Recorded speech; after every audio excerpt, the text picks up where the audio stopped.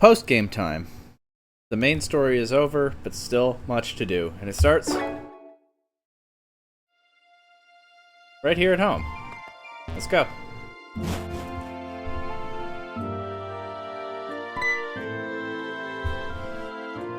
X! I saw the parade on TV. Professor Sycamore went all out trying to get everyone to show up for you, you know? That reminds me. I received a message from Professor Sycamore. He says he wants to meet you at Lumiose Station. Do you know where that is? If you don't, it's just a quick cab ride. I wonder why he wants to meet you now, though. He should have just talked to you at the parade. Good question. We'll make our way over there, but not immediately. Step outside, and Shauna. Big X, that parade was so great. I have something I want to ask you. Do you mind? I want to trade Pokemon with you, Big X. They'll be like friendship bracelets, but Pokemon. I'll give you this chess pen. I found it in an egg. You can give me any Pokemon you want. Absolutely, I'll take a chess pen. Alright. I can trade any Pokemon. Somebody from the box. I mean, I have 2 Sandslash and I have 2 Noctowl. Alert. Level 48. That was my first Noctowl. Danger.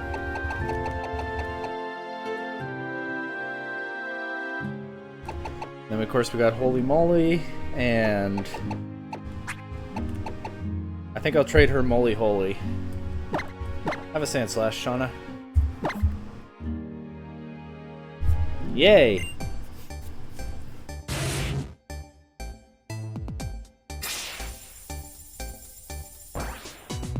That's probably not how she said it.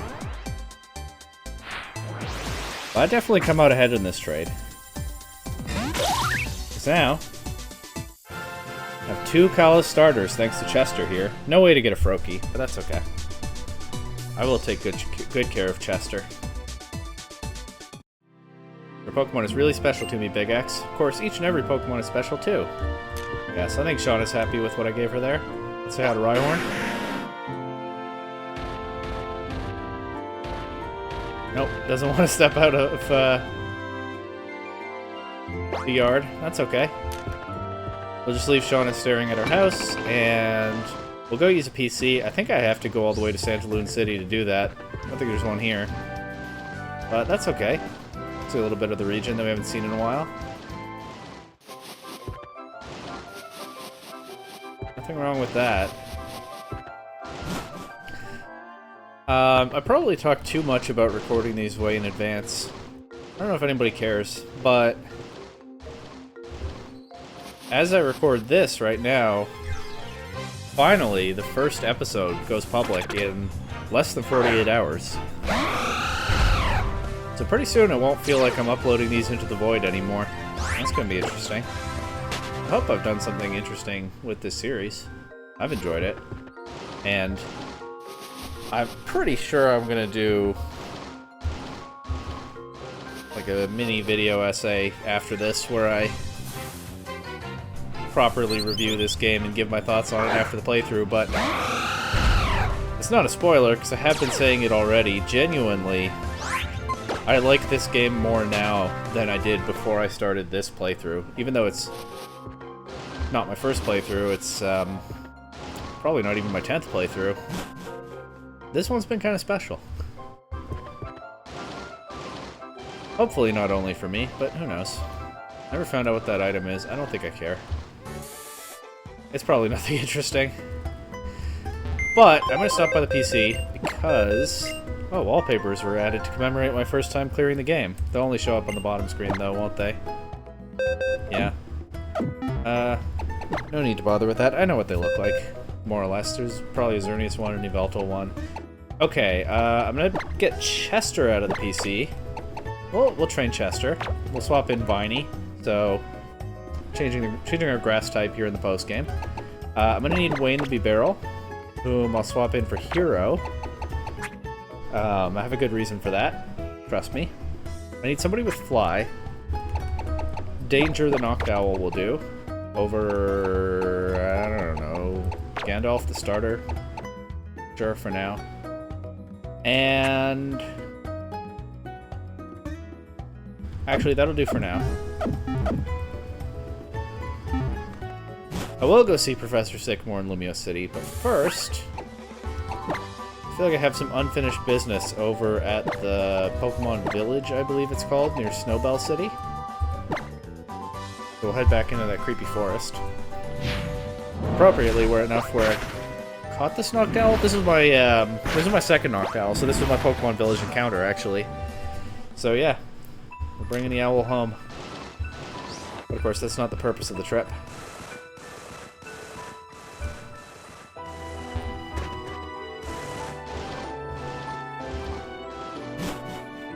I don't really know how to navigate this forest. I pretty much just always do the right wall thing when I'm here. Here I go again. I know I did it earlier, too.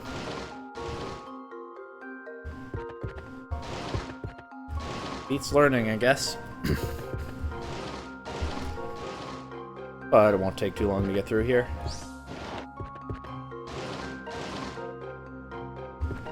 Not this way.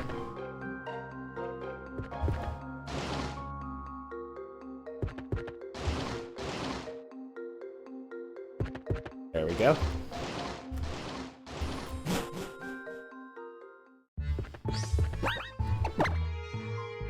Somehow I was caught off guard by the music here again. It's an interesting track for sure. Let's say hi to this Esper. Fwa.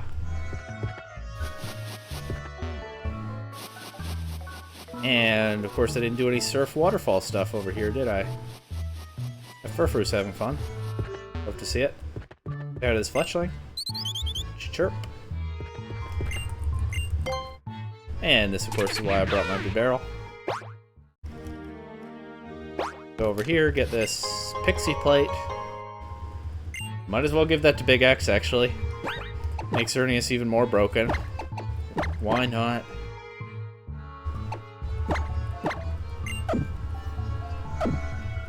I don't think the Fairy Feather exists in this game, does it? I think they added it later. One of those awkward quirks of adding a new type so far into the series. Like, how I don't think Hidden Power can ever be Fairy type. Is that right? I think it is. Anyway, up here, we got a TM. Psychic. That's a pretty good one. I could have used that earlier, for sure. That would have been a great move to teach to some of my Pokemon. However, the reason I put off properly exploring this area is partly because I think I didn't bring a water type the first time, and partly because I knew I'd want to come back to this cave here.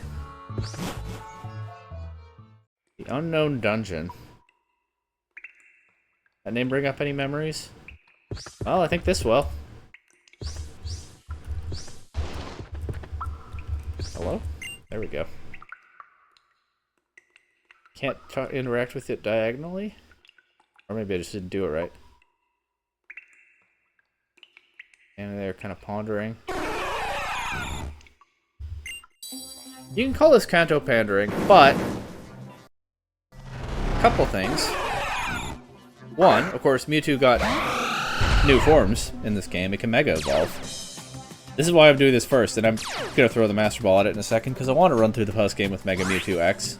Why not?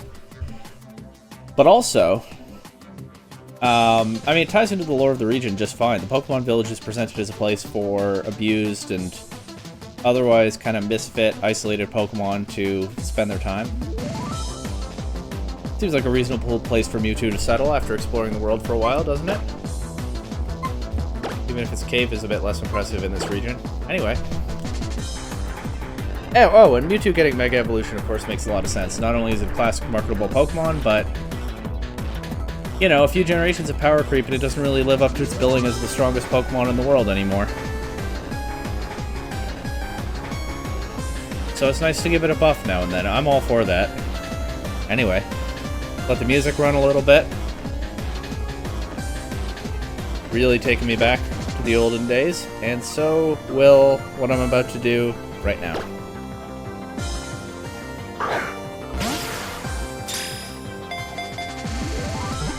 And we're gonna go ahead and make Mewtwo the face of the team for a while. You'd think I would have thought of a nickname for it, but actually, if you thought that, you probably haven't been paying much attention to this playthrough. I still got the experience share on, so some good level ups for Chester here. Coming along nicely. Roll out, nice.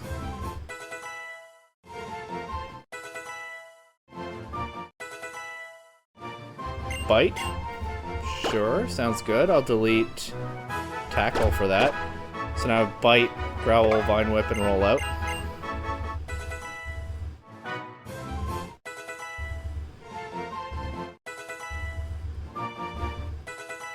Wow. Leech Seed over Growl works for me. Shauna didn't know what she was doing when she gave me a level 5 Pokemon this late in the game. There we go.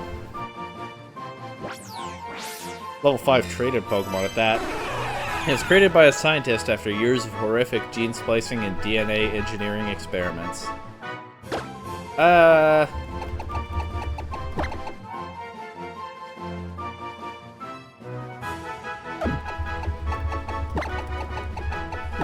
I'm gonna operate on Viney level creativity here and name it Gene. Get it? Because that's also a name. I was about to say, I just get the Mewtwo Knight X, right? And I do. Mega Mewtwo X is fun because, of course, Mega Mewtwo Y doubles down on being a special attacker and goes crazy strong at that. Mega Mewtwo X goes more physical, but I'm just gonna fly to Lumia City now. But, they're not really dropping Mewtwo's stats very aggressively, so it's really just a strong mixed attacker. I'm sure I'll give some interesting TMs to Gene in a little bit. Actually, we'll get Gene... I don't know what I was going to say there. Tongue-tied. Get Gene out of the PC now.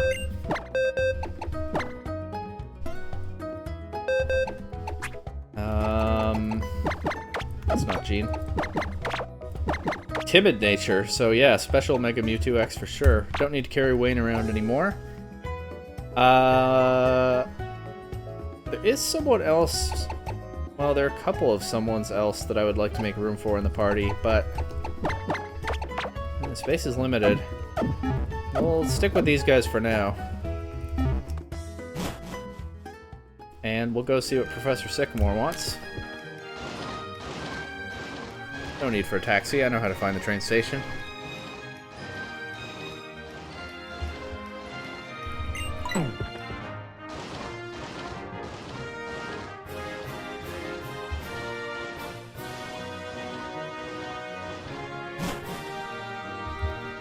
There he is. Stop right there. Ha ha ha ha ha. Sorry. We always seem to be surprising you, don't we? We're just here to give you something the professor forgot about last time. Central Kalos, Coastal Kalos, Mountain Kalos. There are no more Pokemon in Kalos than you'll find in those 3 Pokedexes. Did you know that? That's basically what we're here about. We'll power up the Pokedex for you. Wow, bring back the National Dex. I'm kidding, I'm over it. But there's a throwback. The National Pokedex. Then add it to my Pokedex menu. Just tap it to check it out, okay? Better keep on treasuring the time you get with your Pokemon from now on. Got it? This precious time that you fought for. What, because we're not dead? Fair enough. Say hi to Professor Sycamore. How'd you like your parade? So, the reason I asked you to come here is I wanted to give you a pass to Kalos City. Doesn't ring any bells? Kalos City is a city in the southern part of the Kalos region, and it's the perfect place for trainers looking to sharpen their skills. So here's your pass for the super high-speed rail to Kalos City. Got a TMV pass. You can use that to ride the TMV super high-speed rail. And there's an orange machine where I can scan the pass. Have a fantastic time, he says. People sure love the word fantastic in this region. Let's go use this very French train system here. And go see a brand new area. I am going to zoom through it for now. I have a good reason. We'll come back. And do our usual thing soon. Talk to those people, but not yet. You wouldn't happen to be X, would you? I saw you in the parade. That's right. I knew it. You're everything I'd expect someone who holds the honor of Kalos to be. I'm so grateful to you for stopping Team Flare. Please take this small token of my appreciation. Okay, the Versus Recorder. I've kind of forgotten about that. Use Versus Recorder to record battle videos of battles with friends or battles in special facilities. Oh, I know people who do, like, in-game link battle content. Really miss that thing. Anyway. What's more, if you connect to the internet, you can upload your battle videos. You can search for battle videos of others by uploading code. Okay, cool. Now, first thing I'm going to do here is go straight to the battle maison. That right there. Because, of course, after I do one battle here, I can battle Serena. And then something interesting happens. So, I'm just going to go ahead and challenge the single battle format. I don't think I can use restricted Pokemon, can I? So my team's not very well set up for this, to say the least. No. Alright, we'll bring Cake, Gold, and Chester. Hopefully I don't have to use Chester.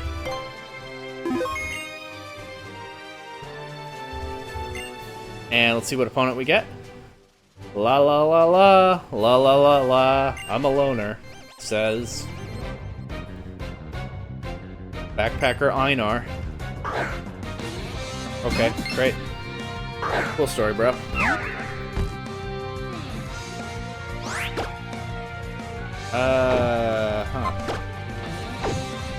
I mean, I guess I'll just try to Thunderbolt through this. Wait, my Pokemon that are over level 50 are down to level 50, but I didn't check whether Chester is up to level 50 now. Nope, still 15. So we just have to hope that we don't have to use Chester. I don't like how little damage that Thunderbolt is doing. That's pretty annoying, especially with the special defense drop. Okay, but it's not doing much back. I can probably still just run through this slowly. There's a Para. Oh my goodness, okay. I'm gonna swap to Chester, and if I get the chance, I'll use Leech Seed. But we'll just reset Cake here. Look at that cute Chespin. It might take a Charge Beam. Oh, he does! He gets another boost, though. Alright, do I get the Leech Seed off? Yep, because I'm faster after it's paralyzed. Look at this Chespin go. Level 15, doesn't matter. Putting in work. Good job, Chester. You deserve a good rest. We'll go back to Cake to close this out. Because I don't know, this Bronzor could have Levitate. I don't feel like finding out. So Gold is not the pick here, I think. Okay, good time for a full Para. Get that little bit of Leech Seed recovery. And get rid of the Bronzor finally.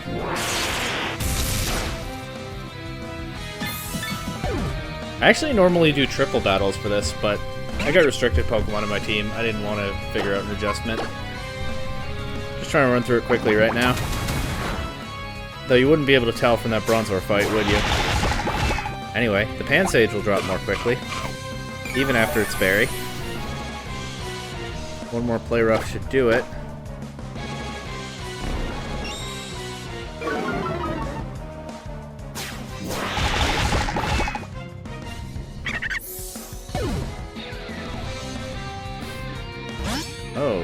Okay, not ideal, but let's see what a Thunderbolt does to this.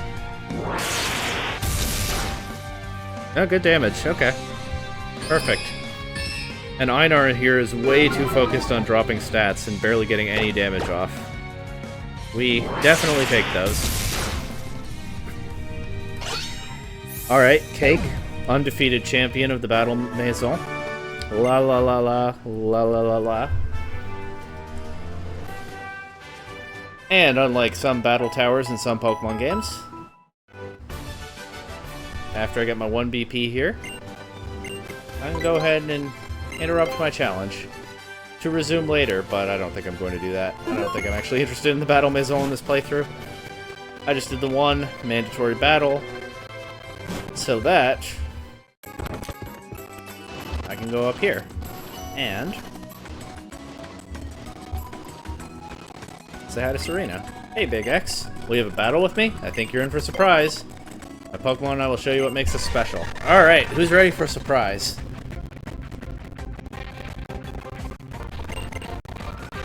She's got 6 Pokemon.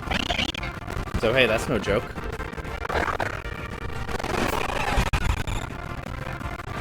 I still haven't used TMs on Jean. Do I have anything for this?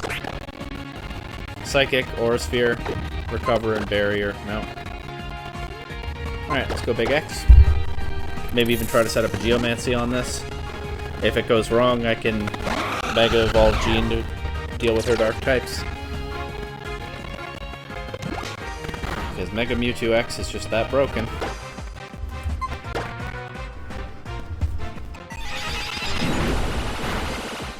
Actually, design-wise, I'm not a big fan of the Mega Mewtwo forms. They're both kind of weird.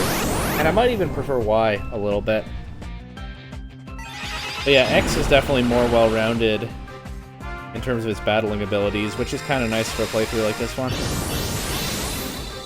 I'm sure Mega Mewtwo Y feels great to use in-game as well, because it's just such a broken special attacker. But anyway, let's see if Big X can sweep her. And Jean's the backup if not.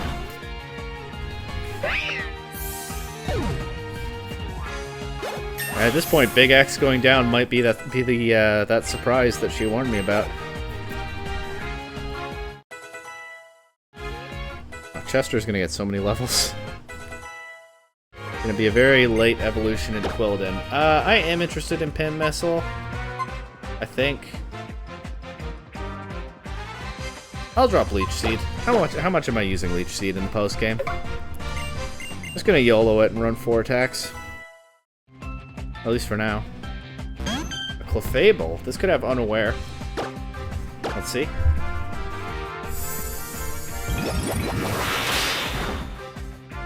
Maybe not. Good bluff, though. I'm just not really worried about it. There's the Flareon. That might take a Moonblast.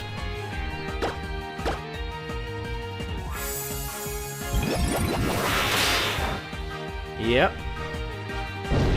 I don't think this will do much back. Did okay damage, but not enough. Serena's team has definitely gotten stronger. I can't deny that. Unfortunately, she didn't get one of the most broken legendaries in the history of the game. In the history of the Pokemon series, I mean.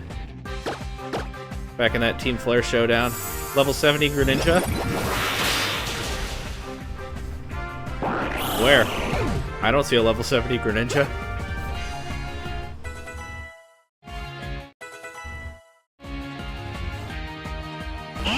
Oh, and it's all fairy weaknesses from here, huh? So Jean stays on the bench for now. Not for long. But not needed in this battle, that's for sure. Extra sensory. Nah.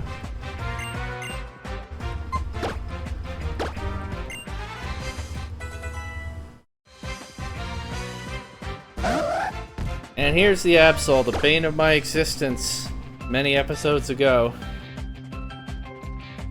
And Serena's last stand. And here's the surprise. Our guy Gherkin found another Mega Ring. It's a pretty cool looking Absol there.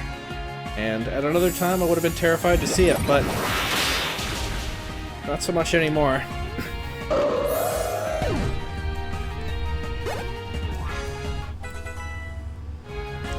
I don't care at all about takedown.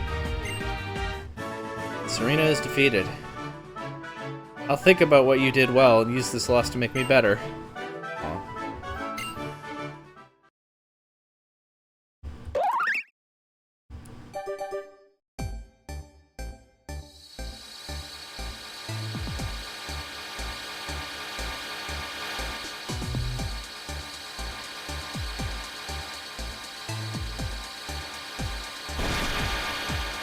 Look at that, already a Quilladin. I'm actually really not a fan of Quilladin's design. It just kind of seems like the least, maybe the least inspired starter middle form in the series. But Chespin is cute, and Chestnut is, well, we'll see. Big X, this is for you. Give me an Absolite. Unfortunately, I failed to catch an Absol at one time, so I don't have one. That's right, found 2 Absolite. I wanted to share one with you. Maybe it will help show Lysander there's something to be hoped for. A message from Professor Sycamore. He's unraveled part of the secret of the Mega Ring and the Mega Stones. He should be waiting by the Sundial in Anastar City. Let's go there right now. Shall we? Anastar City is this one. So, you know, hang on. Let's go see Professor Sycamore, and then I'll talk a bit. Anastar City. In the evening. And this is what I was rushing for. Show up between 8 and 9 p.m. and the sundial is active. It has no bearing on what I'm about to do with Professor Sycamore. But I wanted to see it in this playthrough. Actually, I wanted to come here. I think it's even cooler if you come here in the first 10 minutes of the 8 o'clock hour, and I just missed that. I got my timing a little wrong. So the reason I was rushing didn't quite pay off. Maybe I'll come back another day and tack that onto this episode. But as we sit here watching these rings and looking at the light coming through the sundial, yeah, so Lysander talks about scarce resources and how the world is going to be ruined and become ugly. We just have all these people competing for what's in it. And solution is to kill everyone, and everyone else, Serena and Shauna and Professor Sycamore and them, they tell him, no, we should work together to solve our problems. That's fine. That's great. I like it. It's a little silly that Lysander's example was, oh, the Mega Ring, did you share it? I didn't think so. And then Serena just kind of has another Mega Ring in the postgame, and she just happens to have 2 Absolite. I don't know, maybe it's not silly. Maybe it's... I mean, where do Mega Rings come from? A keystone is probably something you find, right? Like, Megastones occur in nature to an extent. They're at least not man-made. Keystone is probably the same way. But I guess, I don't know, maybe it's... It kind of feels like a cop-out, but maybe it's just like, well, give it time and you can find more solutions. Gherkin got another Mega Ring. Does it really matter how? The point is that the means existed for me to have one and Serena to have one as well. She just had to be patient. In any case, before I get too mesmerized by this sundial, let's go see Professor Sycamore. Look at that light coming through, though. It's pretty. Why, hello, X. Running around all over Kalos is actually rather tiring, is it not? Oh yeah, I'm the one making you do that, aren't I? Terribly sorry about that. That's funny. Well, Serena may have already told you, but I found a way to power up the Mega Ring. Before we get to that, however, let's talk about Megastones briefly. My theory is that they're special stones irradiated by the light, the energy of the legendary Pokemon Xerneas, fired from the ultimate weapon 3,000 years ago. I assume he says Yveltal and why. And that's what I think they are. It's even possible that stones like Firestones were what turned into these Megastones. So it's the Mega Ring that you're holding? That mysterious stone transforms feelings felt toward Pokemon into some kind of wavelength. The Mega Ring works in a similar way to how this object over here works. It's an object that changes sunlight into a mysterious light. For 1 hour, starting at 8 p.m., the sundial starts emitting light. This mysterious object has towered over the city here for over 3,000 years. Its relationship to the Mega Ring isn't understood at all yet. That's another localization error! I really can't believe we found 2 in this playthrough. I feel like Pokemon games usually have impeccable grammar. No typos left in the final product. I'm a little rattled. That is not the right "it's," Professor Sycamore. Now, let's get down to the heart of the matter. X, try touching the sundial.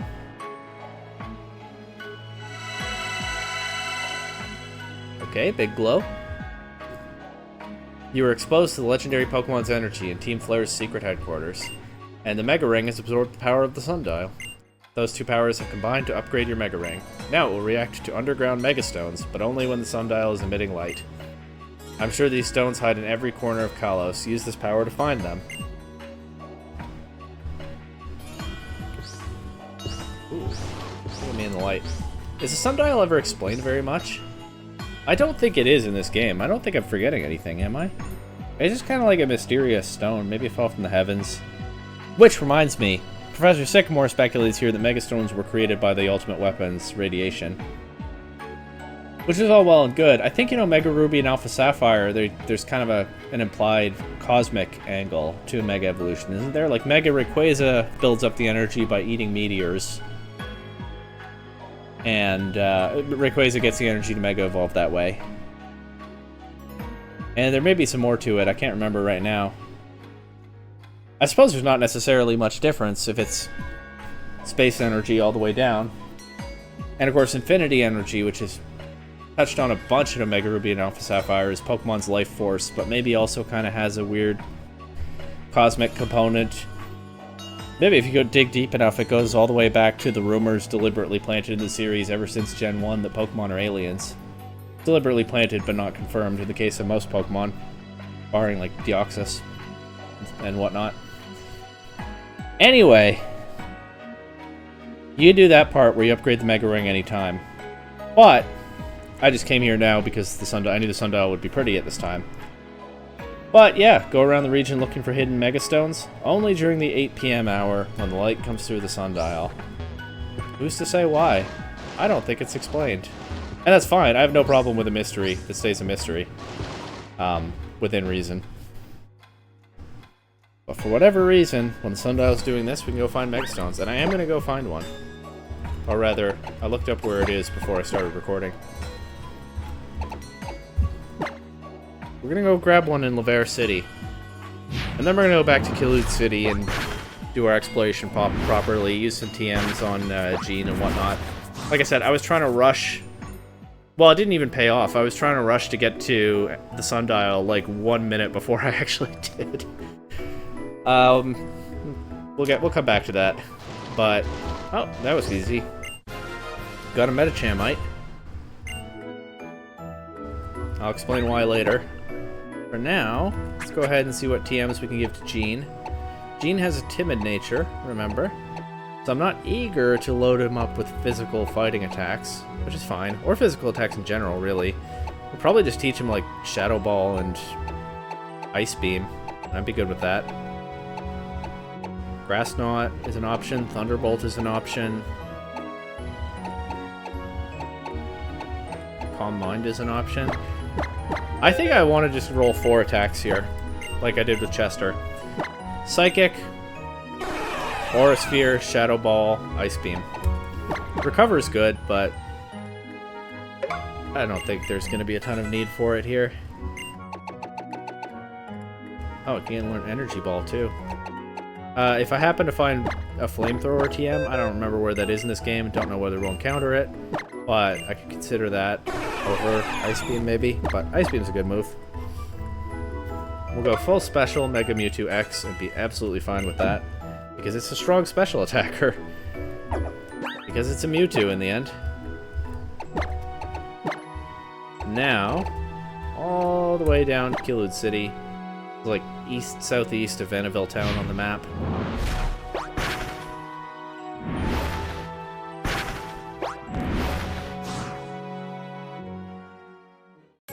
Might as well quickly get up my town map.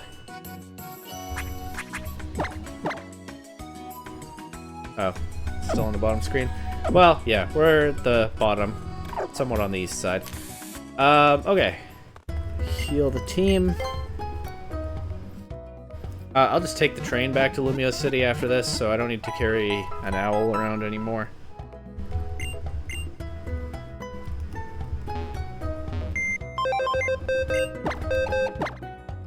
Which frees space for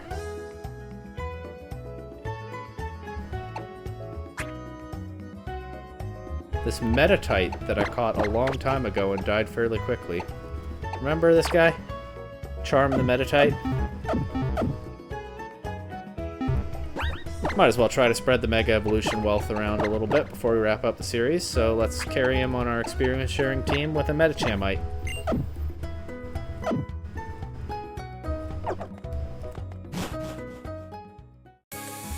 And actually, hold on.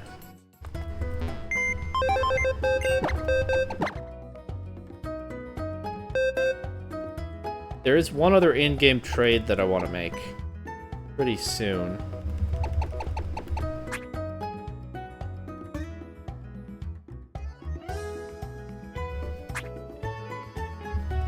So let's get one of my 2 Noctowl with that.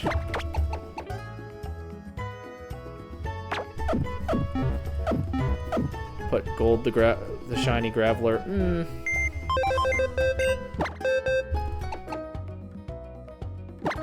Yeah, put gold the shiny Graveler in the PC for now. Somebody has to sit in the PC. That 6 team slot limit is really starting to hit right now.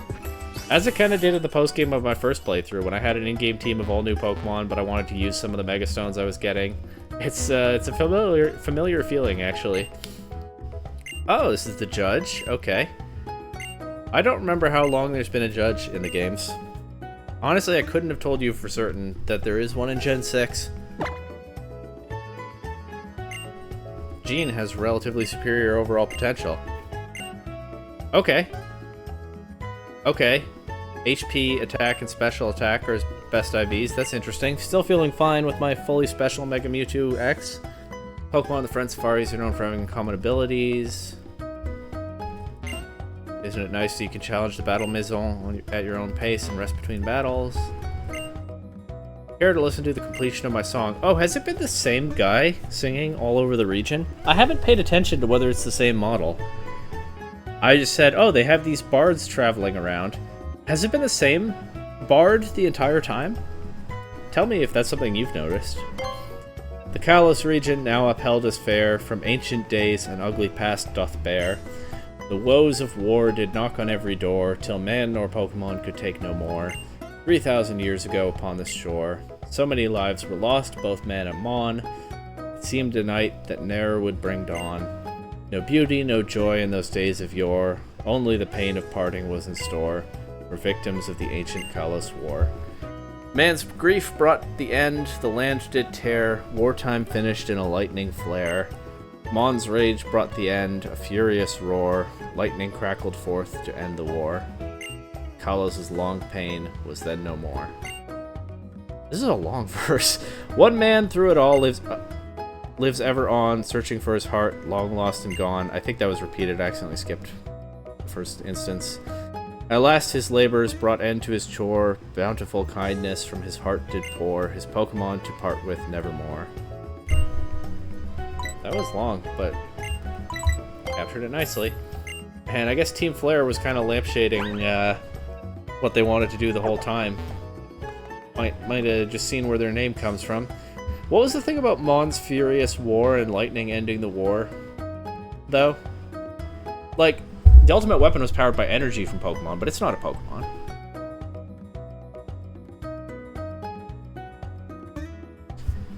In the anime, in that special episode when Zygarde wrecks the village, is there lightning going on there? I didn't watch the episode, I just looked at the pictures on Cerebi.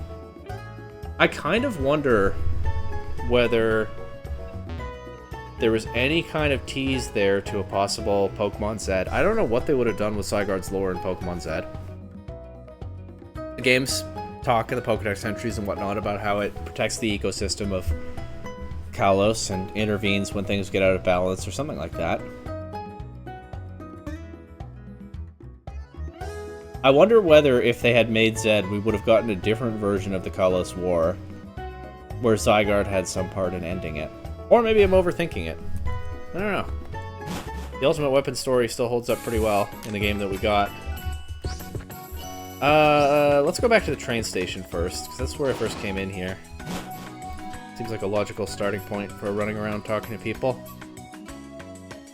Nice music. Not really a place that I've lingered in past playthroughs. But Pokedex, right? I'll give you a Pokedex quiz. What is the sticky stuff that Swirlix expels to stop its opponent's movement? Well, I mean, I should be a Swirlix expert by now, right? It's gotta be threads. Alright, I'm correct. I got a max for 5. See? Can't challenge my Swirlix knowledge after this playthrough. Expanded my world by imagining a lot of things from Pokedex. Okay, cool. Don't necessarily know what you mean by that, but that's cool. Drives the TMV as electricity. We owe it to the Kalos power plant. TMV is the rail system, so... Good thing I solved that blackout a long time ago now. This guy, he doesn't really have anything new to say. Got houses in this city. I got interesting looking houses in this city. I'm really a superstar, but this look of mine, it needs some pizzazz. I'm no Shrieking Violet. Maybe if I tried a Petal Blizzard or something. Okay, kind of got lost in the metaphor there, if I'm being honest.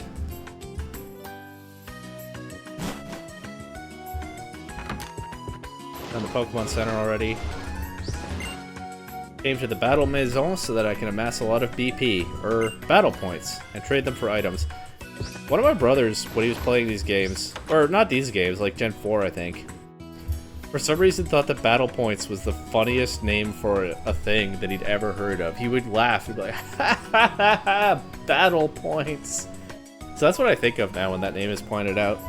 Of course, they've gotten creative in other generations with stuff like beach points and blueberry points, which I support. Tonight, I'll put my skill into cooking a Cinnabarian hamburger steak. Haha, battle points. Isn't that hilarious for some reason? Hello, hello, hello. How's the progress of your Pokedex? You may want to use the Poke Radar that you can get at Professor Sycamore's lab. Take this, Flash Cannon! Oh, okay. Literally, just take this. Alright, happy to. Can't use this TM, so I'll give it to you. I think I could teach that to Big X, but I don't really see any reason. Don't really think that Xerneas needs steel coverage. Over here we got a Nugget.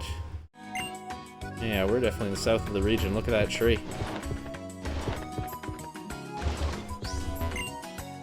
Battle Maison. We'll go to that last.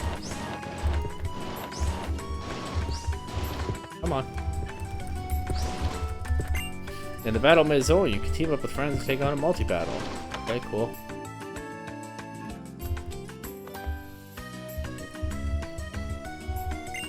Excuse me, got a minute? You look like you know a lot about Pokemon. Can you use your knowledge to help me out? Another quiz? Sure, ask me about Swirlix. I'm an expert. Hey, thanks. Here's what I'm wondering about. Usually ground-type moves can't hit a Pokemon with the Levitate ability, but I'm sure there's some way to do it. I just can't for the life of me figure out how. I have several ideas, but I can't decide which one to try. That's why I want your opinion on the matter. First, I'd like some advice about items. See, I want to use Trick or Switcheroo to give an item to a Pokemon that's Levitate ability so I can hit it with ground-type moves. An Iron Ball. Yeah, like you said. After wondering what item we should give, I thought an Iron Ball might work. I'm not sure, though. What do you think? Is an Iron Ball a good idea? I can't say no. Alright. The game won't let me be wrong. That's fine. Oh, I knew it! But hearing you say it makes me feel more confident. So passing an Iron Ball to Pokemon Levitate... Thanks! I'd like to pick your brain again. Is that okay? Advice on moves... certain Pokemon move when a Pokemon Levitate and use a ground type move on it, so he's talking about Smackdown now. Smackdown, Gravity, or Gastro Acid? Oh, actually all of those work. Once again, I can't be wrong. I'll go with Smackdown. Of course, Smackdown. Yes, I get it now. Thanks. I promise this is the last time, but I'd like a little advice about abilities. Alright, Mold Breaker, Terravolt, or Turbo Blaze. I'm close, but I can't decide. Can't be wrong. Mold Breaker's too easy. Turbo Blaze. Of course, duh. Turbo Blaze lets you use moves regardless of the target's ability. Levitate won't matter. Man, Turbo Blaze is so cool. Viva Turbo Blaze. Thanks. Because of you, I'm prepared for Levitate. And more importantly, I'm prepared for any and all anti-Levitate tactics. Now, no matter which Pokemon I face, victory is assured for my levitating Pokemon. This guy tricked me! This guy tricked me! I thought I was sending him on a wild goose chase, trying to get a Pokemon with Terra Blaze. Turbo Blaze. I mixed up their names there. Turbo Blaze. And all along, he was picking my brain to learn how to win with levitating Pokemon. Do I dare battle his invincible Pokemon with the Levitate ability? I absolutely do. This guy needs to learn. Anton needs to learn. Oh, Weezing. No. what a scary opponent that is, Anton. Definitely invincible with that levitate ability. You know what? I haven't given the Mewtwo Knight X to Jean. I forgot to do that. So, can't Mega Evolve yet. Would have been a good Mega Evolution debut for this guy, but... we'll just have to go Underdog mode. Not Mega Evolves and up against invincible levitating Pokemon. The odds are against us, surely. Misty Terrain.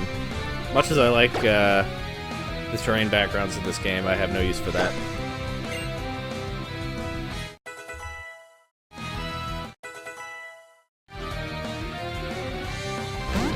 Electros. No weaknesses as long as you keep the levitation up. How am I going to deal with that?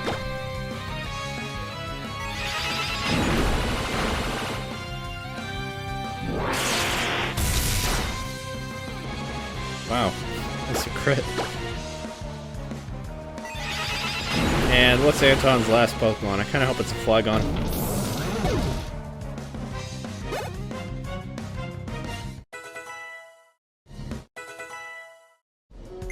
Mind Reader. Meditate, Confusion, Detect, Hidden Power. I mean, I'm not going to use Hidden Power. I'll take Mind Reader. Maybe I'll pair it with High Jump Kick or something. Probably not.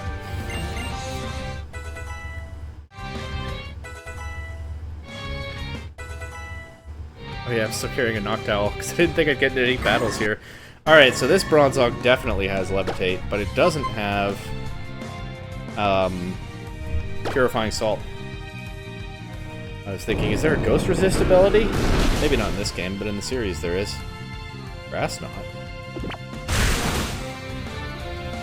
Alright, well, good effort. Somehow, without even Mega Evolving, he pulled through.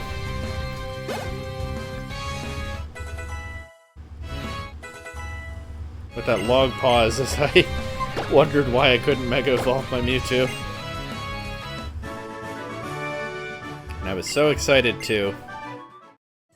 He tried. Gotta give him that.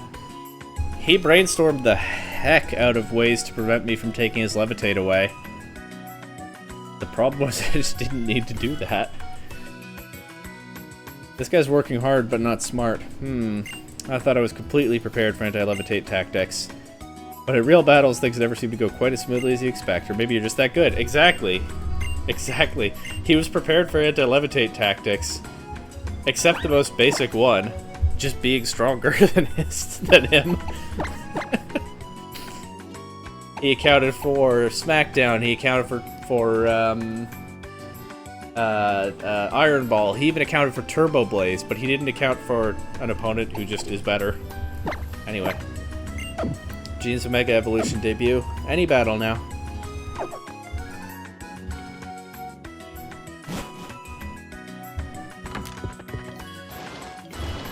The more Pokemon battles I have, the more things I want to try, and there's so many Pokemon I want to raise, I need more hours in the day. Yeah, I think we all know the feeling. Well, a lot of people in this house. Whoa, a lot of people. Take the good things an opponent does and make them your own. Eventually they will be part of your own original style. I think that's certainly one way to get stronger. And she gives me a Skydrop TM. I don't know that I know how those things come together. I guess you sort of use the opponent's Pokemon against them by dropping it out of the sky. Skydrop carries the target into the sky on the first turn and drops it onto the ground on the next turn. You might want to try imitating a trainer who uses it really well. Okay, there's not really a tie-in then.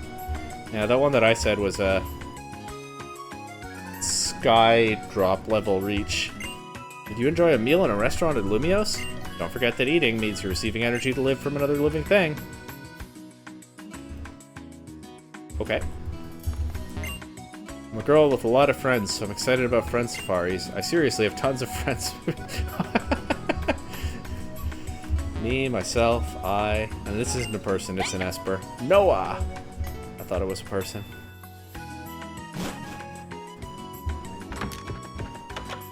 And next door. Pokemon Kyurem. Doesn't anyone have it?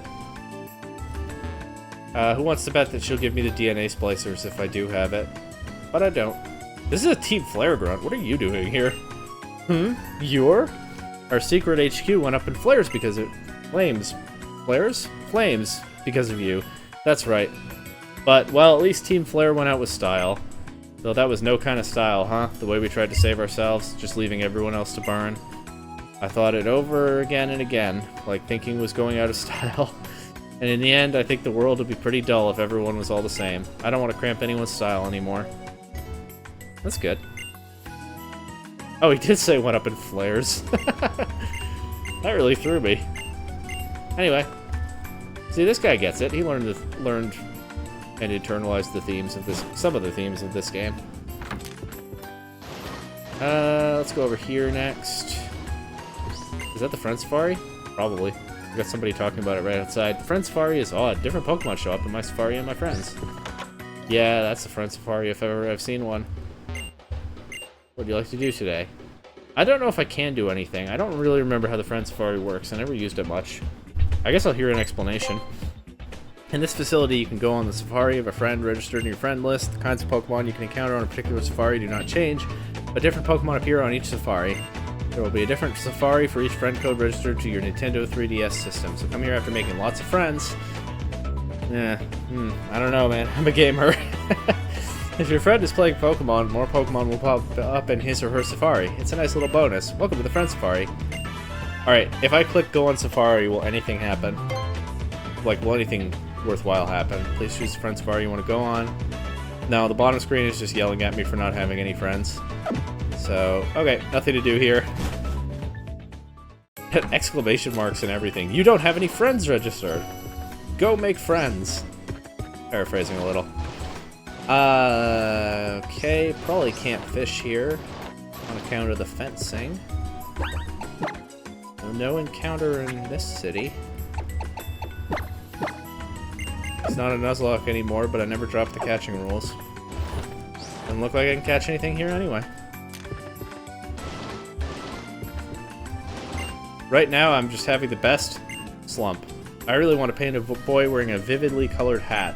And sneakers! I need to see a colorful outfit for inspiration. I think she'll give me a Pancham hat if I go along with that, but can't be bothered. Alright, when we first set off on our journey, I thought it was really important how different I was from everyone else. But that doesn't really matter, does it? Of course I'm different from others. I'm the only me. Okay, I feel like that's kind of tying things together a little bit, too. Serena's kind of special and unique at the start of the journey because she kind of has a leg up. She's driven to battle in a way that most of us aren't, but also she has parents who are knowledgeable about training Pokemon and have taught her things, and so as we go through the routine of learning the basics of the game, as you do in every Pokemon game, Serena is ahead of the curve, and she's giving us the catching tutorial and teaching us a lot of what to do. Feels like she's special because she's different from everyone else. And she hasn't let go of that. She's embracing who she is. She's training in the mountains. She's studying Mega Evolution. She's showing up and connecting with me through battle whenever she feels up to it. But she found common ground with all the rest of us. Some characters in this region can't do that. I feel like there's kind of a healthy balance that this game is. I mean, it's not super subtle, but implicitly all the same, promoting. And they don't always land the message in a way that I'm very comfortable with, but that thing with Serena said about compromising with Lysander is still on my mind a little bit from Victory Road, but overall it's a nice message. And pretty solid for a, you know, children's game. The first in its series to release worldwide on the same day. It very much is about bringing people together in a fun, shared hobby. Pretty solid foundation for a story in this game. Probably not much more story talk until the final episode where I just talk about my thoughts and review the game, and that'll be all it is. Anyway, I'm going to win 100 times in a row in the Battle Maison. But I'm not very good yet, so win 100 times in a row in my place, okay? I am not going to try to do that. That is not a good use of my time in this episode. You exchange friend codes with many different people, many different helpers come to battle you in multi-battles. That's cool. You get some prizes here. We're going to collect all those PP. Look at all these TMs. Sludge Wave? No. They're not super exciting otherwise. Explosion's kind of neat. Here, the useful items. There are a lot of those. Even an ability capsule, which I think probably debuted in this game. I'm not certain. Have you already met the 4 battle chatelains? No, and I won't be. They're the owners of the battle maison. They're 4 strong yet elegant sisters. If you keep winning battles, they appear in front of you. My favorite chatelaine is, of course, the first daughter, Mademoiselle Morgan, who specializes in rotation battles. No one else. The minute you see her, I guarantee that you'll feel the same way. I can promise that I won't. We're not going to see them. We're not going to see any of these people in this game. But as far as I can recall, they're not that interesting. So, don't think we're missing much. Ugh. My muse, Mademoiselle Evelyn, won't show up on the stage. If I can't see her dainty face, my fingers won't dance on the cash register tomorrow. You're a trainer, right? Please keep winning in double battles. I can't go home unless I see Mademoiselle Evelyn, who flourishes on the stage. Yeah, that's too much. I'm pretty sure the chatelaine are not that interesting. These guys are,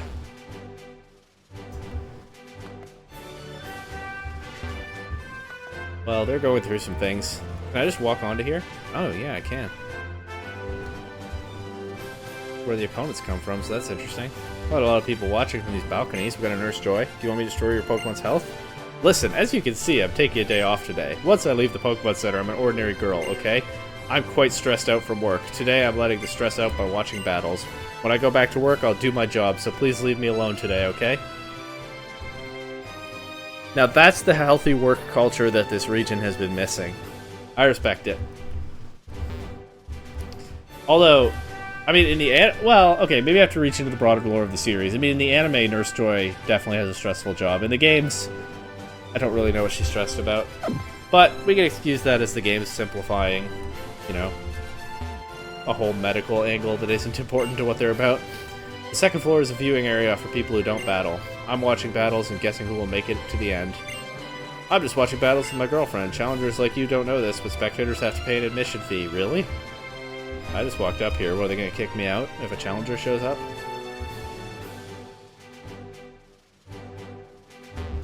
Oh, hello. I didn't see you behind there.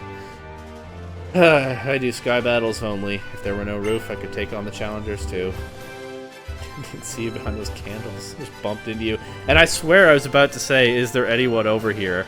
And then I was like, what did I bump into? And before I could say any of that, I realized what it was. Perfect combinations between strong trainers and Pokemon. Pokemon battles here are serious business. Another Esper. They're everywhere here. Hiss! Oh, okay. Nice viewing angle. I do think it's kind of neat that so many of the spectators are clearly local workers. Like a nurse and 3 Pokemart clerks. That's kind of cool. You get to see a little bit of what they get up to in their time off. Kind of makes sense that as people who support battling in their careers, they get to enjoy watching it. They probably love Pokemon. Can't go through this door. Of course, that'll be where the opponents come from when I'm challenging. Let's see if this balcony changes my view at all. No. Okay. Alright, well, that was Kilood City. Yeah. Go heal Jean, and then take the train back to Lumios, and I think we might just have a few things to do there after upgrading the Mega Ring and whatnot. You know who I didn't see? You know who I haven't seen in this city? You know who isn't here? You know who I'm talking about. Favorite city in the region. It's official. The best one. Not because of what's here, but because of what's not here. Anyway. Back to the big city. I would like to scan my pass and board a TMV train.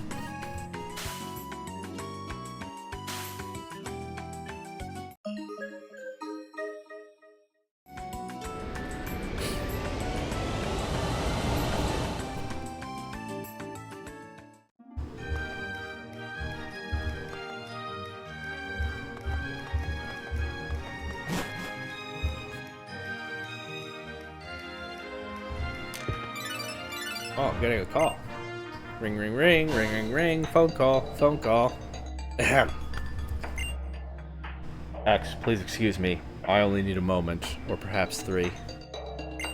There is something I really need to talk about with you. Please come to the Looker Bureau. The building is close to Rouge Plaza. I can't say any more right now. I will expect to see you soon.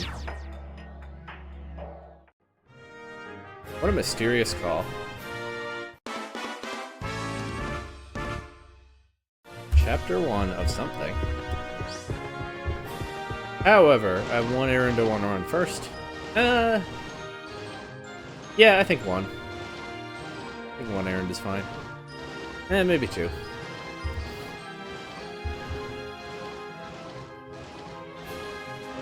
I'm gonna head on down to South Boulevard first.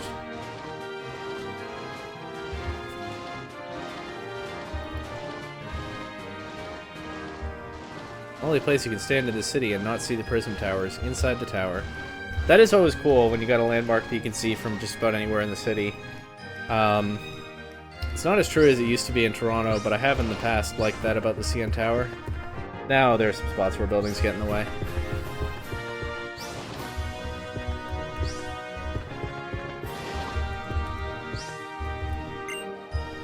I'm looking for I think I'm looking for Cafe Soleil, which I think is the one where I met with Serena early on in that first trip to Lumio City. It might be this one. This is Cafe Soleil. And look who's here. Oh, why hello there. That's right, this is where I first met you, isn't it? X? Why are those 2 questions? Is she not sure she remembers my name? You know, I'd really, or is she not sure I'm listening to her?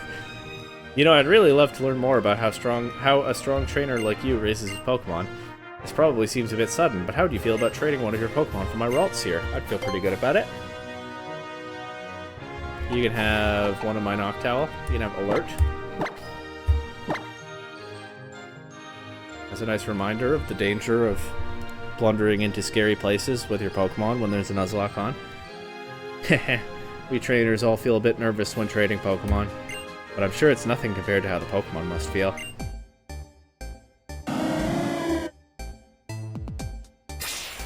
Yeah, the games don't really tend to take the feelings of traded Pokemon into account, do they? It's very just like, trainer wants to do it, okay, it's done. Never mind that these are living creatures that we're just giving away on a whim. Anyway, I have a Ralts now, which I believe is holding a Gardevoir right, which is why I traded for it. Well, the main reason. Hello, Noctowl. I'm glad to meet you. Was it a bit shocking to be traded? I hope you'll come to trust and like me. I promise that I'll take good care of you. Okay, that might be the only time I could think of that the game's acknowledged that Pokemon might have feelings about being traded. Here's the Ralts, not nicknamed, but oh, I'm not its original trainer. Only knows Growl, and is level 5, but modest in carrying a Gardevoir, right? So, you know we can work with this. Now, I'll save any other errands for later, because I got that mysterious phone call telling me to go to the Looker Bureau. Which, just on a whim, yeah, I just kind of intuitively think might be in that vacant space that was for rent last time I was here. Just call it a hunch. So let's see what that was about. I believe the best way to get to it is...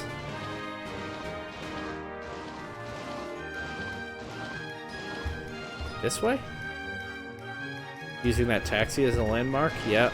You can tell I've done that before, huh? And it's our guy. I don't know why they stopped putting him in every game. I was all for it. Even if it's just a little cameo like in Omega Ruby and Alpha Sapphire. My chair's slightly broken. I almost fell off just now. That was... oh, that would have added some drama to the episode for sure. Anyway, I am completely down for them to keep putting this guy in the games. And this, of course, is one of his more interesting roles, for sure. It was good of you to come. There he is. Yes, I need 30 seconds of your time, or 3 minutes only. 30 minutes, baby. First, you must know that I have taken the liberty of investigating you, X. For example, I can say that you're the newest champion of the Kalos region. Also, I can say that you were the one to save our world from the group known as Team Flare. Good. Very good. There's his music. I have delayed in giving my introduction. My code name is... No, ha! I mean to say my name is Looker. Subtle. I'm no more than a grim, middle-aged man who works in this town as a detective. And now let us approach the real subject, X, my friend. I investigated you, yes. I called you here today, yes. The reason for these actions? Listen, well. Lumiose City. It is a tourist destination whose name is known all over the world. Many kinds of people live here, and even more come to visit and enjoy the atmosphere. The fact is, wherever there are so many people in one place, trouble is never far behind. Trouble beckons me. Yes. Trouble troubles me. And so I arrive, and so I open this agency. Being a detective and doing such work requires a person with a hard-boiled heart. But even a heart that embraces the loneliness can sometimes stumble, falter, doubt. And that's where you come in, kid. I want you to be my assistant. No, more than that. I want you to be my partner. If a champion like you and an iron-jawed detective like me join forces, I promise we can bring peace to Lumiose City. What does your heart say, X? Will you partner with me and fight crime? Absolutely. For your brave answer, I thank you. Lumiose City will regain its tranquility. Well, I wish it could be that easy, because even though you're a champion, you're still a rookie when it comes to detective work. And that's why I must ask you to enroll in my class in detective and espionage skills. The Looker method. Yes, even you can become a detective in 5 easy steps. When you're ready to learn the meaning of hard-boiled, just come and talk to me again. What do you think? Am I ready to learn the meaning of hard-boiled? Somehow I think this guy might not be a regular old detective. It seemed like he was not very subtly covering for something else about him. But anyway, I'm ready for adventure now. Allow me to explain what you'll be doing. You will need to find 5 Looker tickets that have been sprinkled about Lumiose City, and then bring them back to me. There's nothing more to it. Simple as can be. The Looker tickets will be sure to catch your eye with their glitter and sparkles. I want you to succeed, so I have left some hints in my notebook about where to find the tickets. Aha! So then, it is time. Away with you to begin your training. I trust you'll live up to my hopes. Alright, away with me. I think I have this memorized. Let's see. So now that you're heading off into the City X, I just thought I would go over the locations of the hidden tickets once again. Ah, well. I think I have a route memorized. He's going to tell me where they are anyway. The Pokemon Center next to Magenta Plaza, the Centrico Plaza and the tower illuminating the city, on Vernal Avenue at a shop selling medicines, on North Boulevard, first floor, in a place where people rest, on North Boulevard, first floor, in a place filled with art. That's it. If you're having trouble, return to the Looker Bureau or read this message again. I wish you luck.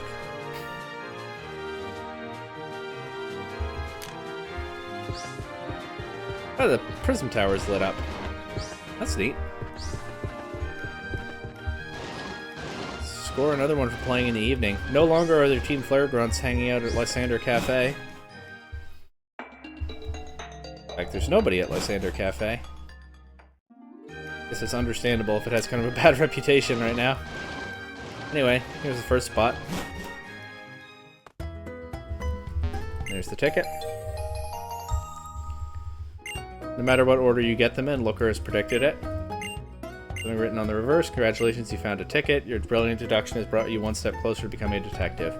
I believe, I think I'm not mistaken. I mean, I'm pretty much going in the order that he told me, so it's not much of a deduction. But I think no matter what order you do, he gets it right. Because he's just that brilliant a detective, of course. He's really good at his job. Here's the second one.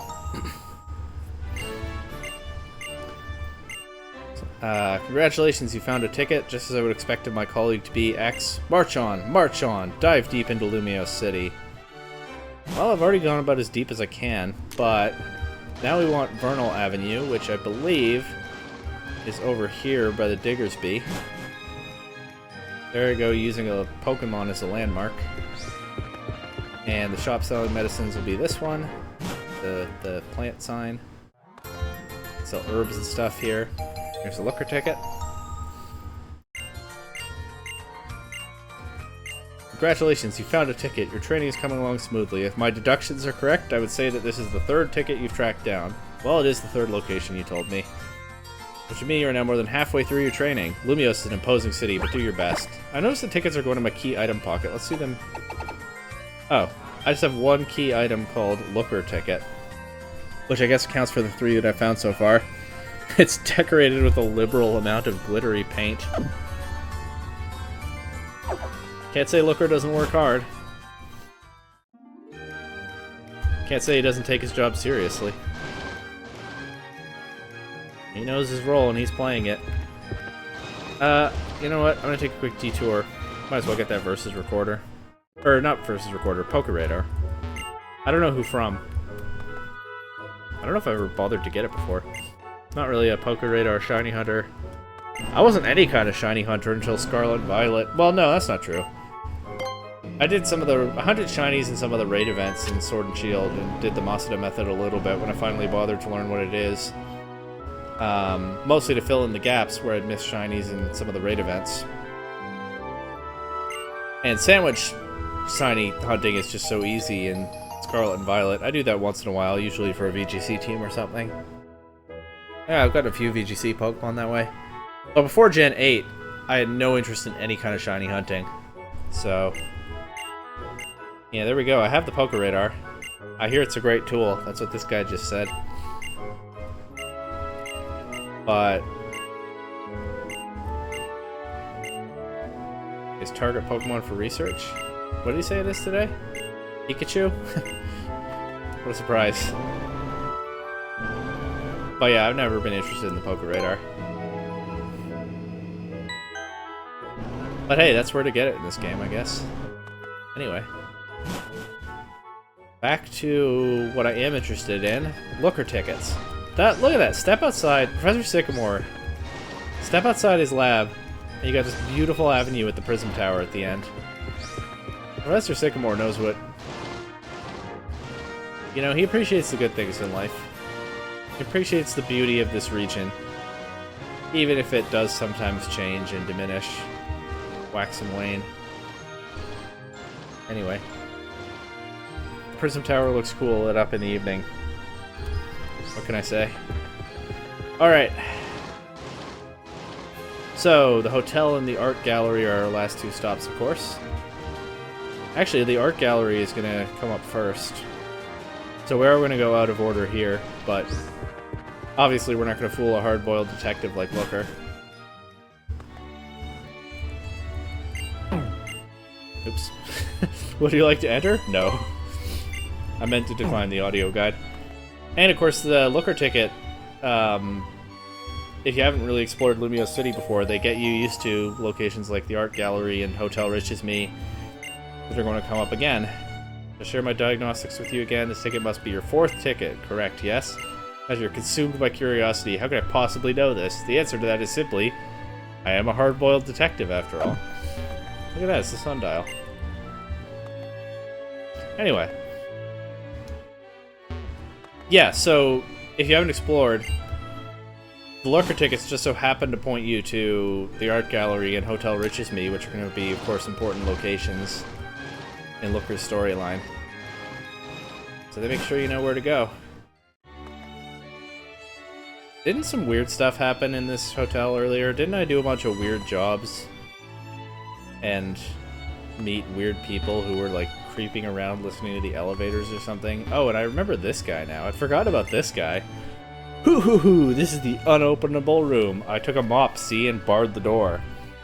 This guy has been standing here keeping this room unopenable for most of my journey at this point. I forgot about him and came back and encountered him again. Everyone needs a hobby, I guess. And that guy's hobby is not letting people open doors. Not letting people open one specific door. There's a reason they call it the unopenable room. And there's the last Looker ticket.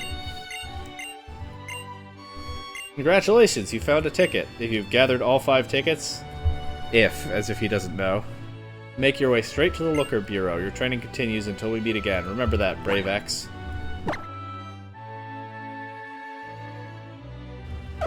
Still the one ticker. Looker ticket. My key items. Oh, and again with the beautiful avenue with the lit up Prism Tower at the end. It's just... I don't know what Lysander was worried about. It's just beautiful views everywhere I go in this city during this session. There it is again. With an obelisk in front. Anyway.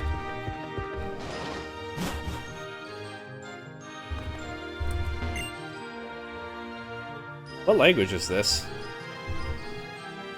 Probably a Germanic language.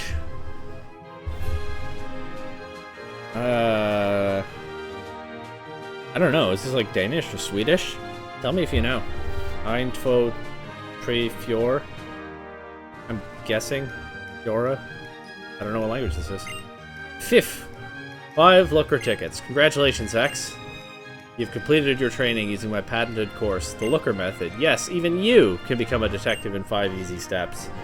From this day onward, you are fully fledged, completely boiled detective. I'm going to say that my guess as to what language that was is Swedish. Not super high confidence, but I'll feel good if I'm right. If anyone watching this knows, tell me in the comments. Swedish is my guess. Ahem. With that accomplished, let me issue my request once more. X, be my crime-fighting partner? Yes. Could that have been Dutch? I don't think that was Dutch. Maybe it was. I don't think so. I'm sticking with Swedish. Excellent. It will be an honor for you to serve as an official member of the Looker Bureau, and as partner to the one and only Looker. I'll send you a message on your holocaster whenever we have a job to do.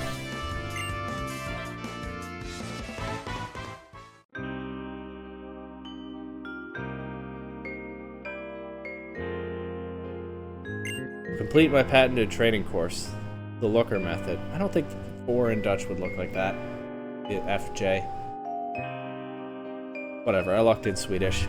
To complete my patented training course, the Looker Method, yes, even you can become a detective in 5 easy steps. In so little time and with such ease. X, you truly are a masterful trainer. I'm gonna feel bad if it's Danish, though. The big case on which I have been at work, it is a certainty. We will crack this case together. And as for what is past, old friend, be patient. Justice will be served. Enough for all.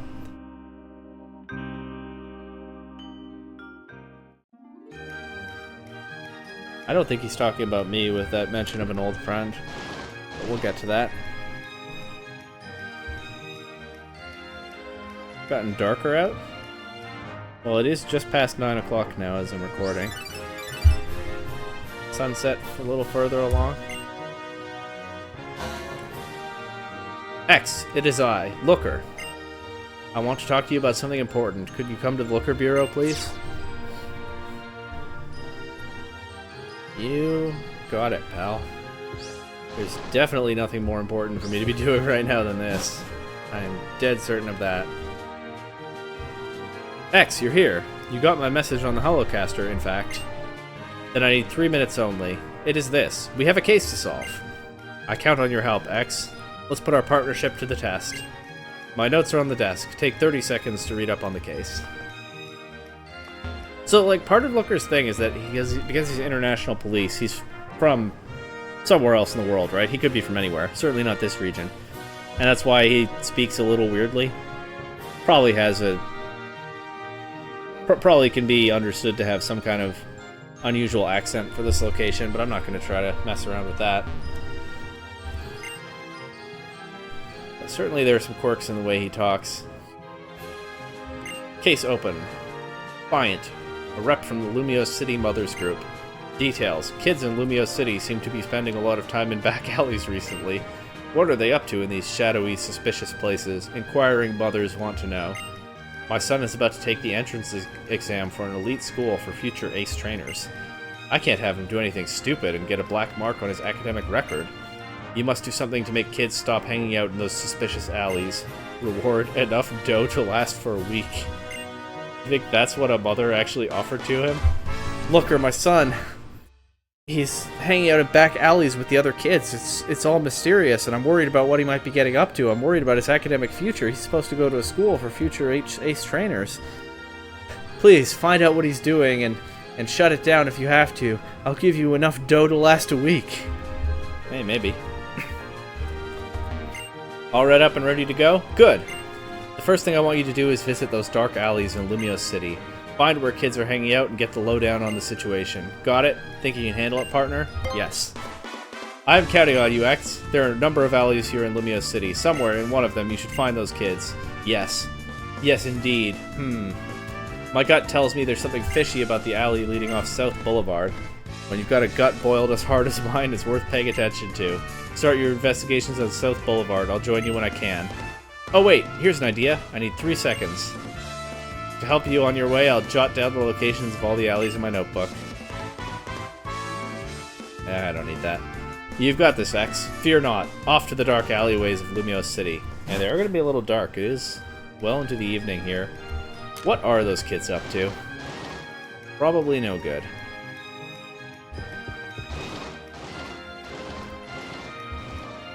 Do you think that Looker is still kind of messing around training me when in fact he's investigated already? No, probably not, because he's going to be surprised by what's coming up. But the alternative I'm proposing is that his gut really is just that hard-boiled. He can... I was going to say just blind guess which alley is the right one, but... it's not a guess when your intuition's just that good, is it? I guess I should have gone the other way. Looks like the alley's on the other side of South Boulevard. My bad.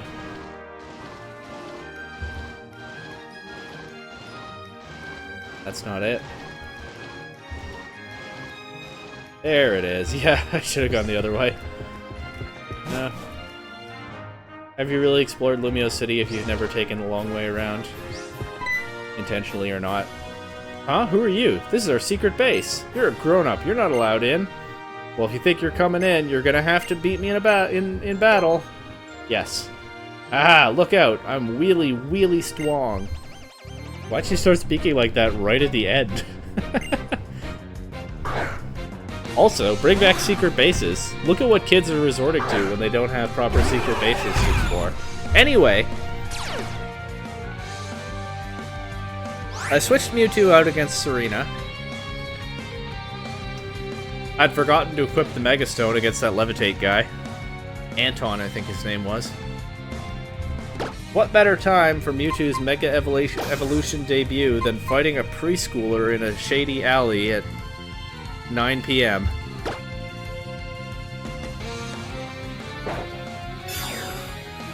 Is this overkill? Well, a win's a win. Here we go. Yeah, Mega Mewtwo X is definitely not one of my favorite Mega designs, and I wouldn't say that Y is either. But I do love that they gave Mewtwo a buff.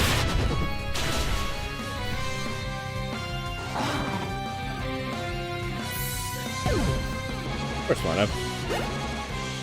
I do love that Mewtwo got on the Mega Evolution train. So I'll overlook any weird designs. Also, do you see... one thing that I think is a nice touch, I know Mega Mewtwo X has the stretchy limbs and stuff, but we're not going to see that because I'm using special attacks. But Mewtwo has that tube on its neck that's supposed to, like, supply extra fluid to its brain to sustain its overwhelming psychic power. Mega Mewtwo X has 2 tubes there, doesn't it? I must have noticed that before, but that is a nice design touch. Mewtwo is so much stronger that it needs even more brain fluid pumping. I'll look quickly at what Mega Mewtwo Y looks like to see if I spot the same thing. Although it's official art. Oh, I don't see any tube. Now it is I'm kind of looking mostly from more of a head-on view, but I wasn't watching the game. Did that Bonsai just live on a sturdy but then knock itself out with, like, I don't know, double edge or something? I wasn't looking. Well, good effort, I guess. Huh. Don't know what I make of that choice then for Mega Mewtwo Y. But it is definitely a nice design touch for Mega Mewtwo X. Wow, you're a really strong trainer. Well, again, why did she start speaking like that in just like the last 2 sentences she said to me? Huh, you're pretty strong. See, she's not doing it now. She can make an R sound now. It was just immediately before and immediately after the battle. Maybe she's like working really hard on how to speak the way she's been taught in school, but as she gets excited for the battle, it slips. out to what feels more natural to her right now at this age. New headcanon just dropped. Anyway. Ah, you're pretty strong. Not bad. I guess I'll let you in. You. What a worthless little sister I have. You're gonna have to fight me now. Last chance if you want to run away. Do you think you'd beat me in my Pokemon in battle? Pfft. Yes. The bigger they are, the harder they fall. You're gonna be sorry you ever saw me. Come on. Someone wasn't paying attention to that last battle. Oh no, an Igglybuff.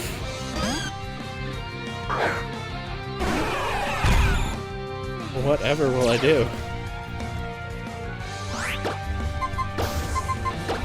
Well, you know the answer to that.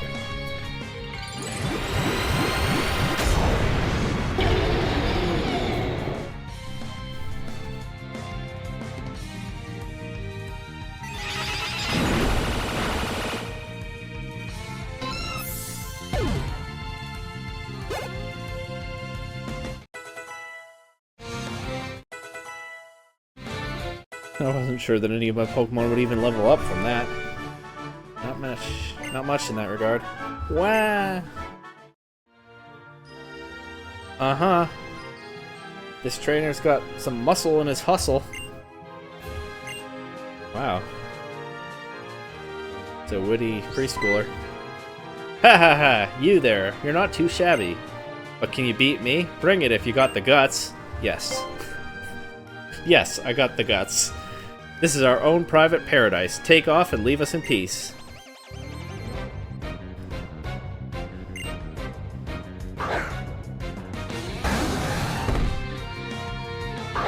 This young child has a whole Rapidash. That seems pretty dangerous. But not my problem, I guess.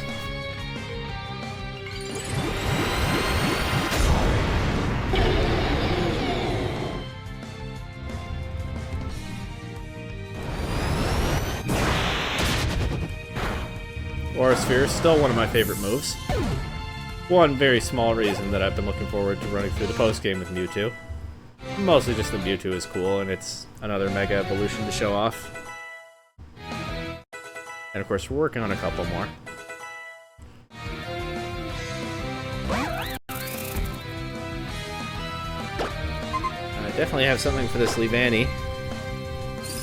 Which, hey, is a much more reasonable Pokemon for a small child than a Rapidash. But yeah, it's gonna have to get knocked out too.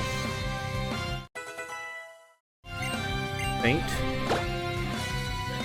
I might as well, because Charm's only attack right now is Confusion. I'll get rid of Detect. Charm's moveset is bad right now.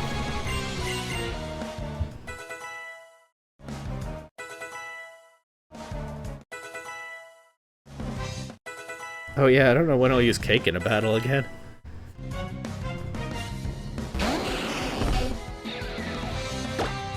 Keep this in mind in case I never do, but try to get Cake into a battle again somewhere.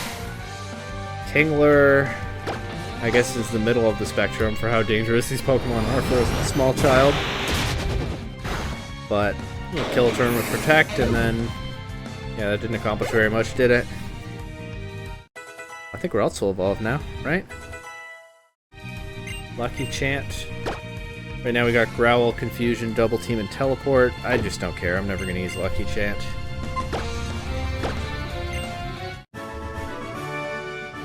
I can't do it. I just can't win. Okay, I guess Ralts doesn't evolve at level 16. I don't know where I got that into my head. It's early 20s, isn't it? Like 22 or so? We'll see. Harumph! I guess you're sort of strong. Fine then. I guess I'll let you continue. I don't know that you have much choice. You're not a Team Flare grunt. I can push you out of the way. Whoa. What do I do now? You really want to get in here, huh? Yes. I really want to get in here. Of course you do. So, I figure I'm going to have to fight you.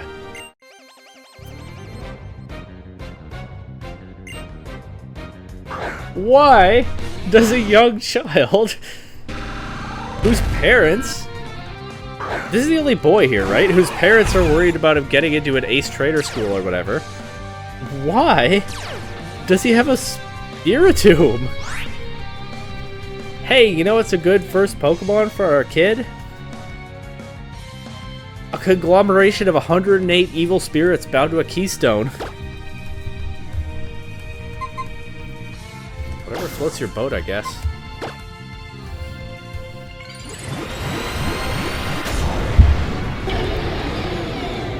I thought about switching to either of my 2 fairy types, but I don't think I'm going to need to.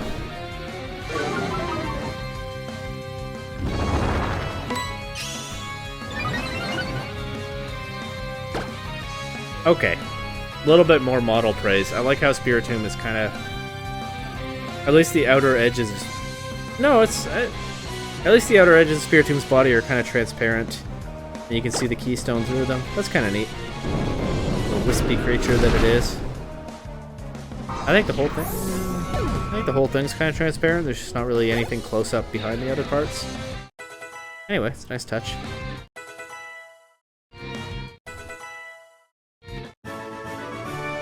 Maybe Ralts evolves at level 24. I don't know. Irk! I figured I'd lose anyway. Now it's up to Mimi to save us.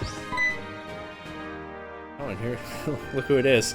Pardon. It took a while to find you. What do you mean? You knew where I was. You told me to come here. Maybe he's just covering up that he doesn't have a Pokemon. Oops. Spoiler. How's the investigation going, X? Do you have news to report? Oh ho! Did you hear that cry? I feel like it came from deeper inside the alley. It's an Esper! I've seen so many Esper this episode. But this one's special, of course. Why, it's a Pokemon! But to threaten humans like that, it is apparently none too gentle. It may consider this area its territory. Yep, old man, you got that right. Hey, who's there? Show yourself! It's Emma. It's nobody special, she says, lying. But this little sweetie right here is Mimi. That's what I named it anyway. Ahem, then this is your Pokemon? In which case, would you mind returning it to its Pokeball for a bit? Huh? A Pokeball? Pardon? I'm not a trainer. Mimi is my friend. I have no money to buy Pokeballs, so I can't be a trainer, you get it? Anyway, Mimi and I don't need a Pokeball to be friends. Of course, I get it. Please forgive my error. My name is Looker. I work as a detective. May I introduce my partner, X? If you will permit me to ask, Mimi's friend, I am interested in what you're all doing here. Well, we're all playing, that's all. Everybody here is a friend of mine. What are you asking for? Do you want to join or something? What? No! Oh. Don't do it! This is our secret base. Kids only. No grown-ups allowed. By the way, I just realized now, they consider the player character a grown-up. I think the player character is like 16 in these games, right? So, fair enough, I guess. I don't think we're 11. I don't know. People think of Pokemon protagonists as 10-year-olds, but kind of all over the map. Well, not all over the map, but like 11 to 16 is about the range, isn't it? And I think the X and Y protagonists are at the high end. Not sure how old Emma's supposed to be. Maybe she's like 10. Anyway. Oh, put a sock in it. Play nice, both of you. How would you like to get left out just because you're old and stuff? ...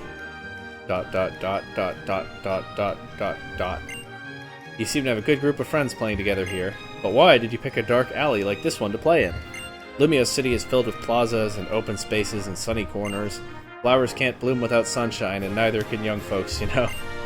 Oh, really? Well, Mimi and I have always lived in alleys, so I don't know much about sunshine. Mrop. You live in an alley? You and Mimi? And your family? They're gone. I'm alone. I see. Well, but Mimi is sort of my family. We stick together. Indeed. Indeed! I, Looker, have struck upon an idea, a genius idea, and here it is. Friend of Mimi, I invite you to stay at my office, the Looker Bureau. You may work as my assistant, and in exchange you may live in the office. Okay, Emma's definitely very young. They're all about only kids allowed in this alley. Looker's a good guy, he's doing a good thing. I'm gonna say the term child labor once and then never mention it again. Child... Oh, I already said it. I myself live elsewhere in a hotel. Okay. So So you'll have it all to yourself after hours. Very reasonable for a local detective. What? It is not to imply that anything's wrong with a free life in the alleys, but have a home to shelter you from the cold and rain. There's joy in having work to do each day, and your efforts seen and appreciated. This idea is genius, even for me. I said it once. I won't say it again. And Mimi, are you on board too? It wouldn't be the same without you. Rawr. Rawr. Gone. What? Why did Mimi run off? Mimi gets scared pretty easy. Afraid of humans, I guess. Especially grown-ups. Hey, Mr. Looker guy. For a minute there, I was kind of happy that you invited me to stay with you. You're pretty cool, but I can't. Mimi likes it better here. I can't leave Mimi behind. We stick together.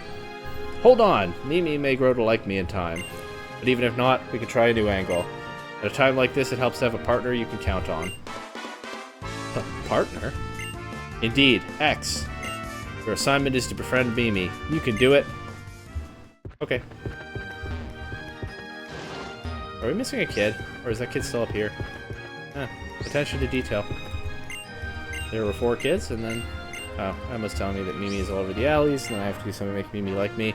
Her and Mimi play with us whenever we want. They're really, really nice. Oh, it's that specific kid. The one who sometimes speaks like that, and sometimes doesn't. Speaks like that when excited or flustered, is my headcanon.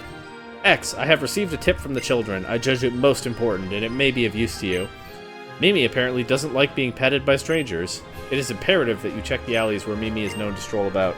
To be precise, across from the Galette stand, across from Lumio Station, right next to Café Triste.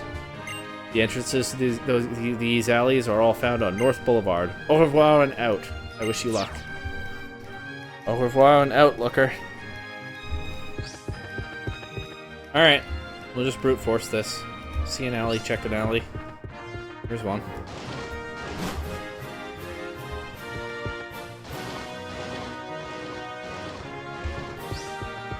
Not here.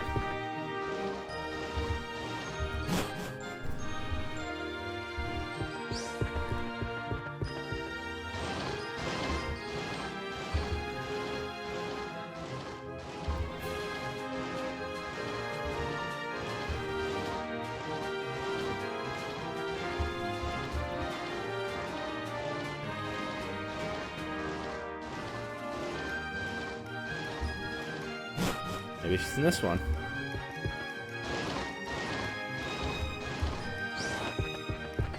Nope. Well, that leaves one more. Going the long way around again. Apparently I didn't learn.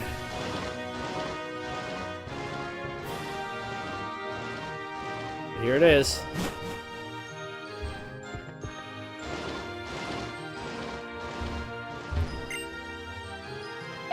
Murr.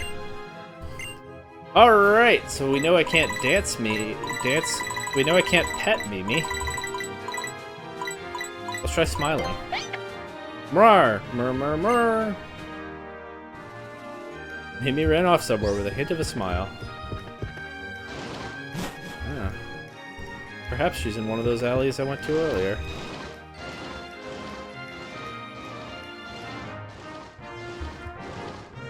Maybe this one?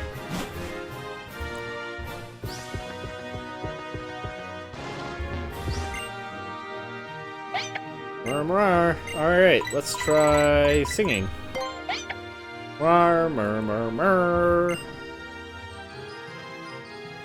Mimi ran off somewhere with a hint of a smile.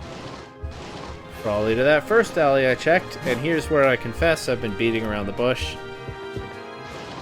Just to see what would happen. Pretty sure the correct answer is to dance. Pretty sure if I'd done that on the first one, I would have had Mimi dealt with right then and there. But yeah, hopefully she's in this last alley.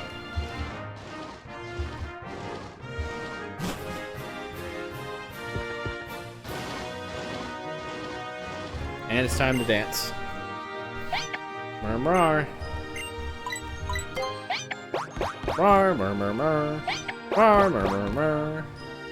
There we go. I think that would have happened.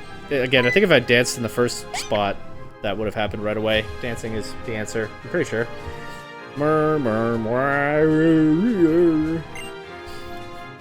Mimi's excited. Oh, X. Well done. Mimi seems to have taken a shine to you. Cats love the X and Y protagonist. Confirmed. Awesome. X, are you wicked or what? How do you get Mimi to like you so fast? Thank you, X. You have proven your worth as my partner. Well, friend of Mimi, problem solved. All set. Is it time for you to graduate from life on the streets and join the Looker Bureau as my assistant? Okay, I'm ready, as long as Mimi's with me. I'm pretty curious to find out what a detective does. Haha! A detective is a hard-boiled kind of person. X, let us make our way to the Looker Bureau with our new assistant.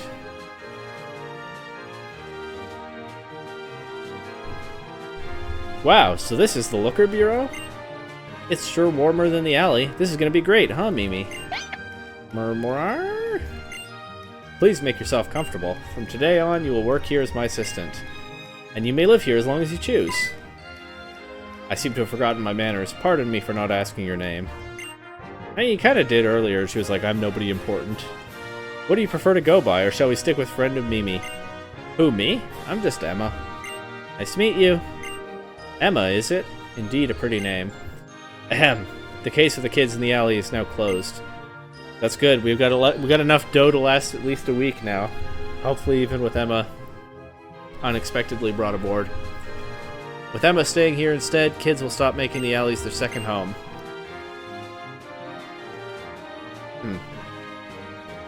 I guess what raises the question of what they will do, but I guess probably just like return to their studies or whatever. Do their homework.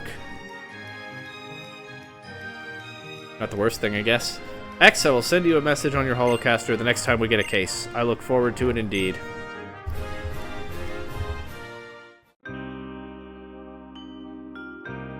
Emma and Mimi. I was absolutely right to invite them to stay here. Truly genius, no doubt. What I don't know is if enough work will appear to keep food on our table. Alright, maybe we don't have enough dough for at least a week. Uh-oh. Better get some clients. ... I guess I'll roll up my sleeves and concentrate on my mission. This is what it means to be a hard-boiled detective.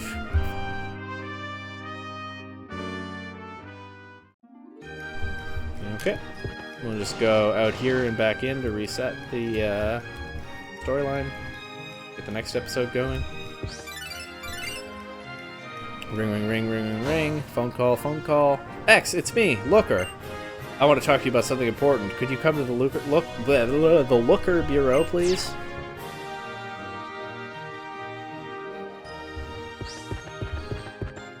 Sure, I was in the area.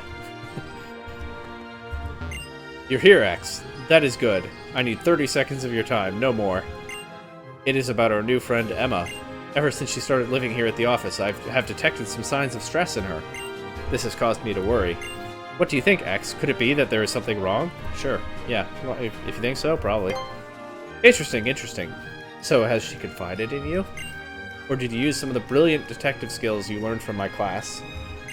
You're an approachable person, X, which encourages others to open up to you. You know, when I first invited Emma to live here, my intention was to become a guardian to her. I promised to do everything for her as a parent would. I hope my feelings of responsibility are not burdening her.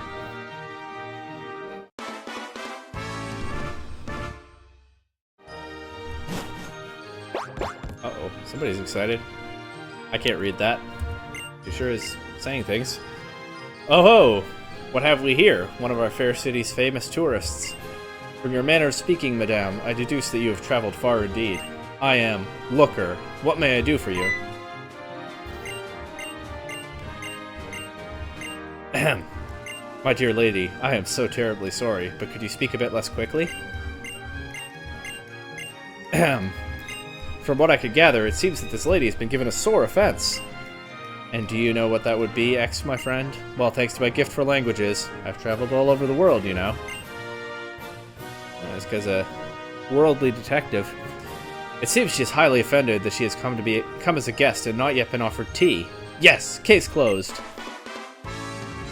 Which means, my friend, I must make haste to obtain the requisite tea. X, please keep our guest company until my return from this vital mission. I'm home, Mr. Looker.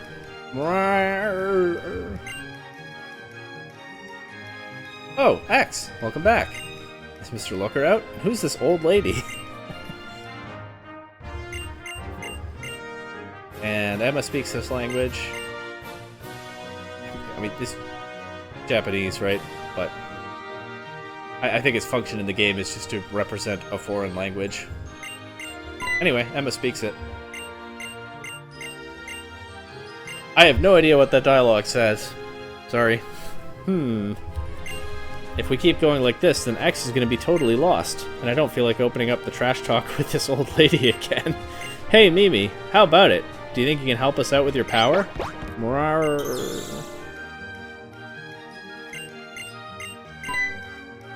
Is this Mimi's mystical power? Somehow you can hear the strange woman's thoughts in your head. It seems she feels sorry for saying rude things about Looker and Emma. What did she say? And the real reason she is so troubled is that her precious Pokemon were stolen. Is this Mimi's mystical power? Yeah, I think it might be. Somehow you can hear Emma's thoughts in your head. She doesn't think highly of the insulting woman, that's for sure. It seems she is still worried about the stolen Pokemon. Is this Mimi's mystical power? Tell me in the comments, do you think this is Mimi's mystical power? Somehow, you can hear the strange woman's thoughts in your head. She was walking through the train station when it happened.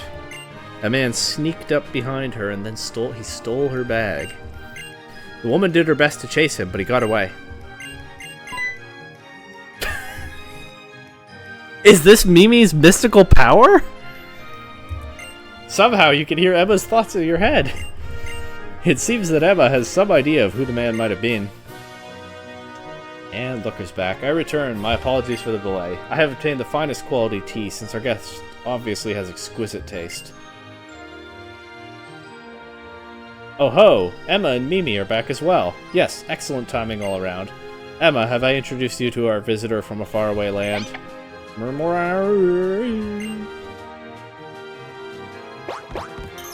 Mimi is excited about the tea.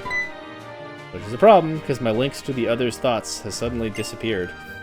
It seems Mimi's mysterious power, confirmed, that's what it was somehow interrupted. Oh, what have we here? Mimi? Are you happy to see me come home too? Why? I wondered if it would ever happen. I have won over the hard-boiled Mimi. What a good cat. Mr. Looker? This old lady here says her Pokemon were stolen. I'd guess the thieves are still in Lumiose Station. What's that? What's that you're saying? Then it wasn't tea that she was after? But I bought this fancy, expensive... No! Ha! Never mind that. Let us focus on what is most important now. Come, my friends, we have a case. Just a minute, Mr. Looker. What is it, Emma? Didn't you hear? Her Pokemon have been stolen. We must get them back at once. I'd bet anything that the guy who stole this old lady's Pokemon was part of the Lumiose gang. They're rough types, you know? If we stick our noses in, that means a battle for sure. Pardon? Whom? The Lumiose gang? Yeah, so let's drop it, okay? You know, that old lady was talking trash about you while you were out. She ain't nice. It's not worth having a great big fight to help a person like her. I don't know what she's saying, but she's probably not happy. Neither is Looker. No, Emma. That is not on! Alright, you get the point. If you see someone in trouble, get help. If you see a Pokemon in distress, you help. Sorry, he said give help, not get help. That is the policy of the Looker Bureau, and it does not change. No matter what this person may have said about me, it does not change what we do. Now wait here, please. I must go to Lumiose Station. What a hard-boiled hero. Mr. Looker? ... X, help Mr. Looker, please. He doesn't even have Pokemon. He once said something. A long time ago he had a Pokemon, a partner that was always with him. But they were in a case, and I don't know what happened, but his partner didn't make it. If he tries to stand up to the Lumiose gang without a single Pokemon on his side, he doesn't have a chance. Oh please, go help him. You're his partner now, aren't you? Don't let him go alone. Yes. Oh, X, thank you. The Lumios gang is always somewhere on the platforms at Lumios Station, up on North Boulevard. I think you're powerful enough to face them, X. But be ready for anything, just in case. I'm gonna go ahead and assume that she's encouraging me too. And off we go. So Looker has a Krogunk, of course, in Platinum. He uses it to take the Magma Stone from not Sharon, Charon. Something has happened to that Krogunk in the interim, which is what he was alluding to when he talked about how he's going to make sure for his old partner that justice is served. So I joked around about what a hero he is, shutting Emma down like that when she proposed doing nothing, but we get a little bit of Looker's motivation there, and he's probably all the more fired up because that tourist was separated from her Pokemon, and well, he has some traumatic history with that. Separation from Pokemon, that is. R.I.P. Looker's Krogunk. Judging by that one scene in Platinum, you were a real one, for sure.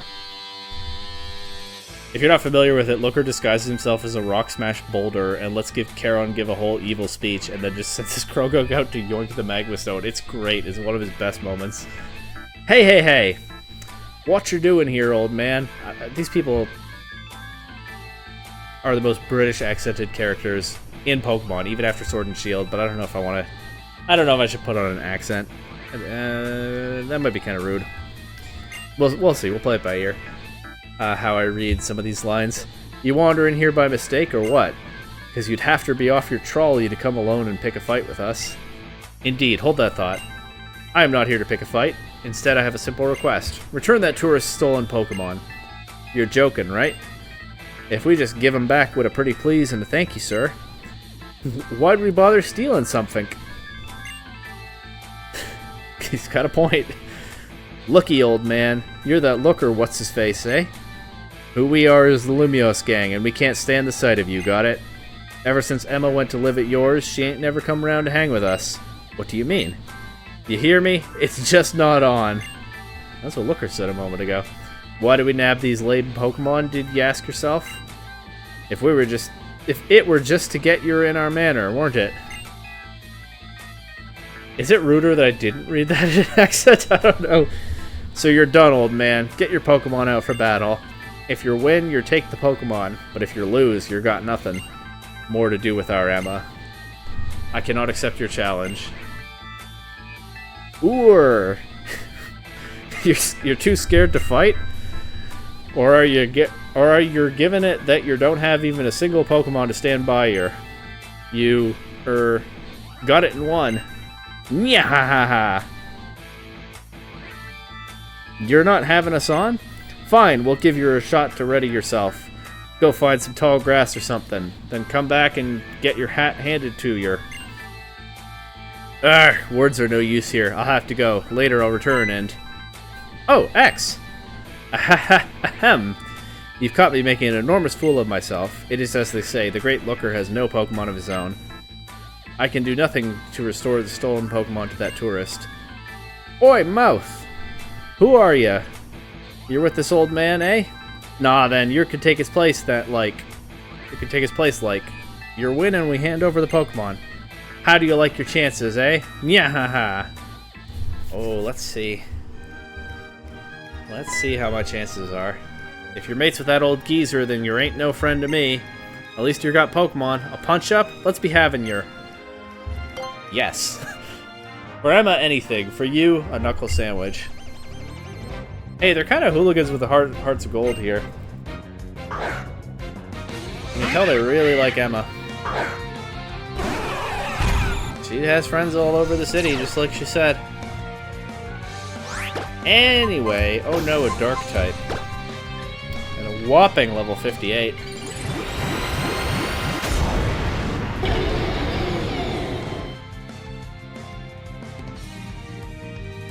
Whatever will I do? Oh. Well, you got one move and you wasted it.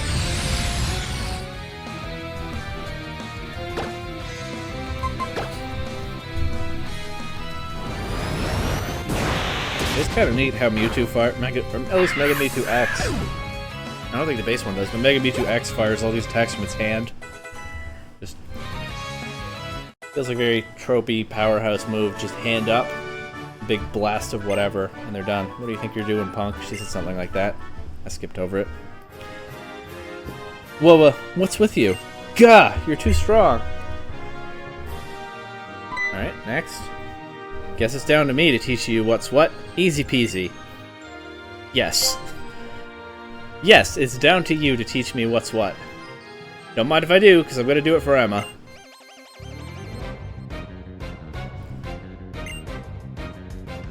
God forbid you ask Emma what she wants before all this.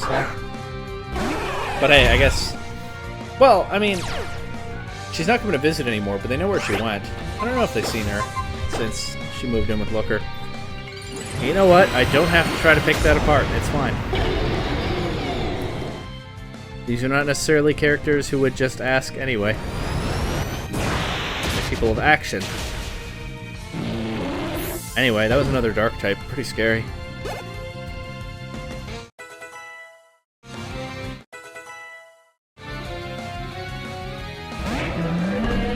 And a Bouffalant. Cool Pokemon.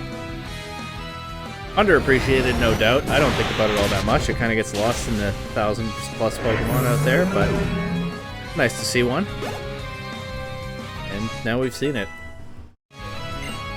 I am not going to teach Calm Mind to Charm. Charm should be a physical attacker. Even if he has, like, one bad physical attack right now. I will teach Magical Leaf to this Ralts over Double Team, I guess.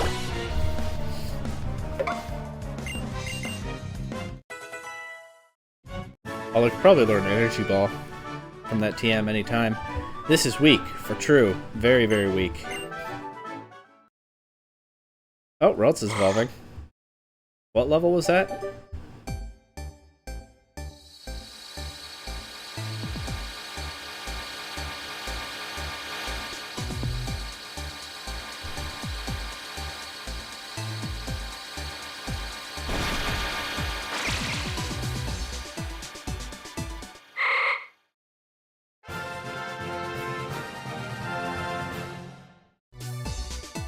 Good progress. That experience share training. Well, now you're stronger than you look, you cheeky thing. Level 21. All right, early 20s. Hey, hey, hey! Stop your messing about. Beat me? You're not serious. Yes. You're what now? You're what? Let's do this. This guy really said, "You what, mate?" We need Emma here with us, got it? You're what? You're what? Ooh, a Druddigon. Speaking of cool Gen 5 Pokemon that are kind of overlooked.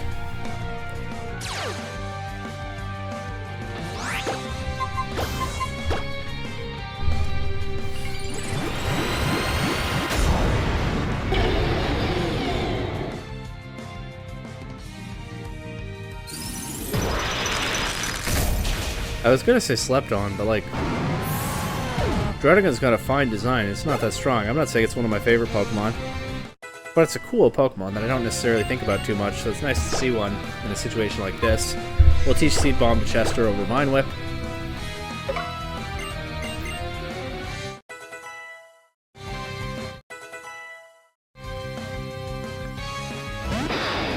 Crocodile is one of my favorite Gen 5 Pokemon. And I don't know that I put it in the same category as Druddigon and Bouffalant. I think it gets a little more attention. But hey, a lot of cool Gen 5 Pokemon in this group. You like to see it? That was also another Dark type. Were you worried about me?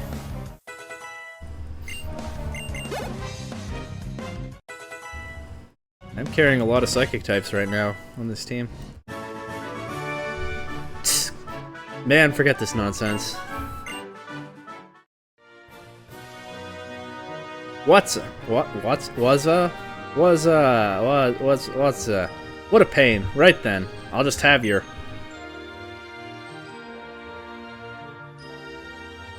Stop it, all of you. Was that guy about to fight me? Like, himself? Stop it, all of you. Emma? That was an exclamation mark. Sorry, my bad. Emma! Stop it, I mean it, and return those stolen Pokemon. Well, if that don't take the biscuit. This is down to you, Emma. You just couldn't be bothered with us no more. What's the point of us if you don't show up? You're the boss of this gang. Did you think how we missed you? Going off with this bad news and never a thought to your old mates. Thanks for nothing. Oh, put a sock in it. I said up front, don't count me in. You went ahead and called me boss without even asking what I wanted. I decide for myself. Now back off before I really lose it.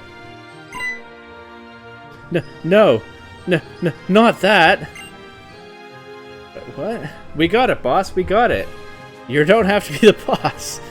We've just been missing you since you stopped coming around. Here, we'll give you back the Pokeballs, so forgive us, aight?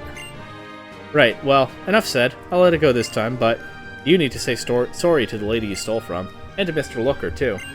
Yes, ma'am, I will. I'm awful sorry for nicking the Pokemon.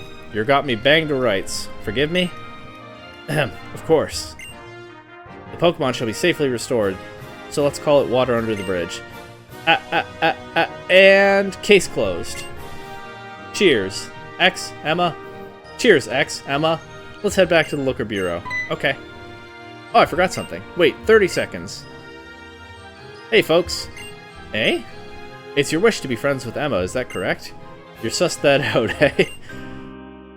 When people behave with evil intentions, I cannot turn away and lightly forgive such. Especially people who do cruel and thoughtless things. For example, stealing the beloved Pokemon of other trainers. Yeah, understandably a sore spot with him, since Krogunk died. However, I believe...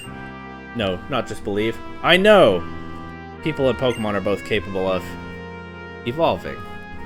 And so, if you give your word of honor not to ever lift a hand in cruelty again, then you may come by the Looker Bureau anytime to visit Emma as her friends. Mr. Looker? Sir. Let us now return. Back once more to Looker Bureau. Mr. Looker, I'm really sorry about what happened earlier. When that woman insulted you, I just saw red and I... If you learned something from it, that's all I need to hear, Emma. But that is not what concerns me now. Imagine how I felt to discover that you were the boss of that gang. Oh, it's just silly. I wasn't in the gang for real. I had a big fight with them one time, and after I took them down, they figured I was their boss. It was all their idea, not mine. She may look like a cute kid, but Emma is crazy strong. She really is, Looker, sir. And Mr. X. Well, it's the lad from the gang. You're here for a visit already. Good. Ahem. You could drop that sir business. Call me Looker. As you say, sir. Looker, here's the thing, see? Us and the Lumios gang are going to evolve, just like you said. We're all down with chorin' and cheatin'. We're all done with chorin' and cheatin', sorry. We're looking for honest work. So please let us come round and see Emma, and see our Emma, won't you? ... That's excellent. Deciding to change your course in life is more than an evolution. It is a mega evolution. Oh, really fitting in Kalos there, buddy. There is no substitute for honest work if you want to make a difference in this world. Yeah, that's right then. See you later, eh, Emma? Hey, Mr. Looker. What is it, Emma? Mr. Looker? You said there's no substitute for honest work if you want to make a difference in this world. But I don't do any work at all. You asked me to be your assistant, but I've never done any work the whole time I've been staying here. Ah, I see. Pretty clever, Looker. But here it's about to backfire. All I've done is learn things from you. Is that really enough? Is it really okay for me to be here? These are good questions, Emma. You have been learning non-stop since you came here, have you not? Learning is very important work at any age, and especially for you now. Continue to pour your heart into your studies. You have no need to worry. But, Mr. Looker, we're always here in the Looker Bureau, and there's almost never any clients. Are Mimi and I just getting in your way? I mean, you went and turned down taking money from that tourist lady. Be straight with me, Mr. Looker. Do we not have enough dough to last at least a week? No, what she said is, I'm asking really, if it's really okay for Mimi and I to stay here. Money-wise? You have no need to worry.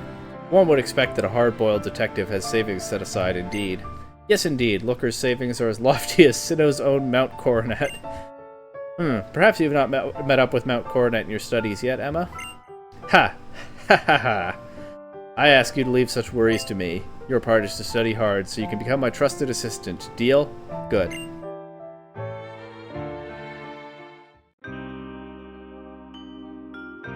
Hey, Mimi. Rar? Mr. Looker said we didn't need to worry about anything, you know? But I just don't feel like we can keep depending on him like this forever.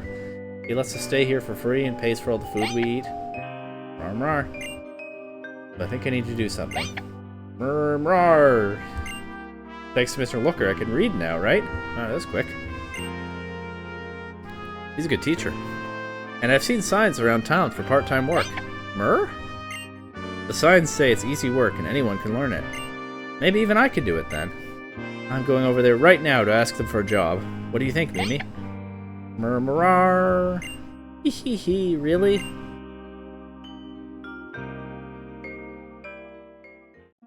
Okay, before we jump into the next episode of the Looker storyline, first of all, I'm once again asking how old Emma is. I estimated that she's like 10. She's probably not much older than that, right? But she beat up the Lumiose gang. She doesn't even have any Pokemon other than Mimi, who's not even really her Pokemon, so I don't know if she beat them up physically or if Mimi is just very strong. I definitely always interpreted it as Mimi did the work, but after that guy seemed like he was about to fight me back there, I'm not so sure. And she's gonna go looking for a job. Okay, Looker's job offer was kind of fake. He's not really making her work. He's giving her education, helping her grow up and stand on her own 2 feet. Good guy Looker. Very good guy Looker. What a hero. What a hard-boiled hero. But Emma's apparently, unless Emma's older than I think, she's going to go looking for some child labor right now. And she's going to find it because she is, shall we say, not going to find the most ethical employer. So I guess it all holds up. Also, before certain characters come into this story, I want to note, I don't know if there's an intentional contrast, because obviously I can't get Lysander out of my head playing through this game. I've been saying that Shauna is my favorite character in these games, but it's probably Lysander. If we don't count Looker. But Lysander was not a believer in people changing. He was not willing to change himself. He separated people into, I don't know, the givers and the takers, the worthy and the unworthy. Lysander was not talking about people mega evolving, even as he used mega evolution himself in battle. He didn't see that metaphor. Good guy Looker, hard-boiled hero Looker, he's got it figured out. And I don't know if he's ever thought for 1 second about Lysander's philosophy, but he's dunking on it all over this storyline, and rightly so. Alright. Oh, no, wait. One other thing. I do want to check whether I can quickly Google what that tourist was saying. See if there are any Easter eggs in there. Because I've certainly never tried that before. What was the Looker?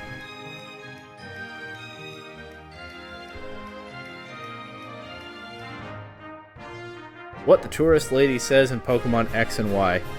From a site called Legends of Localization, so that seems promising.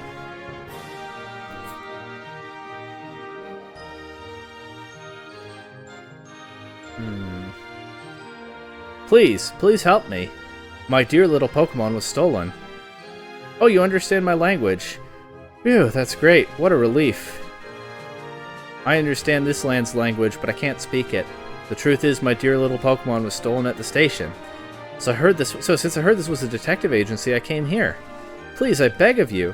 Could you get my Pokemon back for me right away? I'm sorry, but I'm in a hurry. I can't return to my homeland unless I get my dear little Pokemon back. My plane is leaving soon, too. And then Looker runs off for the tea. Sheesh, what's with that person? He doesn't understand me at all. This is no time for me to be casually drinking tea. Hurry and rescue my little Pokemon. Emma shows up. Whoa, what's with this girl? How rude, calling me old. You kind of figured that was probably part of it. I guess people who dress filthy talk filthy, too. Does this kid belong to that dumb man named Looker who left earlier? Emma says, hold on, old lady, what are you saying? And the old lady says, oh, no, Emma's still talking. Say what you want about me, but I won't let you talk bad about Mr. Looker. Besides, there's no way I'd be his kid. That's rude to him, you know? Aww. Emma.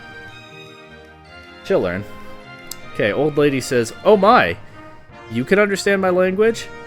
Emma says, yeah, sorta, more or less. When you hang out around this town, you hear people talking in all sorts of languages, so I wound up learning it at some point. That's cool. That's a cool detail. Emma might be lacking formal education, but she's a smart one for sure. Old lady says, oh, what a relief. There's someone I can communicate with. Please forgive me for my rude remarks just now. I was just feeling stressed out. I was agitated because my dear little Pokemon was stolen, and it means more to me than my life. Emma asks, I see, so where was it stolen? And she answers, this town's station. Some mean-looking people walked up to me, and before I knew it, they had stolen my bag and the ball inside it. Emma, clearly taken aback. Station? Mean-looking people? Do you think it might be them? And then apparently the old lady says, you can't be serious. Oh, I guess that's probably when Emma is trying to convince Looker not to go. You can't be serious. Please, I beg you. Please get my little Pokemon back for me.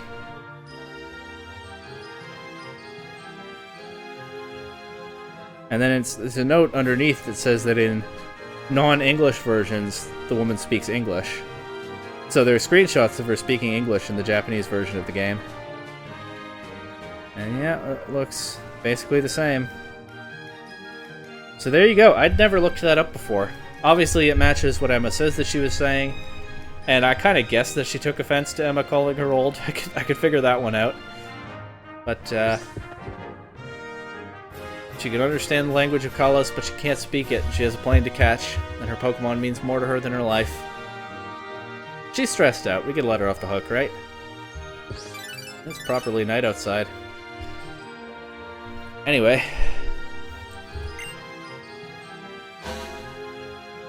X, it's me, Looker. I apologize for the interruption, but could you make haste to the Looker Bureau? There's a bit of a situation. I could use your help.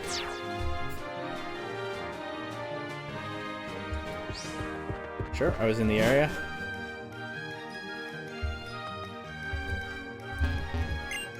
Ah, X, thank you so much for your time. I need 3 minutes only. Always a unit of 3. Emma is on my mind. Recently, she has been running off somewhere on her own, and often. I was hoping to ask her to watch the office for me today, and once again, nowhere can she be found. It even seems as if she did not return here last night. Her friends from the former gang seem to be on the straight and narrow, so I hope this is not anything bad, but... Ring, ring, ring, ring, ring, ring, phone call, phone call. Actually, this one might be a news report.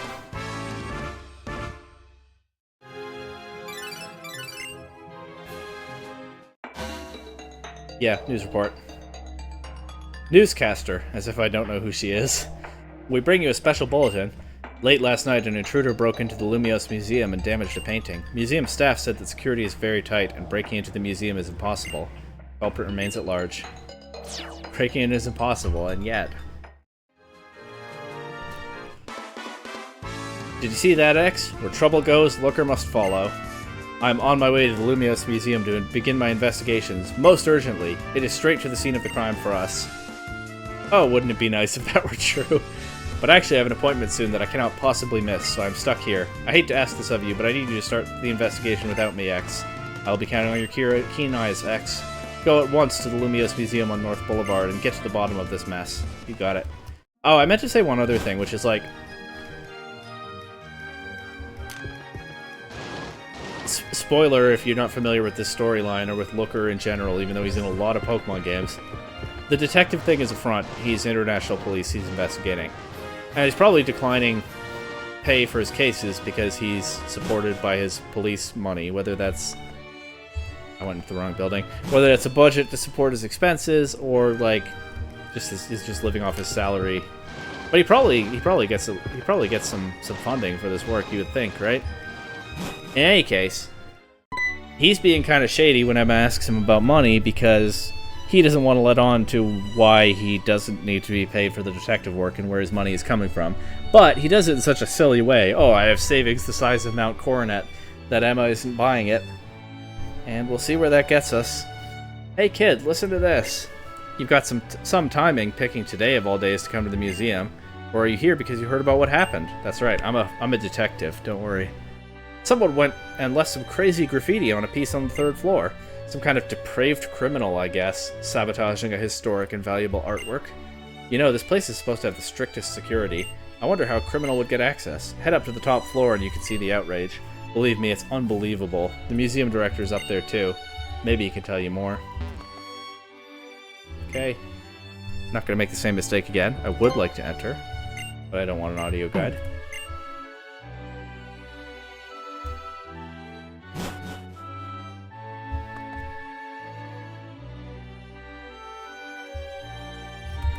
I wonder whether this person will say anything about the crime. Nope. Just curious. But the museum director will. And hey, this painting wasn't here when we explored the art gallery earlier, was it? I think there's a person in the center, and that sure does look like the Eternal Flower Floette over there. The painting is covered in graffiti. I don't have an audio guide. Oops. I am the museum director. May I ask you a question, young man? When you behold this graffiti, what feelings rise up within you? Do you feel that the value of this glorious work of art has been affected? Does it seem too sullied to you?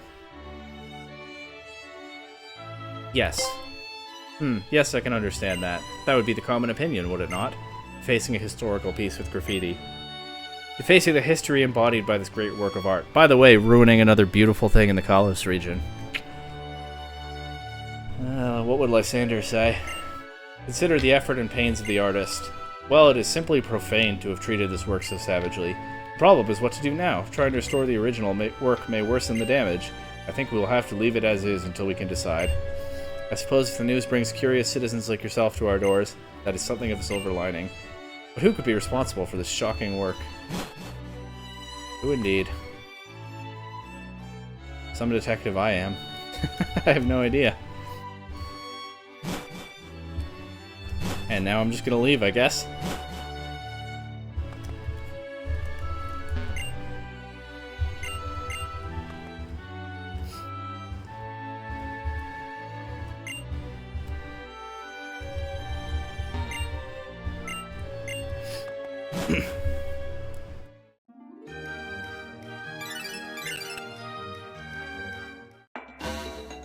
Another news report.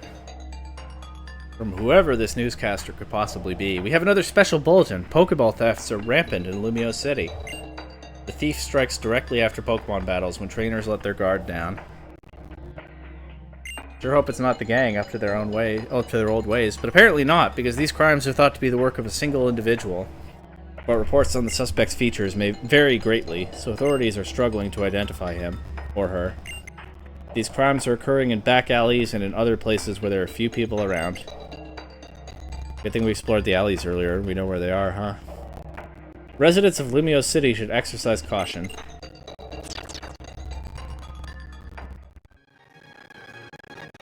And immediately I get a call. This is a very Holocaster-heavy section of the Looker storyline. It stands out to me every time. It's me, Looker, X. Would you kindly return to the Looker Bureau post-haste? You got it, bro. Post-haste. What do you know? I was in the area.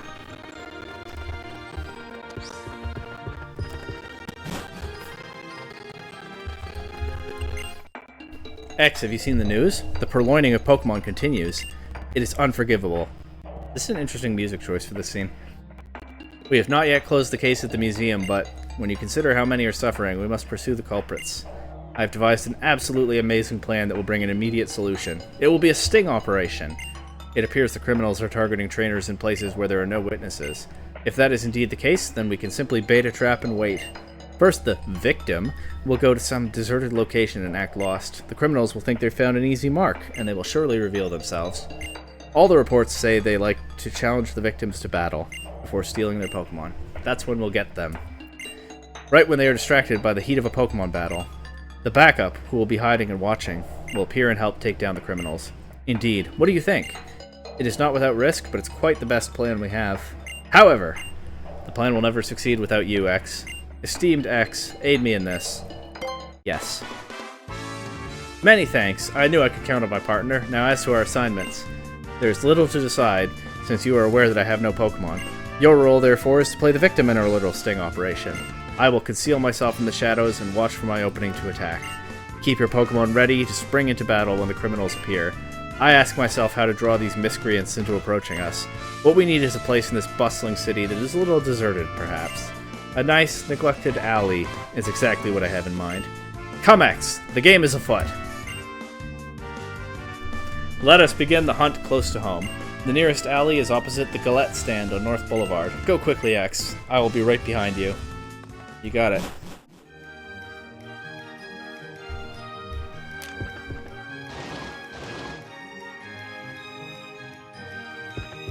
I think that's this way, right?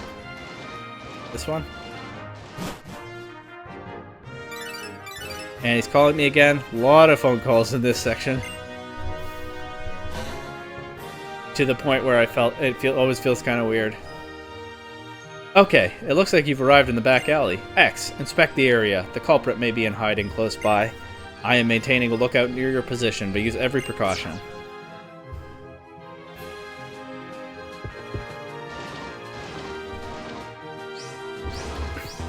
Excuse me, are you perhaps the trainer? If you have a moment, how about a little battle with me? Yes. I am just itching for a good battle. Let us begin at once. Okay, seems harmless. Suspicious woman. Question mark, question mark, question mark. Seems harmless. Look at that majestic Jellicent. Speaking of cool Gen 5 Pokemon. They really went heavy on those in this storyline. I wonder why.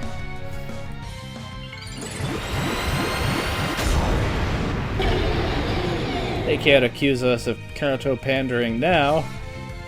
I hope they didn't think foolishly. Ooh,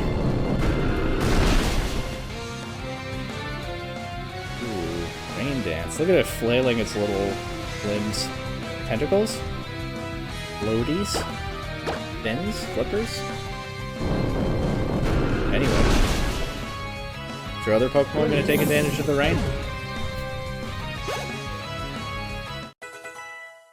Oh yeah, I'm still carrying a Xerneas around, remember that? Huh. Maybe it is Hurricane. Maybe that's why she set the rain up. Let's see. Or not. Bet I'm still faster. Yep.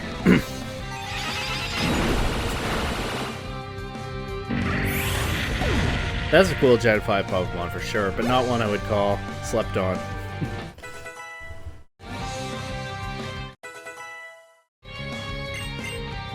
Don't care at all about Heal Pulse. And I defeated the suspicious woman. How wonderfully strong. She says, suspiciously. Ooh, chestnut time.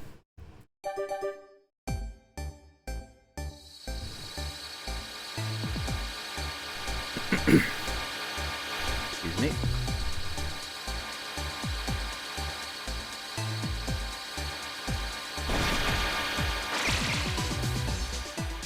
Yeah, it's a pretty cool looking Pokemon. I really think Quilladin is the weak link, though. Not really a Quilladin fan at all, but not my problem now. We're gonna stick with 4 attacks, no spiky shield here. Oh ho ho! You have some wonderfully strong Pokemon. I wonder, young man, if you wouldn't consider giving them all to me? Whoa, what happened? Stop right there. Obstruction detected, process jeopardized, relocate hunting ground. Gone. What is that woman? She's no Pokemon, yet she can use Transform? That's a funny interpretation of it. Oh, what am I doing? This is not a time to stand around being shocked. In fact, this is the time to dash off in pursuit. The chase is on. They're considering the direction in which she ran and the angle. X, my brave friend. I suspect she's heading for the alley beside North Boulevard's Café Triste. Please go ahead without me. I will be right behind you just as soon as I have checked this place for clues. But wait, 1 minute of your time. Wow, you know he means business because it's not a unit of 3 this time. 1 minute of my time. The Great Looker will restore your Pokemon before you go. Okay, that was worth it. I don't know where Café Triste is, but I think she goes next to the alley in this direction. So I think this is probably where it is. Over here. That's probably it. Are you serious? Don't you have a plane to catch? Out of my way. And Looker's calling me to tell me that I'm right. Okay, looks like you've reached the back alley. X! Inspect the area once more. The culprit may be hiding nearby again. We'll wait for an opening, and then I'll rush in too. Cautiously, X. Cautiously. Classic precautions never go out of style. Okay, really kind of changed the energy at the end there. Rush in, let's go, get her, you play the victim. Cautiously. Cautiously. That's a fairy tale girl. Wow, we took on a grown woman earlier, so this is probably nobody dangerous, even though she's standing here creepily, right? Hiya, you're a trainer, right? How about a Pokemon battle? It seems like a distraction from the mission that I'm on right now, but you know what I'm going to say. Yes. I can't wait to see which Pokemon you use. Let's have a great battle. Uh-oh, a suspicious child.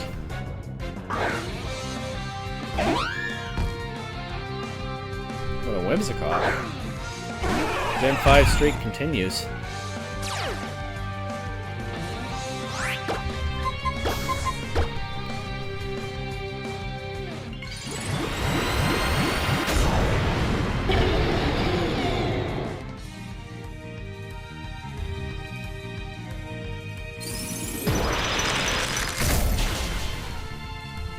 Goodbye, Whimsicott.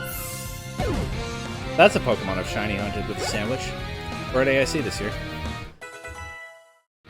Caught it in a Moonball, too.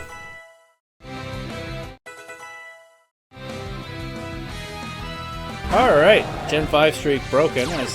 I guess it makes sense that the Fairy Tale Girl is focusing instead on fairy types. That's fine.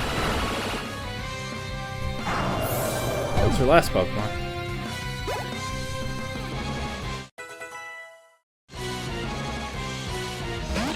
Makes sense. Something that looks sweet and harmless, but in fact is dangerous. Wonder whether that could be telling us something.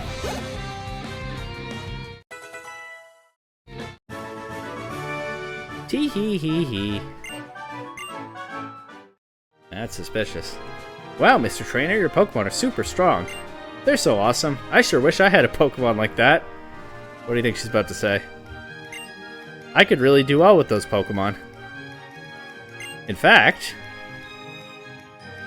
hand them over right now. Wow, no way. Not today, you crook. I will not allow it. Recurrent interference. Dark. Ah, she has run off on us again. Is she really not a Pokemon? I've never seen a human jump like that. Oh, what am I doing? This is no time to stand around being impressed. Now is the time to chase the culprit. Considering the direction she ran off, Brave X. Her goal must be the alley opposite North Boulevard's Lumiose Station. Go ahead without me. I will follow close behind you just as soon as I have checked this place for clues. No, wait. 30 seconds. How could I forget twice? Let me just restore your Pokemon before you go. He's gotten twice as fast at doing that, too. You're doing fine, Looker. Don't worry. Stay focused and let's go.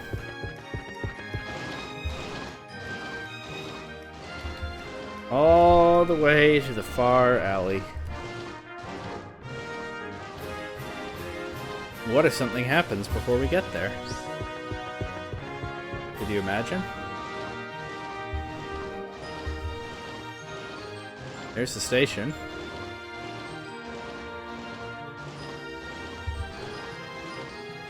And there's the alley. Looker's gonna call me again, isn't it? Yeah. Okay, looks like you reached the back alley. Be of good cheer, X. She may have gotten away from us twice, but this time we'll get her. Yet I wonder, this miscreant does not seem like an ordinary human being. If you get into trouble, call me. Certainly, I'll come running. X, remember your precautions. I mean, I appreciate the thought, but I think I have 6 better allies to call on than you. In a dangerous situation. Ah, this pain in my chest. Is this what a broken heart feels like? Is this one of those dudes who have been lurking in the alleys that I battled earlier on? Hiding from responsibilities or whatever. What is it? What has happened? X, my friend. Come now, young man. What has happened to you? It was over in a flash. I was training here in the alley when an enchanting young lady challenged me to a battle. And then she... What did she do? She utterly destroyed me. My heart was stolen by those brunette locks and the intensity of those glittering eyes. And then she took them, my precious Pokeballs. She took them by force. Ah, the memory is enough to make me start crying again. Ah, so we were too late. And where did the woman go? Sniffle, sniffle. She went running off towards South Boulevard, I guess. What possessed that siren? Is this guy okay? South Boulevard, huh? X, there's only one alley on South Boulevard, exactly and precisely the same alley where we first met Emma and Mimi. What a coincidence. Go at top speed if you please. I will do what I can for this poor man, and then follow as quickly as I can. So she can change her appearance, she can jump crazy high, she can beat up a black belt, and apparently break his heart at first sight, too. What can't this supervillain do? Finally! Looks like you've reached the back alley. X, she's trapped like a patrat now. According to our informant, the culprit is a young woman. She won't be able to fool us with her clever little transformations. We will not let her escape again. This time we will most certainly catch her. We'll watch for an opening, and then I'll rush in too. I'm counting on you, X. Oh, no be of good cheer, no cautiously. This is it. Time to go do things. Oh, look who it is. Welcome, welcome. Step right up. I didn't expect you to show, but here you are. Let's get into it. Yes. That's right. No running away. Let's start. That is a suspicious lady, alright. With a Persian.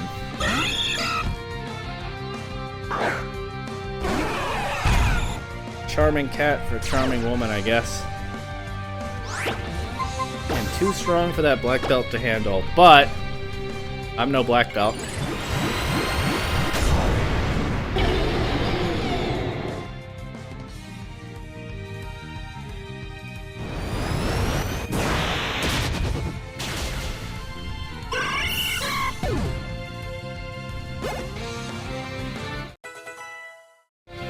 Force Palm, that's more like it, finally. A good attack for Charm. And I will go right ahead and get rid of Mind Reader. Goodbye, high jump kick combos. I never thought you were likely to happen.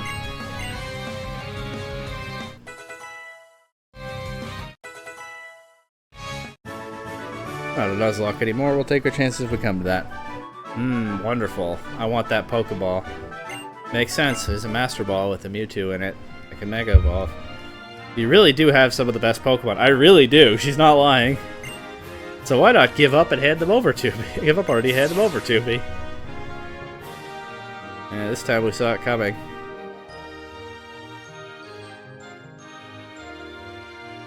Relinquish every Pokemon you possess. Cooperate, or I will take them by force. Freeze! Pokemon Thief. I will not let you lay a finger on my partner. Do not obstruct me. I will eradicate you. Easy words, but not so easy to carry out. Even though I, the Great Looker, have no Pokemon, I yet have my fists. Oh, Looker's ready to go. I'm a trained expert. The outlook for you is dismal. Mimi? Why?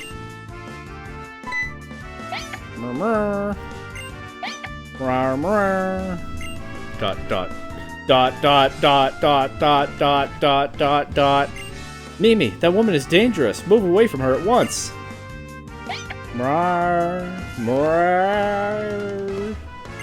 This creature, I do not understand its process. How could this be? Why would our Mimi act so friendly to this mysterious woman with a big E on her face? It cannot be. It cannot be so. Obstruction. Eradicate obstruction. Mimi, watch out! Rawr.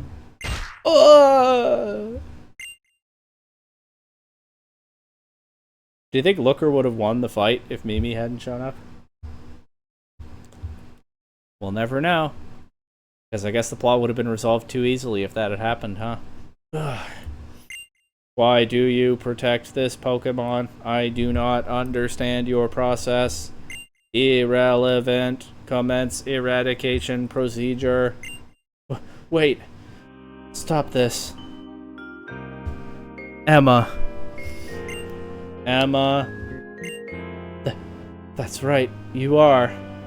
You are Emma. Is it not so? Dot, dot, dot, dot, dot, dot, dot, dot, dot. Mimi hates all adults. Except Looker. Because he's just too charming. The only person it loves, enough to make it jump for joy, is you, Emma. I am not an Emma. I am Essentia. Essentia? You cannot deceive me, Emma. You may trick an ordinary human eye, but you could never fake the bond between you and Mimi. Rawr. Dot, dot, dot, dot, dot, dot, dot, dot, dot. What is the matter with you, Emma? Why would you do these things? If you were in some sort of trouble, could you not have shared it with me? Dot, dot, dot, dot, dot, dot, dot, dot, dot. Emma, say something! Oh, it's going haywire. Dot, dot, dot, dot, dot, dot, dot, dot, dot. Ugh. Emma?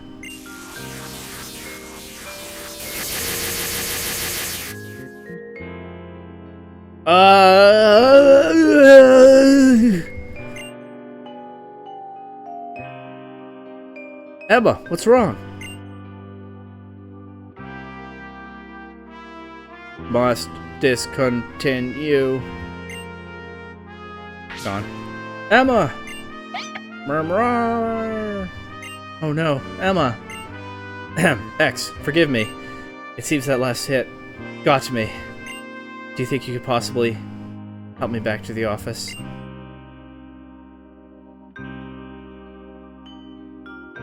Thank you for your kindness, X. Your help has saved me again today. Even the great Looker can be taken down, as you see. Well, what would have happened if Mimi didn't show up, though? The injury to my stomach, a mere trifle. Not at all. Painful. I may just pop by the hospital. It has been quite a busy day, in fact. Please go home and rest yourself.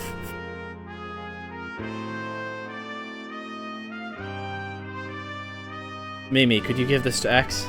I am about to embark on a dangerous investigation. I must venture upon this road alone in order to preserve you all from harm. I will claim to be staying in the hospital and use this chance to slip away. Rawr! My injuries may be worse than I guessed, but I must press on. I can't let this slow me down. Essentia. I know without a doubt that she is Emma. That suit she wears is most likely the doing of that man. The man I have come so far to hunt down.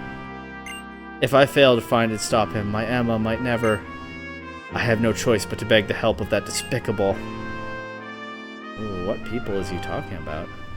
That man that he came to hunt down, and someone despicable who he's going to have to help. And whatever Looker's real job is, it seems he's zeroing in on his target. Playing up his injury. We can go it alone into dangerous territory, but maybe not playing up his injury because he seems to be genuinely injured. Once I cross back into that alleyway, who knows what's going to happen. Someone's calling me. I don't think it's Looker. It's Emma. Hello, X? It's me, Emma. I received this holocaster thing, so I thought I'd try sending a message. I hope it reaches you. I have something I want to ask you, so please come to the Looker Bureau when you have time. That's a real surprise when you're playing through this the first time. Get a call from Emma after all that. And she's at the Looker Bureau. Good thing I happen to be in the area. I haven't read the sign outside, have I?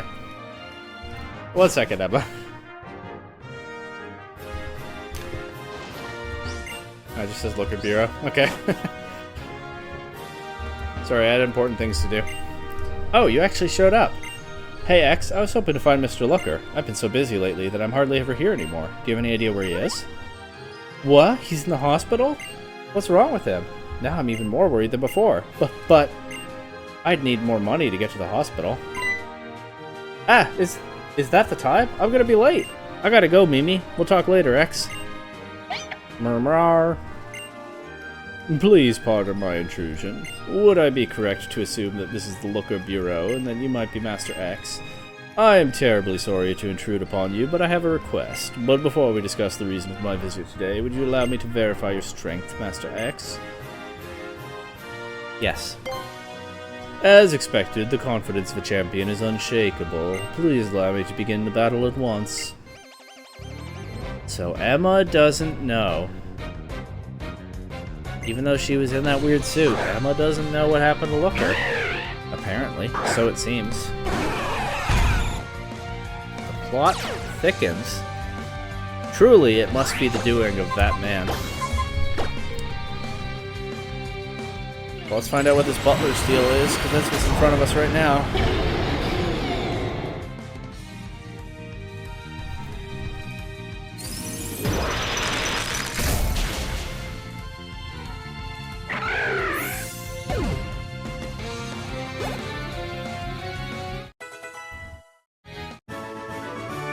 I see. Yes, as I suspected. Your abilities and strength are without peer, Master X.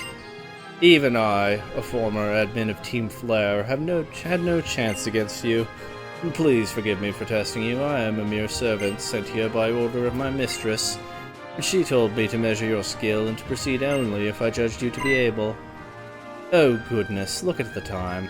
My mistress is not a patient woman.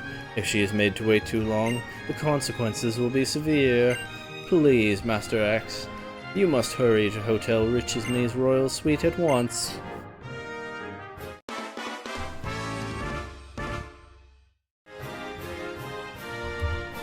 I'm saying the same thing again. This was one of those bald dudes in the weird white suits? Man, what a glow up.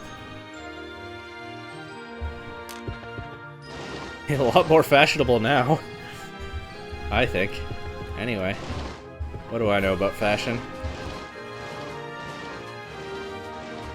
Head on over to Hotel Richesme.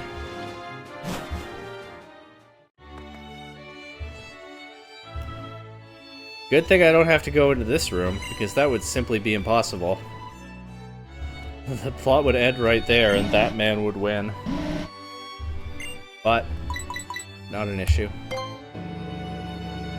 Royal Suite, definitely going to be on the top floor.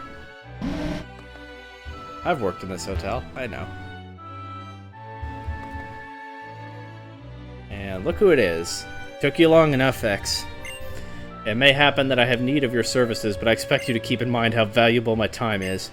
Oh, never mind, just fight me. I can't possibly have a reasonable discussion when my emotions are so inflamed. Yes. I'm burning up with rage. Even burning up with rage, Malva is polite about requesting a battle, just like everyone in the story. And we get her Elite Four music. Nice. Even though she's Pokemon Trainer Malva here.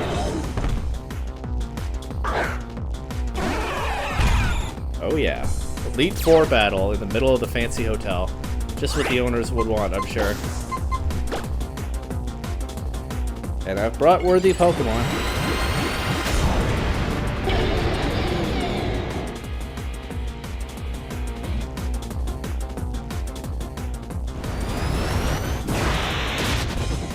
Goodbye.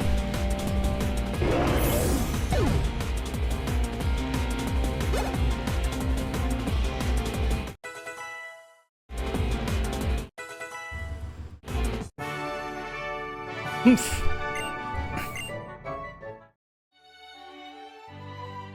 Enough for now. Is she sitting down to battle again? Even though she's enraged. I brought you here for a reason. Well, I guess we worked through her rage there.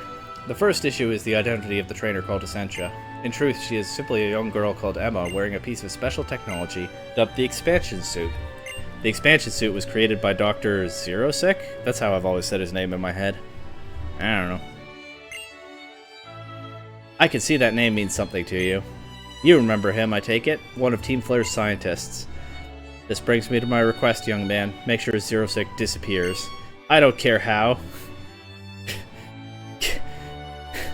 Go ahead and kill him if you want.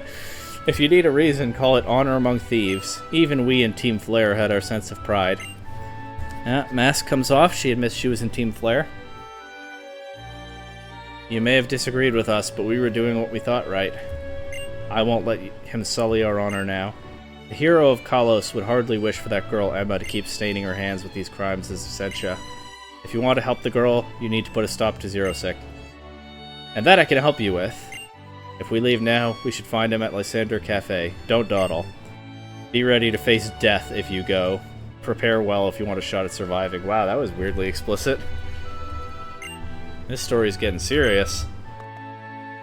She vaguely implies that she'd be fine with me killing that man. And then says flat out that he might kill me. Well, let's get to it. Lysander Cafe. Well, conveniently enough, I can get there by going right past the Looker Bureau through the plaza. And that's pretty much it. Just head on over to the right.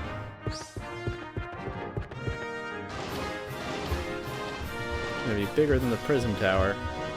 Dare to dream, kid. Here it is. Empty and creepy. Well, not empty. There's someone here right now. Oh my, aren't you a speedy one?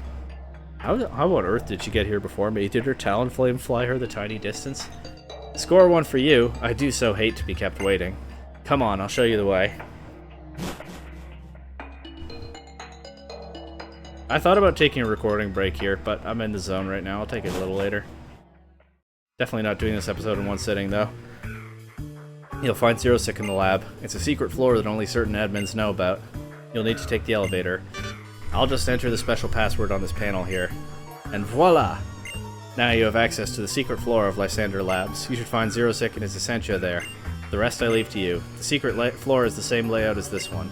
You defeated Team Flare once, right? Then this should be a piece of cake. Oh, and one last thing. Tell that partner of yours. Tell that infuriating man. Yes, tell him I fulfilled my end of the bargain. And he should keep in mind what will happen to him if he doesn't do the same. Good day. Huh. Wonder what happened behind the scenes there. She clearly wants Zerosik gone. Looker does too. The bargain, I guess, could just be them teaming up to make it happen. Or maybe Looker kind of threatened her. Safe to say he knows about her crimes. She did say honor among thieves, but I don't know if Balva is telling the truth. Anyway, confronted immediately by this lesser anonymous scientist. Who goes there? Who are you? What business do you have here? None of your business, Sonia. Get out of my way. That's pretty cool, though. You sent out LGM. Again with the cool, but easy to sleep on Gen 5 Pokemon. I don't think this one is even in the Kalos decks, is it? I'm not certain. Unfortunately, I have a few psychic types of my own, and they're a little bit more powerful, at least some of them. Yeah, I know it's tough to get by as a psychic type in this region. Trust me, I'm well aware. I've been forged by that fire already.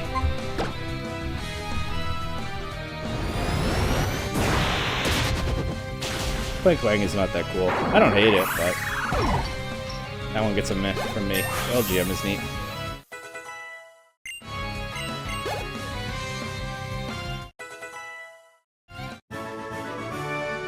What amazing Pokemon you have there. You must allow me to analyze them in the lab. Absolutely not. Get out of my face.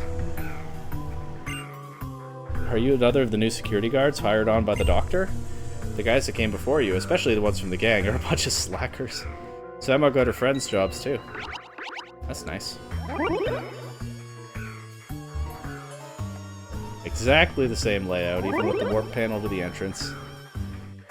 Unfortunately, can't access the nap room on this one, but I don't think we'll need to. Who might you be? Are you the new hire?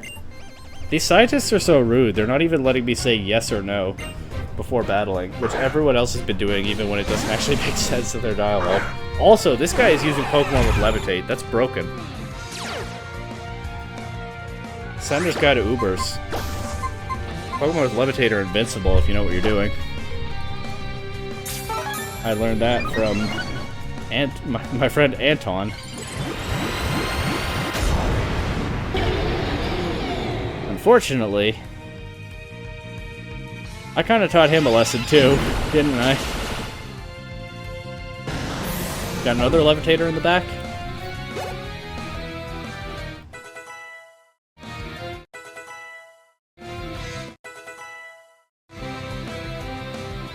Nope, just a Heliolisk.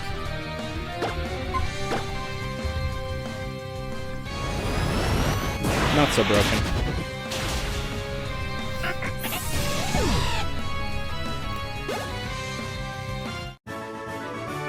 Everything is within expectations. Nothing is wrong with my calculations. I don't believe you. I think you thought your Levitate Pokemon would sweep. Anyway, we've got a Gardevoir. Gotta look for a battle to Mega Evolve that in. Probably after the Looker storyline. I think I know where to go for that.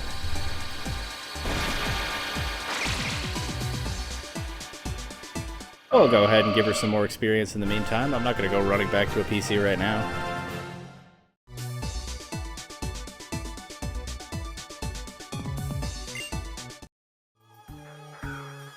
I forget that I have to press A there, and I'm like, oh, are they learning a new move? But no, it's just not it's not advancing because I haven't pressed A. I've definitely done that a few times in this playthrough. Hopefully I'll get a Medicham soon, too.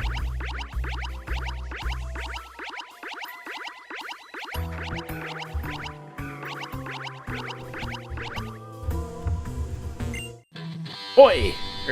Are you trying to sneak in or summit? But wait, I know that mug of yours. I don't know why they're saying their new security from the gang are lazy. She seems pretty dedicated to me. Oi! No sneaking. Sneak or no sneaking. In fact, she's maybe I don't even know if she's figured out who I am yet. She's at least started to. She's still not letting me just walk in.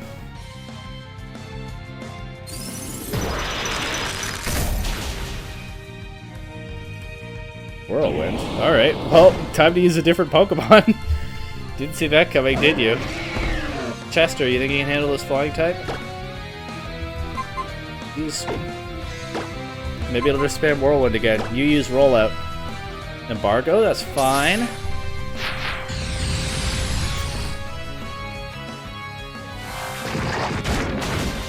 Okay. Dark Pulse, I bet we take that. Oh, easily. Flinch. Okay. It went for Whirlwind. Let's go. Big win for Chester right there. You take that level up. You earned it. Mudshot. No, thank you. Weird move for Chestnut to get at level 41. Not really sure what they were cooking with that. Right on. I knew I'd seen your mug before. You put me to rights in the station last time. Alright there. How's it going? You've gotta remember me, innit? I'm the one who brings charm to the Lumiose gang. What you up to, anyway? If you keep on wandering about, someone will figure you for an intruder. Now, I criticized earlier because Lysander... I'll make that point after this battle. I'm working here, so buzz off. She doesn't recognize me, and she's dedicated to her job. I don't know what those scientists were complaining about. I think there might be some prejudice coming in there. Just saying. Oh no, a dark type.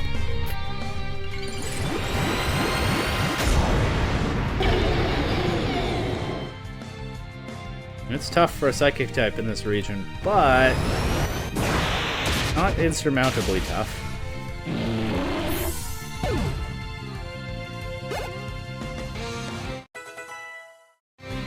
If you have the right stuff. Do I want to delete Force Palm for high jump kick? Yeah, it's not a Nuzlocke anymore, why not? It'll be fun one way or another to use that.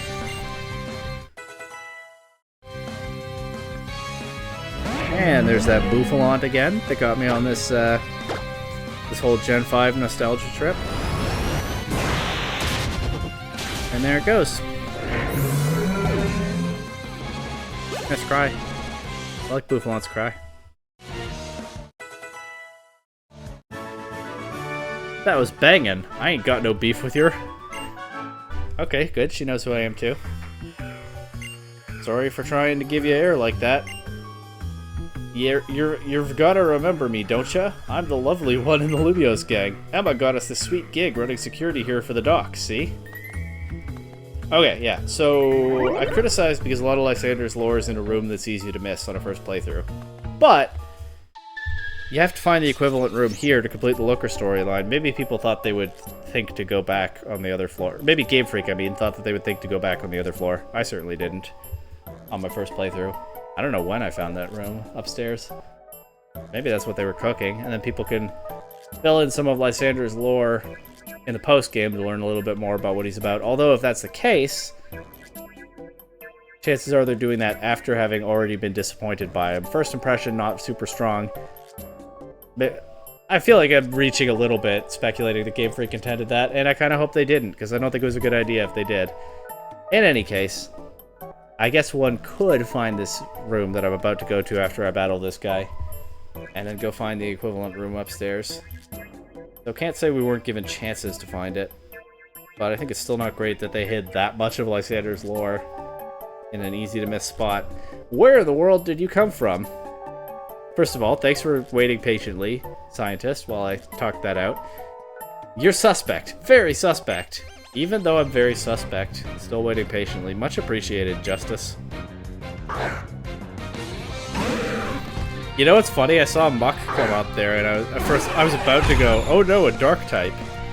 Because I think so much more about Alolan Muck. I mean, I don't think that much about Muck at all, but Alolan Muck is certainly more VGC relevant this generation. And then I remembered that this is Gen 6, there is no Alolan Muck. And I don't think that X Special Defense is going to help him.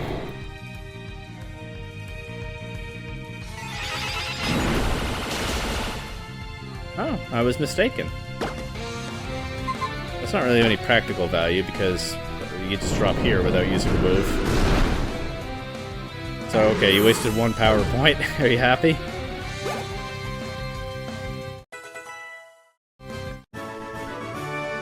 The strength. It's suspect.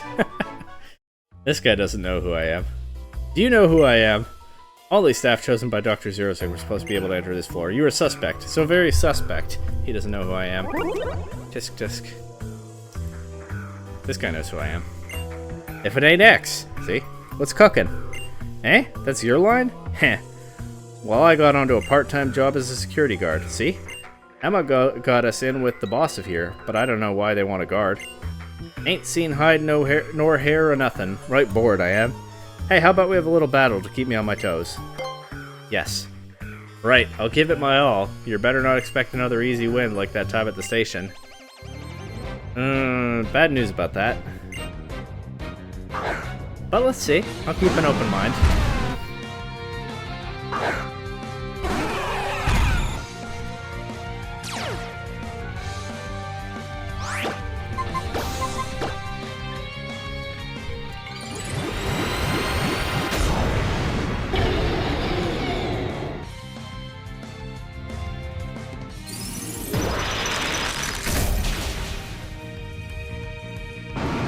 Drudigan, more like Drudigon.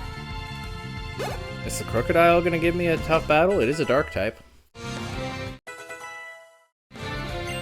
It's way too late for Cake to be trying to win a Safeguard.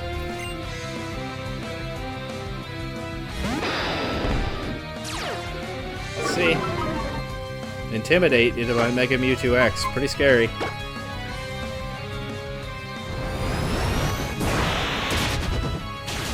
Oops.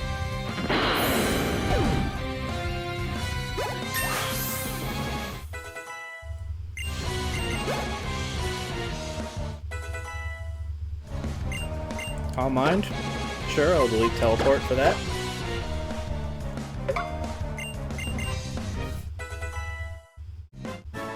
Still only has Confusion and Magical Leaf for attacks. The Raltsline's learn set's gonna be pretty weird. They make them weird to train in a playthrough. Man, I lost in no time flat. You're something, that's for true. It was fun while it lasted, but it's still a long grind till my shift ends, you know? Allow as I've an idea. Come here a sec.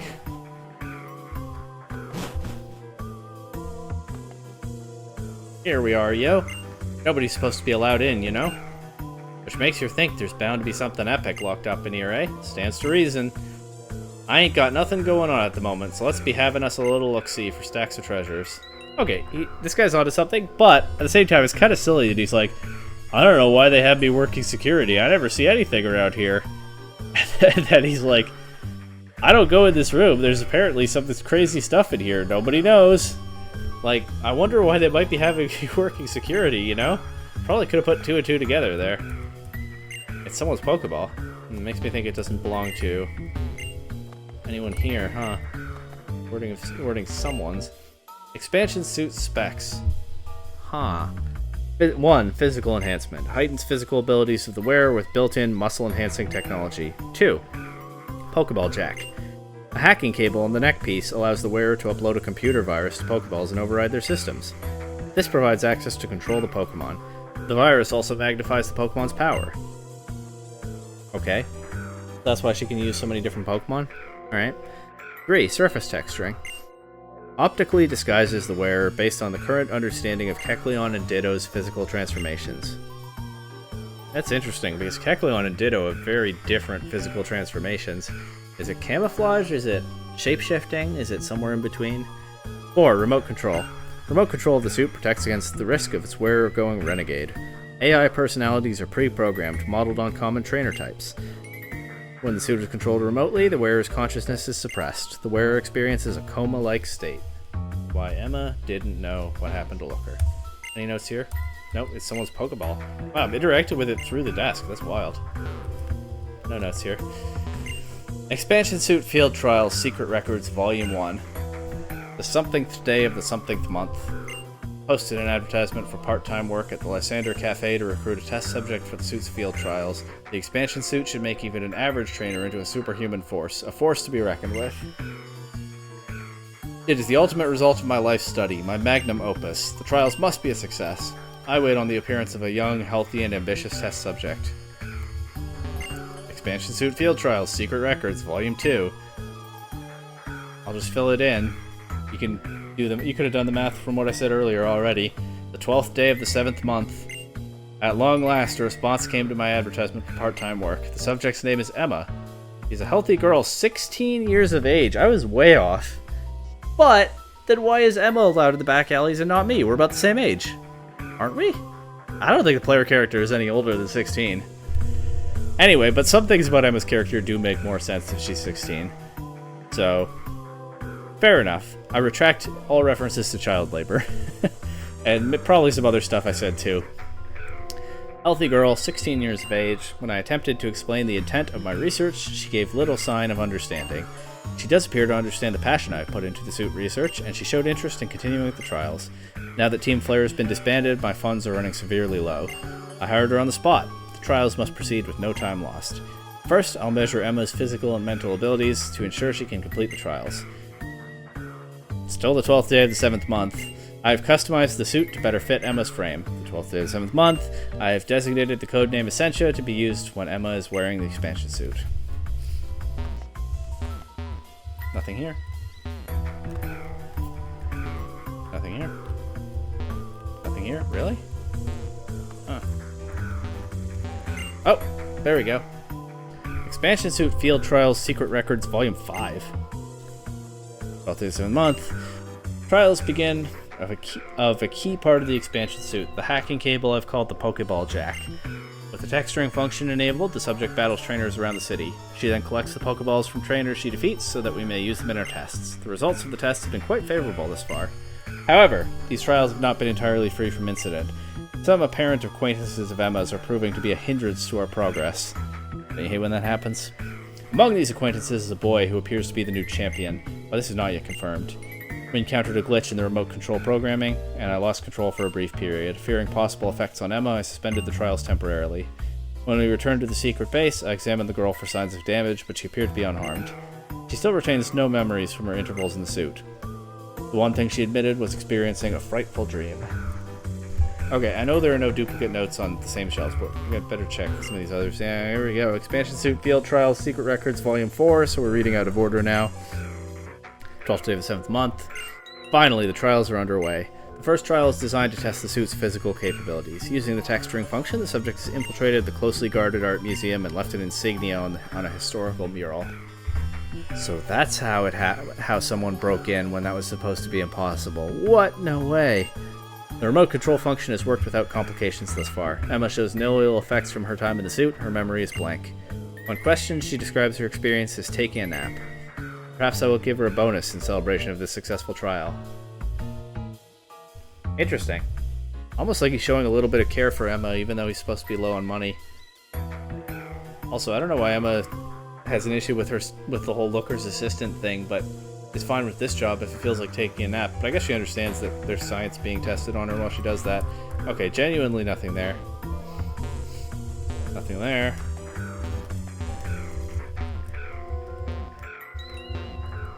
Nothing there? Oh, I guess number 3 will be here. Yeah, Expansion Suit Field Trials Secret Records Volume 3, so I'm supposed to go to this one next. And then over to the other side from back to front. Oh well. 12th day of the 7th month. As we make final preparations for the trials, a new trouble strikes. I have learned that Emma has no experience as a Pokemon trainer. With little other choice, I am forced to instruct the girl on all the basics. So when the gang said that Emma overpowered them, they meant physically, right? She beat them up with her fists or something. That's what that meant, for sure. Again, easier to accept if Emma's 16 and not 10. But, wow.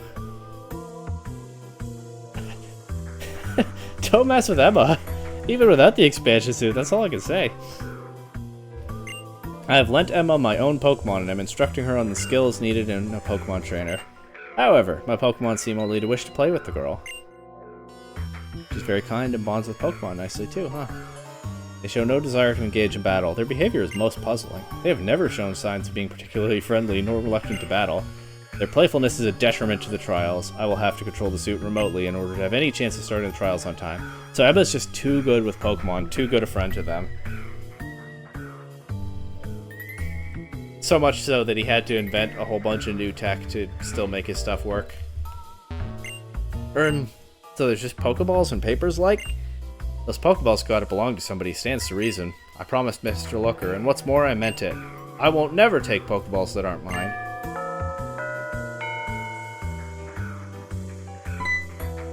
Whoa, my shift's finally ending.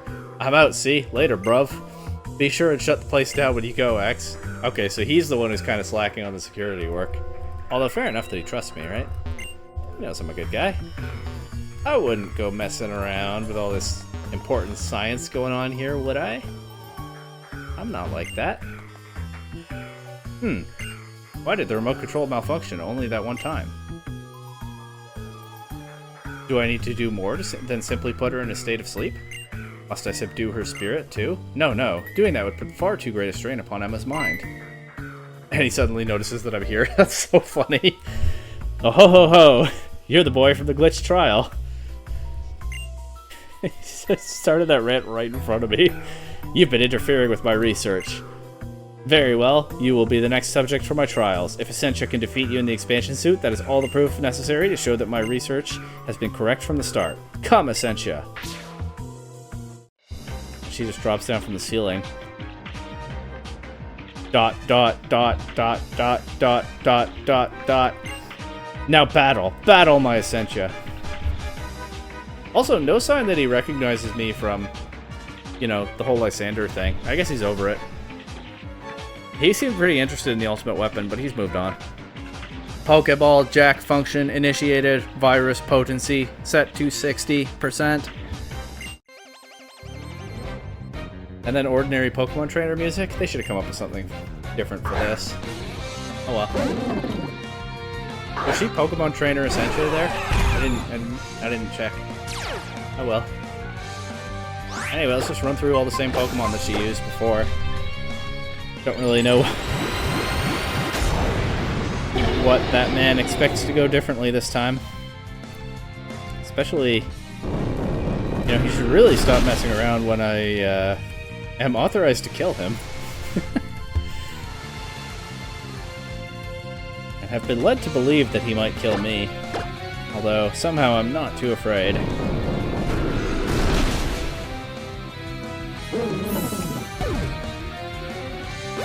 Jellicent just set up Rain again. Maybe the Volcarona will use Hurricane this time.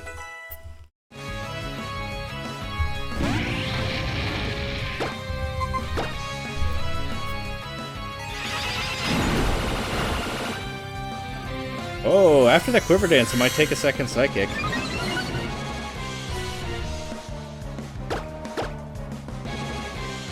Still faster. It does just barely take another Psychic, and there's another Quiver Dance. Am I still going to be faster now? This is a Mega Evolved Mewtwo at a higher level by a decent margin. Yep, still faster. Nice. Emma made a classic, or excuse me, not Emma. Remote-controlled Essentia, he made a classic competitive player mistake there, trying too hard to set up and losing all momentum. Anyway, dot, dot, dot, dot, dot, dot, dot, dot, dot, dot. And she gives me money for some reason, because that's just how these games work. Astonishing, more than satisfactory. But Essentia's skills go far beyond this. Now battle. Battle on my Essentia. See, we got this dramatic music here. Pokeball Jack function initiated. Virus potency set to 70%. And that's just ordinary Pokemon trainer music. A little bit of a letdown, if I'm being honest. Pokemon trainer Essentia. Feels like they could have done better with the trainer class, too. Oh well. Still a dramatic scene overall. Now here's the Fairy Tale Girl form. Essentia. Once again, probably not going to accomplish a whole lot more than she did last time. But hey, that Volcarona held up better. And the Whimsicott goes for Tailwind. I assume with Prankster.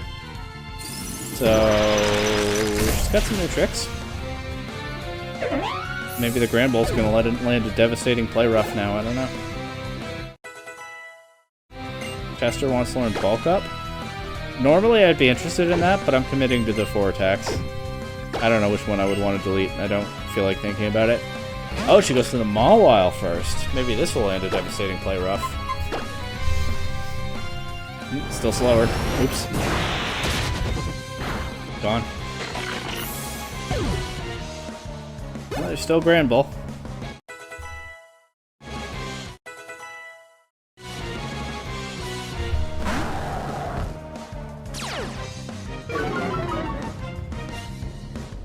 Very intimidating. But slow. Gone. Tailwind accomplished nothing. Dot, dot, dot, dot, dot, dot, dot, dot, dot. Gives me money again. This guy, I know this guy's low on funds, and he's losing all his money on these battles now. Might be able to shut down his operation by just winning over and over, huh? Wonderful. Magnificent, he says for some reason, anyway. But Essentia is only getting started. No, battle. Battle on my Essentia. Pokeball Jack function initiated. Virus potency set to 80%. Pokemon Pokemon Trainer Essentia. This one would be the Persian for me. That, of course, is the last Pokemon that we saw her use out in the alleys.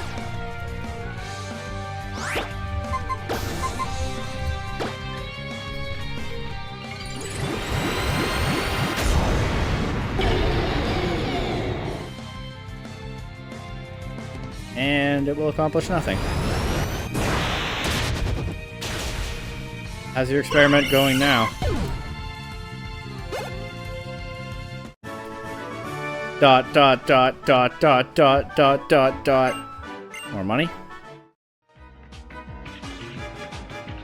Come, come. We can still go on. Or are you worn out? Too bad that Essentia will never experience physical or mental fatigue as long as she wears the expansion suit that I designed. Now battle! Battle on, my Essentia! Roar! What?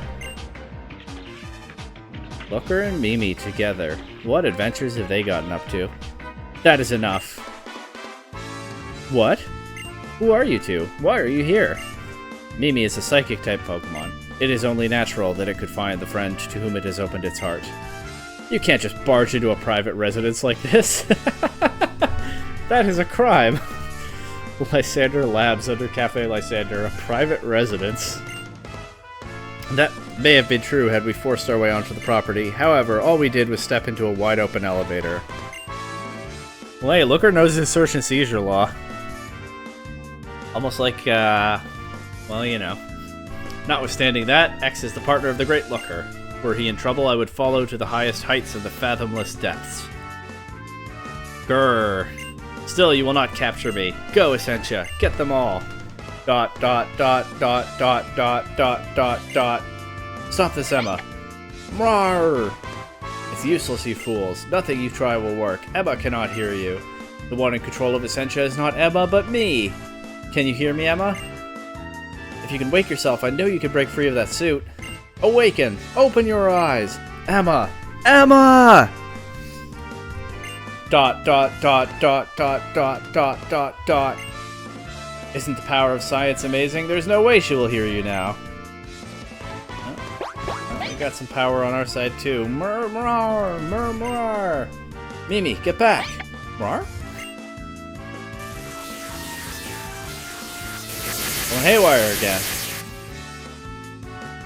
Dot, dot, dot, dot, dot, dot, dot, dot, dot. Ugh.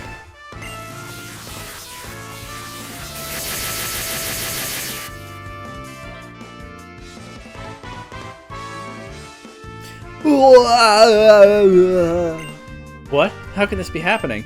Not a problem though, watch this. Remote control function, set to maximum output. Ugh, X, you must go. Stop Emma for me. This is the music for this moment? Okay, well.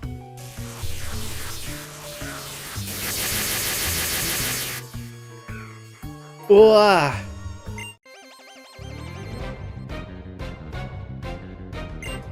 One more time, Pokemon Trainer Essentia, this time using her boss's own Pokemon, forcing them to battle, even though she befriended them so well as Emma. They would rather just hang out with her peacefully. Sad situation. Let's see. Let's you know, go ahead and deal with it.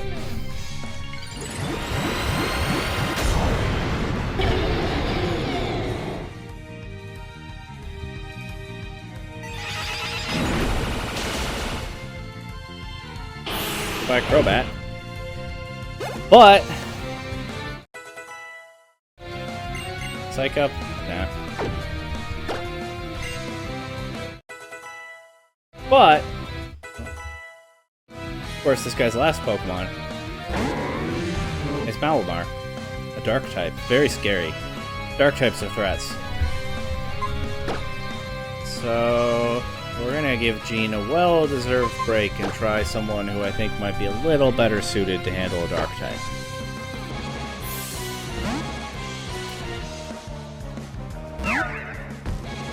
Deersick, I know you're not ready for my friend here. Although boosting your defense like that is a good start, actually. Let's just YOLO a play rough. That slash did not do very much, and that was +1. +1 defense doesn't seem to be helping you too much either. I think as long as we don't crit or miss here, it's time for Cake to eat. Or you can switch to a stronger attack. I suppose you have that option too. Well...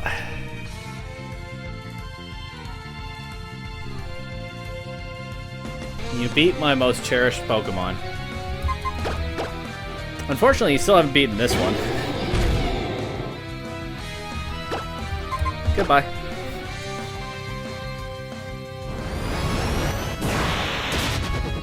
We won't let Cake go out like that. We'll find another battle for her. But I believe this wretched villain here is fresh out of Pokemon. And so that's a win. Even if things are still pretty tense right now.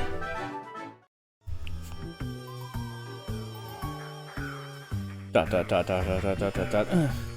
Gah! What a sound effect. It goes nuts like that.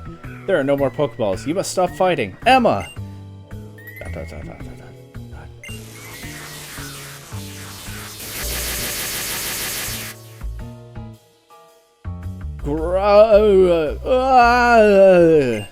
No, Emma, what can I do?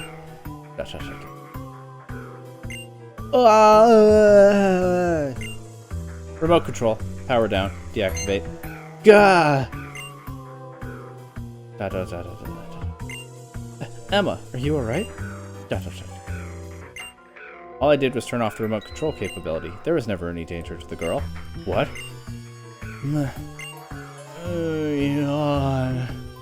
Huh? Oh, Dr. Zerosek. Are we all done for today?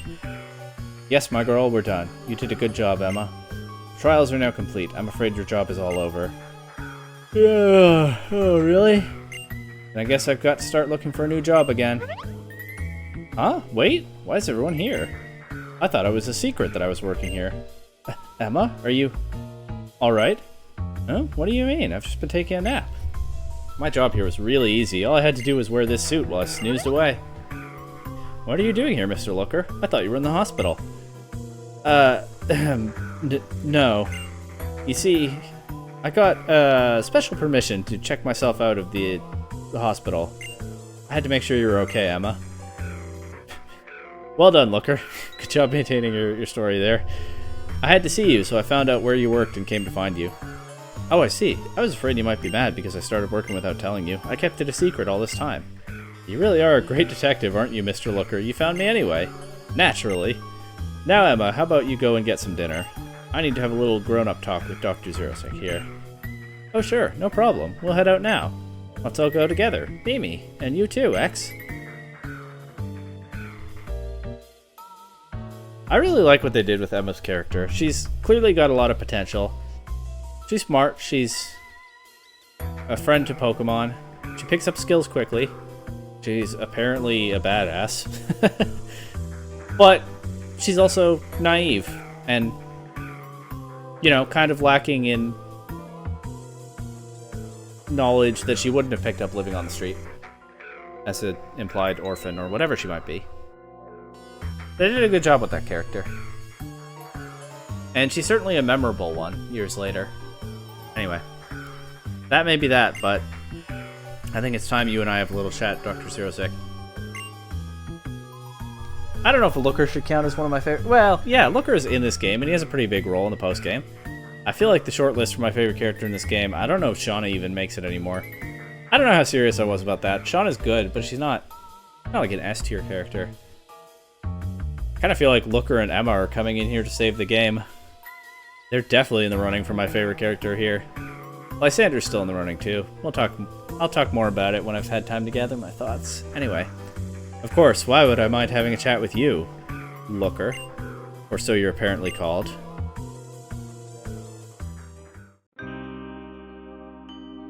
All the way back at the office. Let us get down to it.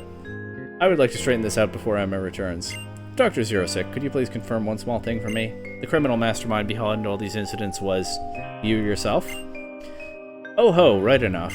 The graffiti in the art museum and the theft of the trainer's Pokeballs? Follow me, controlling Essentia remotely with the expansion suit. Emma was clinically unconscious in the suit. Her mind had no clue what her body was doing. She has zero responsibility for any of the crimes. You need not doubt her. That's how it is? If you're apprehending anyone, it should be me alone. For a minute, let's say I believe your statements. You'd better believe it. Emma is a fine person. Look at this, she even won this guy over. She even got this guy to like and care about her. Emma's great. Emma is a fine person. She may be a bit foolish, but she's strong and clear in purpose. See, just like I said. Yes, clarity. It is required when one dedicates oneself to a single pursuit. Clarity of heart and of purpose is needed if work such as my research is to succeed. The expansion suit that I dreamed of could only have been created thanks to the clear dedication of that girl's heart. When you add that all up, it means that I have no regrets. Take me away, officer. I hear you. Once I have everything in order, I will ask you to accompany me to the station. And that is all I have to say to you as looker of the International Police. What I say to you now, I say simply Mr. Looker, young Emma's guardian. Would you care to stay and visit a while longer with Emma and me? She seems to have grown quite fond of you, you know. We're about to have dinner together, and she was hoping you would join us.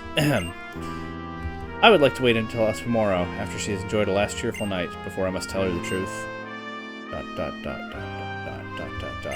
Dr. Zerosek.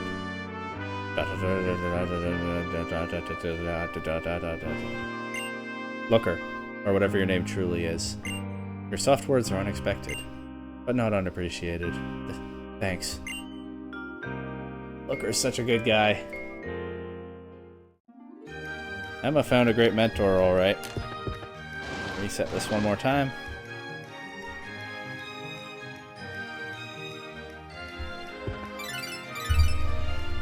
And someone's calling me, of course.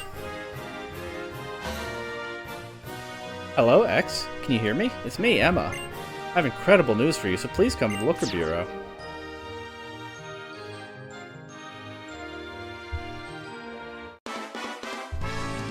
Final chapter.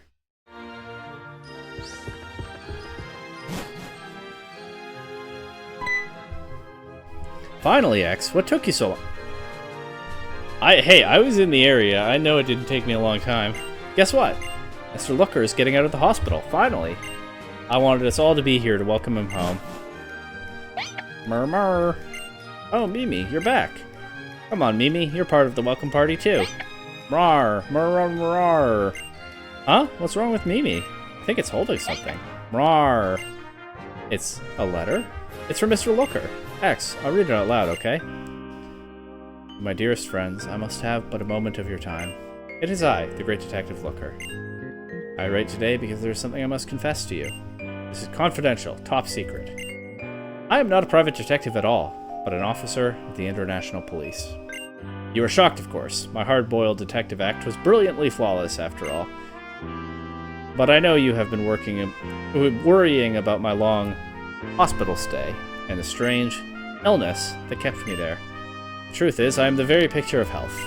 My hospital stay was a ruse to keep you all out of harm's way. My intentions were only the best, but it was still a lie, for which I humbly apologize.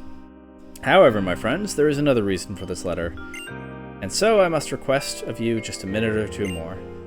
I came to this region for an investigation. Detective Officer Looker was on the case, and indeed, thanks to yours truly, the case is now closed.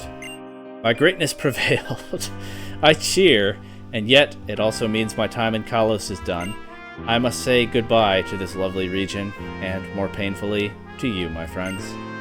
Thank you for all your assistance, and adieu. P.S. To X, my colleague, you have been the perfect partner. For all that you have done for me in our time together, I would like to present you with my cherished code name, Looker. Huh.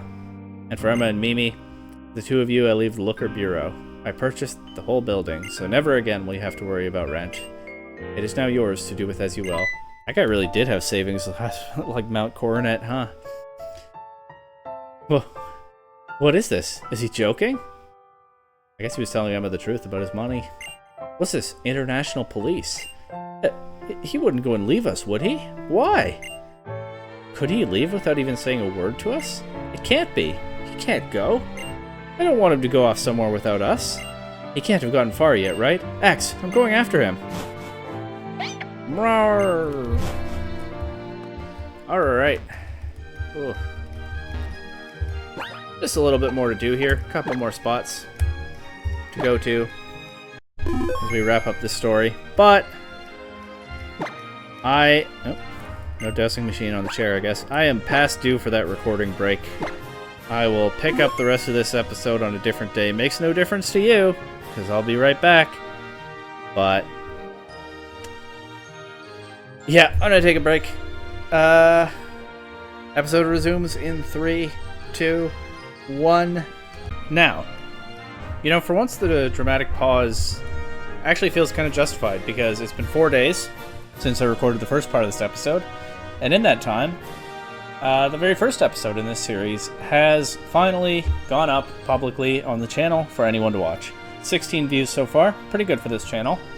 Hopefully someone sticks with this series all the way through, because I think it does get better over time as I figure out exactly what I'm doing here. Anyway, we're almost done with the Looker Bureau storyline. Oh, I forgot that this guy was going to pop up. That's what happens when you take 4 days between recordings. Watcher. How's it going, Axe? I was bored, so I came over. When I was coming in just now, Emma were tearing out in a hurry. Something happen? Sorry.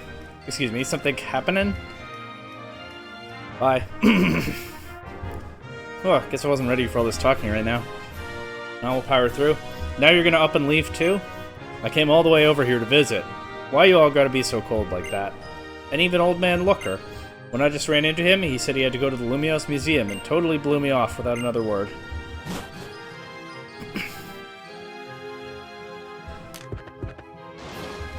Alright, so Looker went to the museum. Kinda seems like the obvious place to go look for him.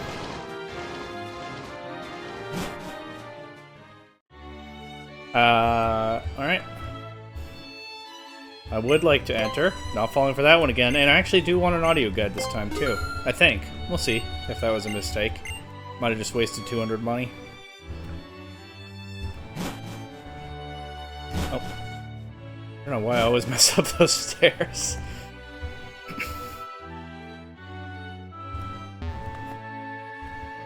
But I believe this painting will be restored now. Here it is.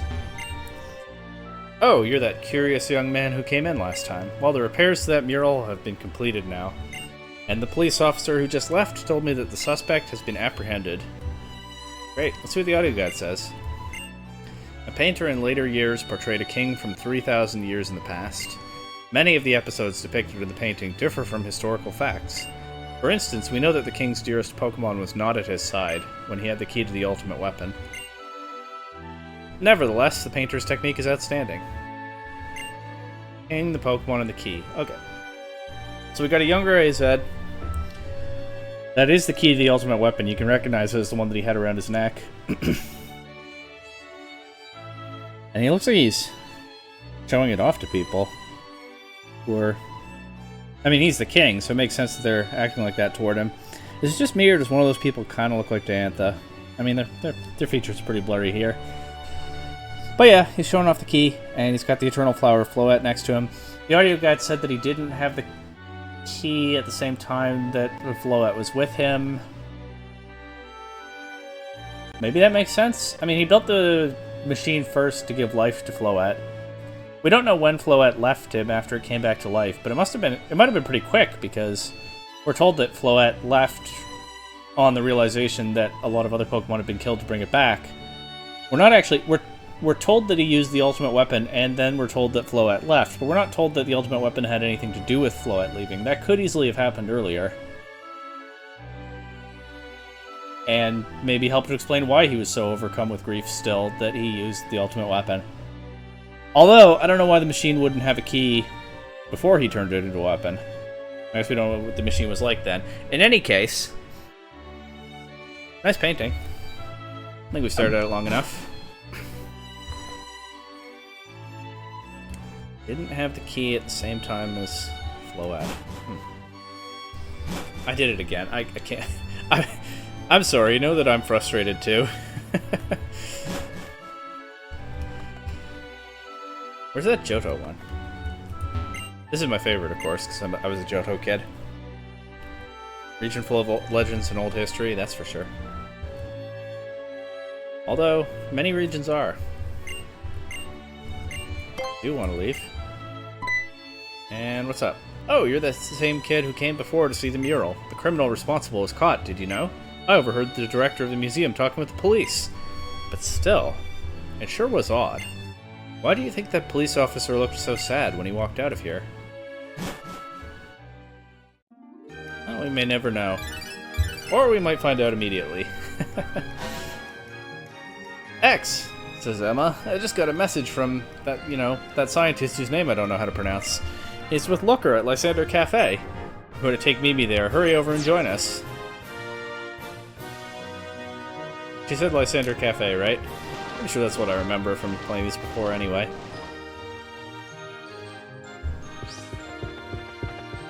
Prism Tower, maybe a little less impressive during the day. Still looks nice, though, at the end of that alleyway. It's a pretty city.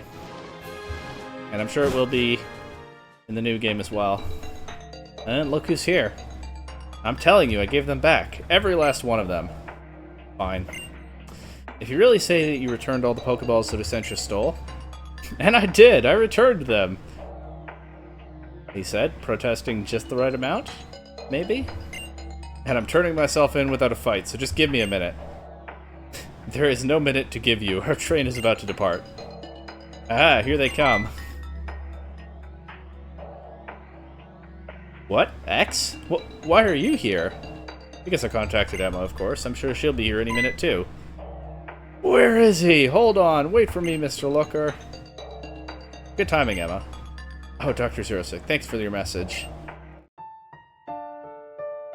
Mr. Looker, I've been searching everywhere for you. Please, tell me why. Please. Why did you lie to us? Why are you leaving us behind? I'm sorry, Emma. But my letter explains everything. I work for the International Police. I am a globe-trotting, crime-fighting elite. Wherever there is a case, I must go. Justice awaits. And take me and Mimi with you. We'll join whatever police. We can be police or anything, if only we can just stay together. Emma, I wish it could be like that. You can't come. It's not possible at all. Why not? Why can't we?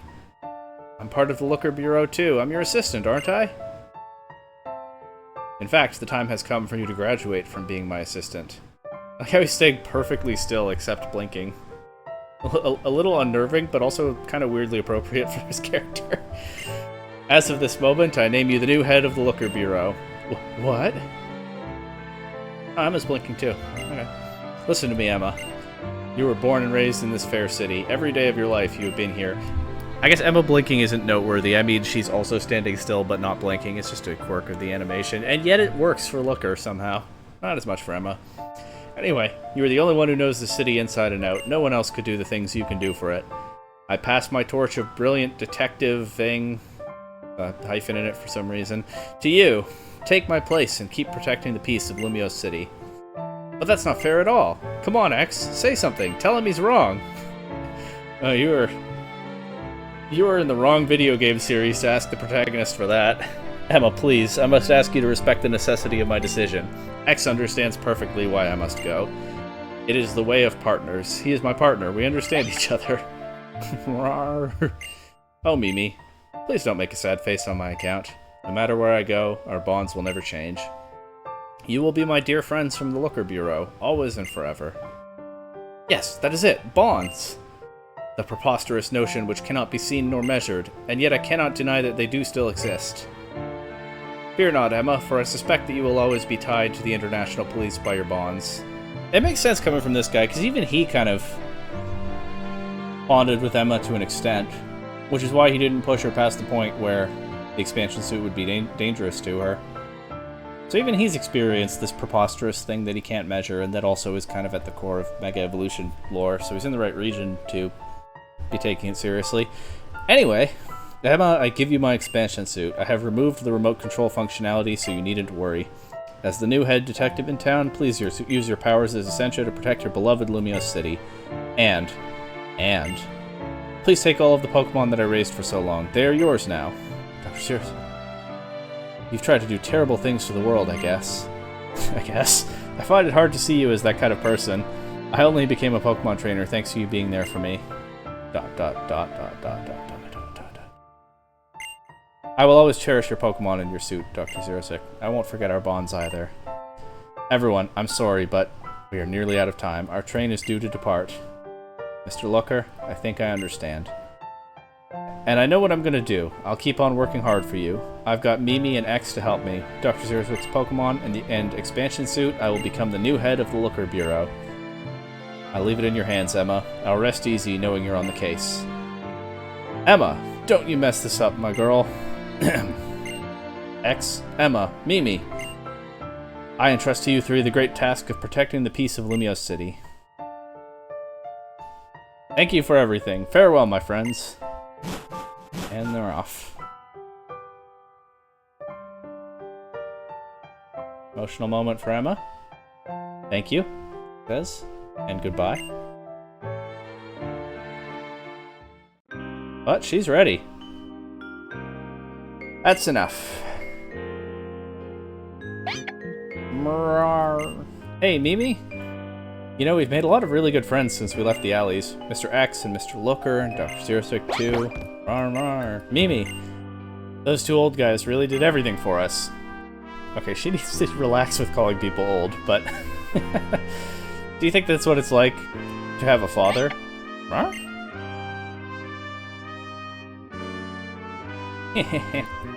Nothing. Never mind. Of course you wouldn't know any better than me, Mimi. But I'm still glad. I'm glad we got to meet them. And she's smiling at the end. Our story together ends here, but their story is just beginning. That is a good little storyline there. And a good ending for Emma. I mean, not only did she form those bonds that we were just told about at length and have seen over the course of the storyline, but also Looker is right. Emma is, you know, not very educated, can be kind of naive, but she knows the city like the back of her hand, and she is well suited to looking out for it in Looker's absence. It's a good ending for her. And I've timed this so that we can see her in the expansion suit, and I believe battle her one more time before we head off on our way. Oh, X, how are you? I just finished my work. Thanks to the expansion suit, it's easy to go anywhere, and with the Pokemon that 06 gave me, I can deal with any kind of job request. Oh, I know. X, why don't we have a Pokemon battle? Absolutely.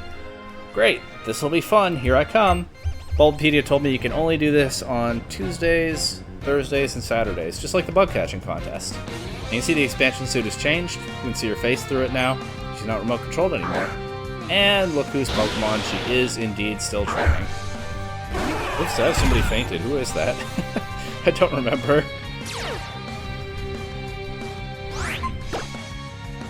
Oh, it's Cake.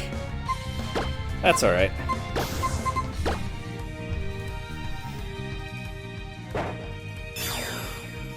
We don't need Cake for this battle.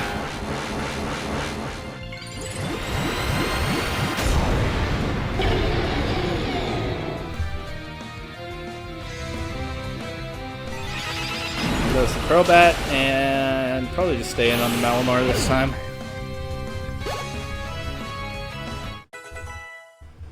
I would like this Metatite that I'm carrying to evolve. That would be very convenient if it happens soon. Ooh. Just got up to me in levels, by the way. Oh, and it took an Aursphere pretty well, but won't take another one.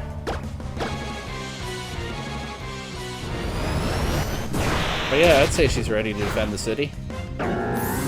She can go anywhere, look like anyone. She has connections all over the city and certainly knows her way around. She's got some strong Pokemon. She'll be okay. I lost, she says. Oh, and there's that Medicham I was asking for. Right on cue. Thanks, Emma.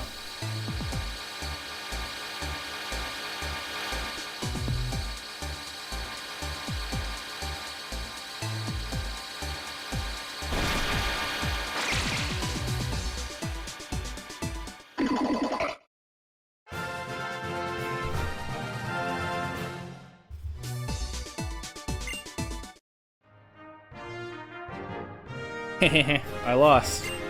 That was great. I knew you must be good at battling next. Looker and the others said you were a champion. I guess it's true, huh? Sure is. And the gang are all here. This one is good at maths. She keeps hold of the accounting and finances. This is the cook in the gang. And this guy... Hey, X, how are you getting along? He's just kind of here. Okay. That fits. Blank notebook. But yeah, everybody's helping out. Emma's all set. If I go back in right now, will she still... I'm sure she won't battle me again, but will she still be... Yep. In the expansion suit and everything. And I could probably battle her on Thursday if I wanted, but... I think we'll be doing that. What I do think I'll be doing is... I kind of just want to get a couple battles with some Mega Evolved Pokemon that I haven't used before in this playthrough. And since they're still kind of under-leveled, it's the post-game and all, I thought I'd just head over to the Battle Chateau to do that.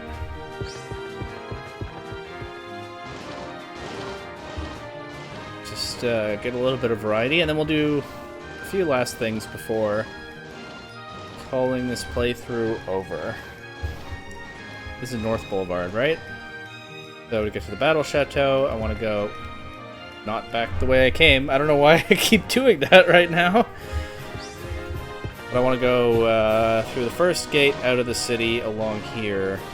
If there's a conveniently placed Pokemon Center... I have to go out of my way to get to one. Don't really need to. Just a quick run through here.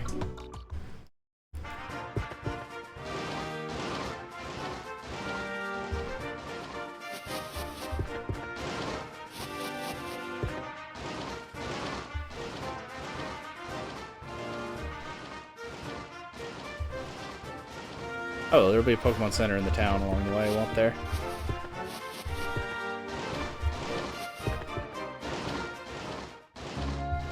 But I don't need it.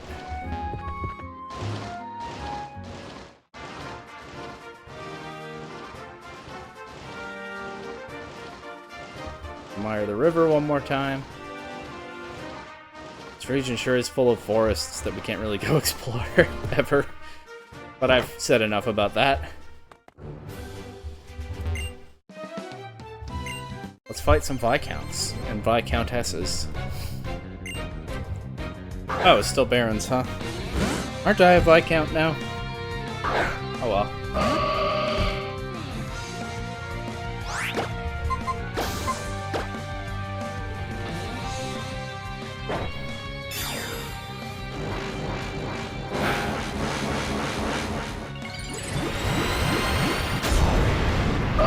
There you go. Gardevoir, of course, has already put in an appearance on Diantha's team. But now we get to use one. Goodbye, Spoink.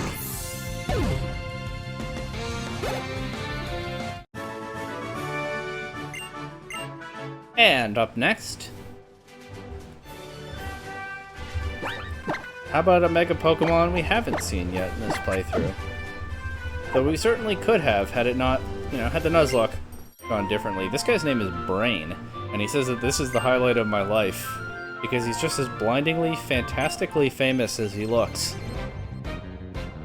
Well, I am looking forward to this battle, but I don't think it's the highlight of my life, and I definitely don't think it's because of Brain here.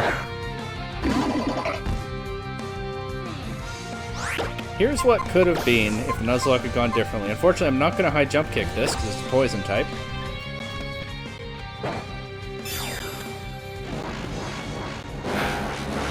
But there we go. If you're tired of watching Lucario, Venusaur, and Mewtwo Mega Evolve over and over, here's a bit of variety for you.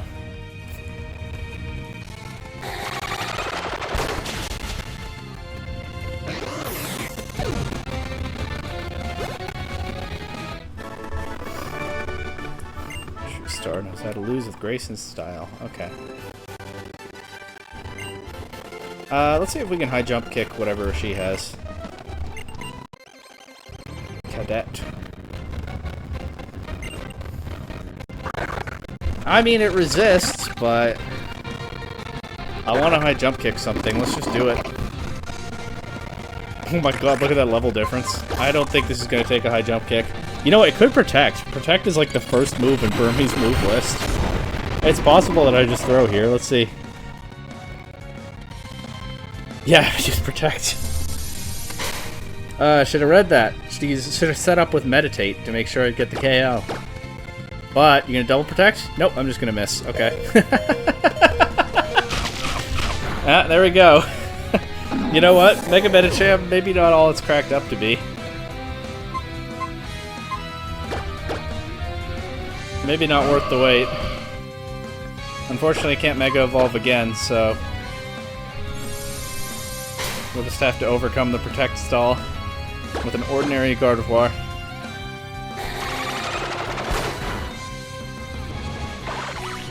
There we go.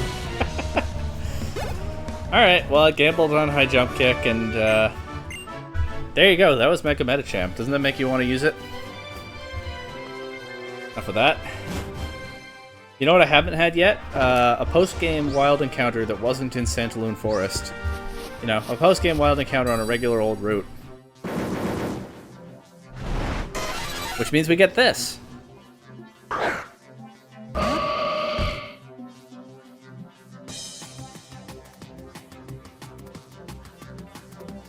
And it runs before we can do anything.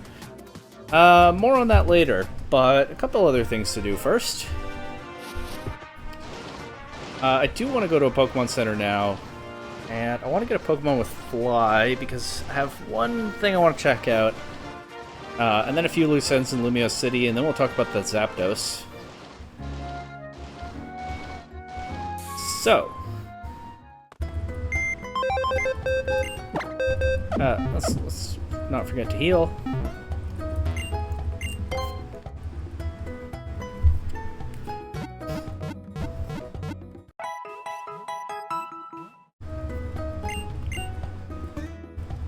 Let's fix up the team a little bit.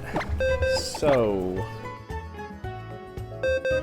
Gardevoir, yeah, Charm the Medicham. Thanks for showing us what you can do. Same goes for Gardevoir. Get my starter back out of the PC. Chester is already past him in level. Don't want to open up too big a gap there, and let's get somebody with Fly. Who knows Fly? Delibird knows Fly.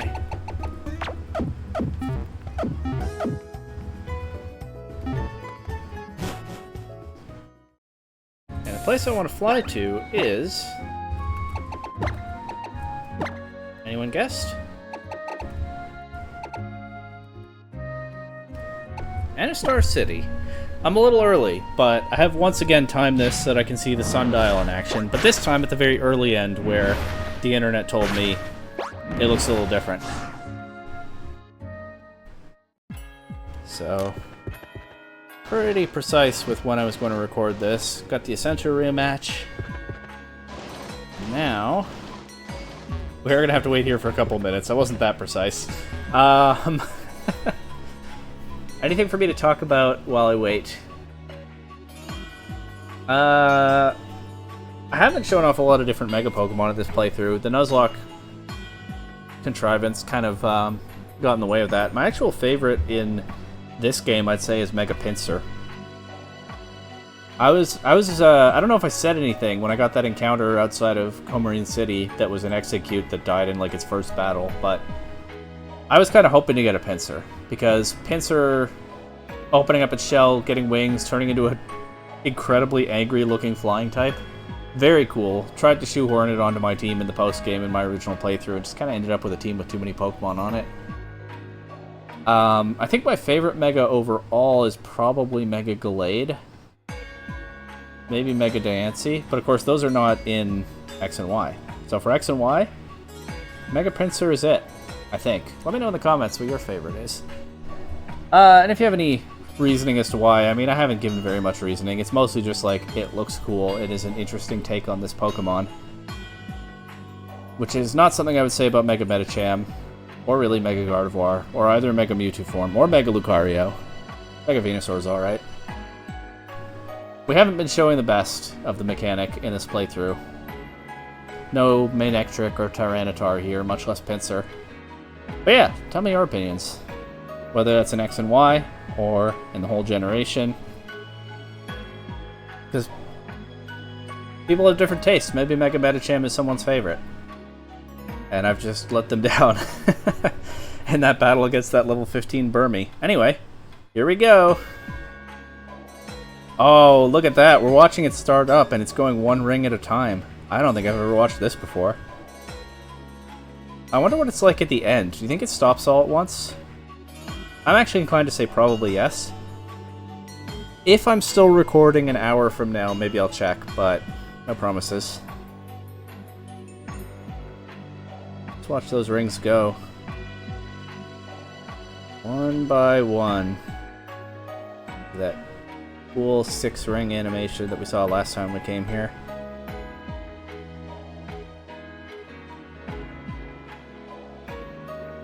There goes the last one.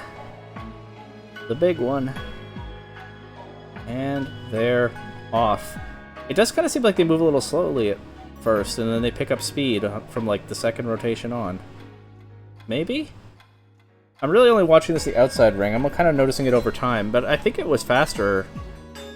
I think it's been faster ever since it finished its first motion, right? I mean, they all look pretty fast now. Yeah. They do. So not only do they start one at a time, but they also gradually pick up speed. That is pretty cool. I mean, it's just a neat little visual thing, but yeah, it's a neat little visual thing. I like it. And we've got light through the sundial. Touching it does nothing now. Already upgraded the Mega Ring. Sundial is pretty mysterious. I feel like they didn't ever explain it very much, did they? It's cold. I see my breath. I don't know what else I might be looking for in this city right now. Let's leave and come back. See if anything visually changes.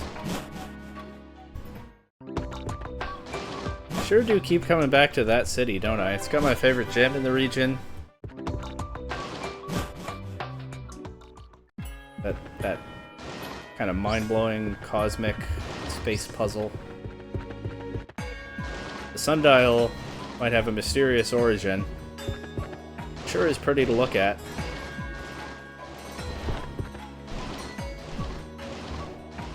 And it's a nice cozy city. I like the music, I like the layout.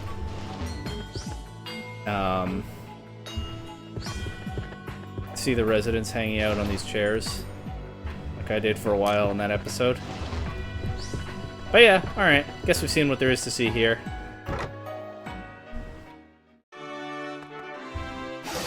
Maybe, no promises, maybe if I'm still recording this in an hour, I'll come back and see the end of it.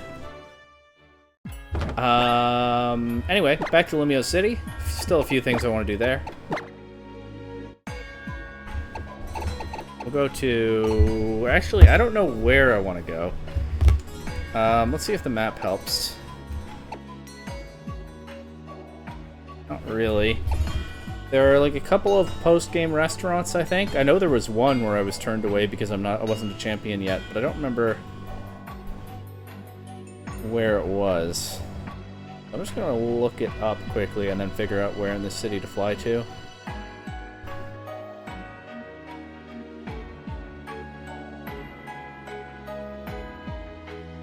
Lumio City restaurants. I know I did Lena. I think I did Lena. Yeah, I recognize these Pokemon. I think I did Luya. Next is Restaurant Luau on Hibernal Avenue.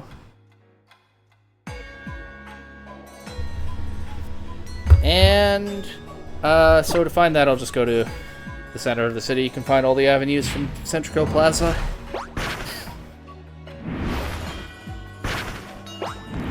Goodbye, Star City music. I do want to make one team change. Don't need to be carrying this Delibird around. Instead, let's get a proper final team for this playthrough by bringing back my Golden Graveler. So, that means the team is...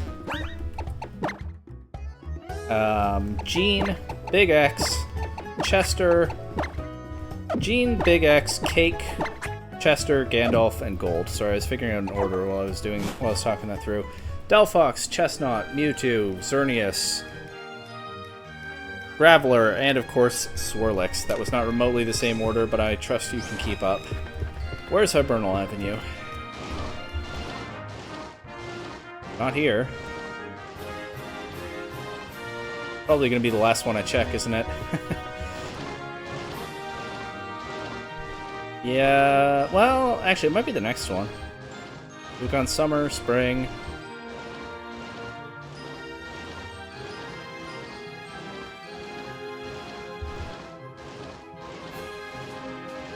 Winter, perfect. Where's this restaurant? Is this it?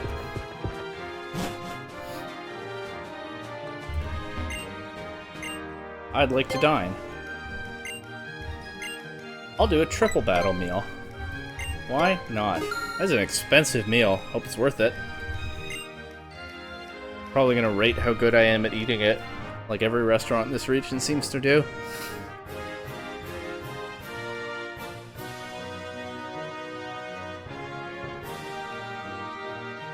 Thank you for your patience, sir. I'm the owner of Restaurant Luau. The owner right away. Your entree today will be the ultimate terrine. I don't know what that is. And here you are, good sir.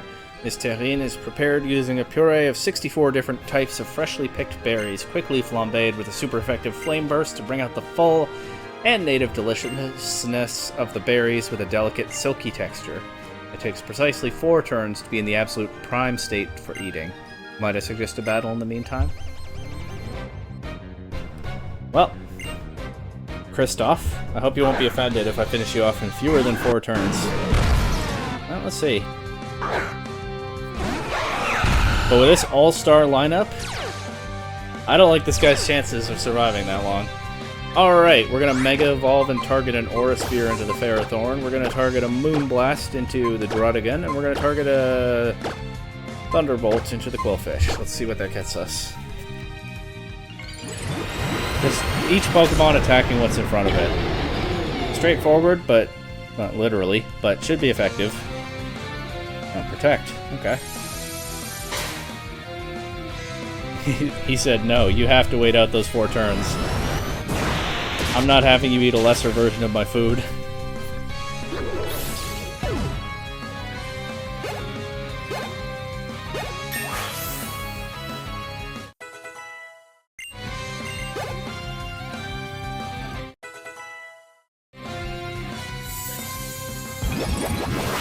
But all he has now is a Quillfish and a Culinary Dream.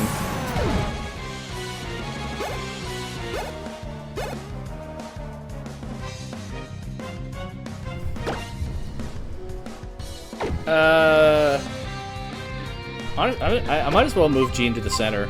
It's not like Big X can do a whole lot here. I mean, I'm sure Moonblast will hit the Quillfish pretty hard, but I might as well move Gene to the center. And since Big X can't really do anything after going to left, I'll just set up a Geomancy for no reason. And here's another Thunderbolt into the Quillfish slot. That move to the center was so quick, it was honestly kind of jarring. Look at those pretty Geomancy colors. Big Aqua Tail into Cake. Doesn't do that much, though. And the Thunderbolt doesn't knock it out, but don't worry. We've got something, we've got a strong follow-up. I think Moonblast Thunderbolt would have done it, but this is fine. 3 turns, I got close to his recommendation. Do you think he would have used Protect on turn 4 just to mess with me? I don't know. That wouldn't be very professional. Now this is triple battling. That was a fantastic effort, sir. Let me take a moment to review. In this Pokemon battle, you used 3 turns and you had 0 Pokemon faint. You and your Pokemon made a lovely combination. My heart is hammering. Okay, let's eat some berries. What's next? Alright, Kristoff's back. Soup of the day, a sumptuous consommé. We begin with a vintage 3,000-year-old rare bone, boiled for 100 days in pristine snow melted from Kalos' fine frost cavern. This allows us to extract every last essence of flavor from its core. It takes precisely 3 turns to bring it to the prime state for eating. And it's battle time again.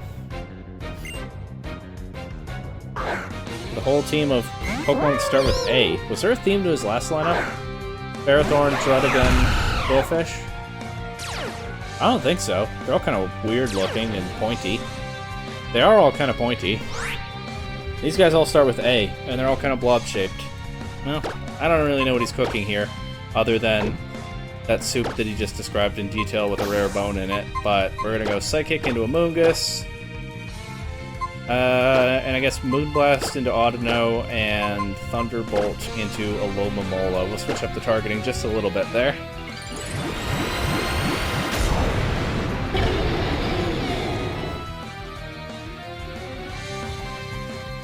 We'll protect again. Making sure I don't eat too quickly.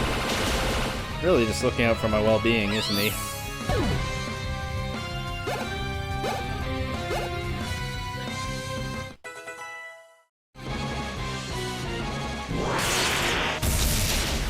Well, in that case...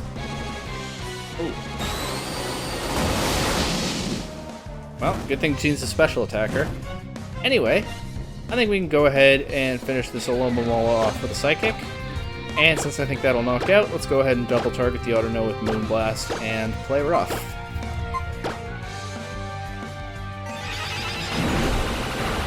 Is Mega Audino in X and Y? I think it is. That's a Mega that I have never really thought about very much, but it would have been interesting to use if the encounters had worked out that way. Oh well. That's probably the last time I'll think about Audino for a while.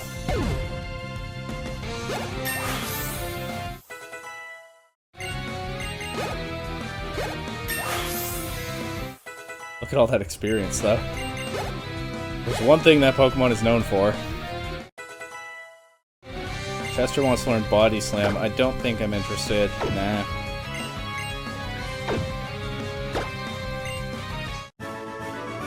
There's like 3 different Pokemon leveling up because of that Audino.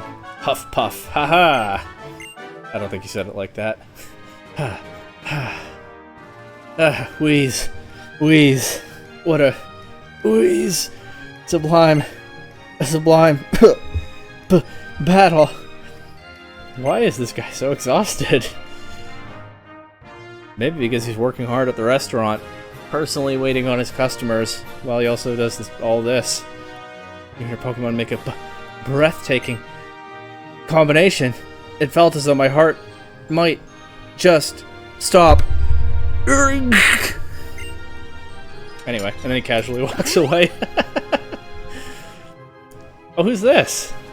You're not Kristoff? Did Kristoff actually have a heart attack? Oh no! The owner has had to respond to an emergency. I'll bet he has. Hope I might serve you in his absence. Allow me to introduce your Poisson course, a pristinely prepared item in a light velouté sauce, harvested from the coastal ocean near Salage City and boiled in the salt water of its sea environment, so gently that it barely bubbles in the pot. Okay, did you see what just happened there? I'm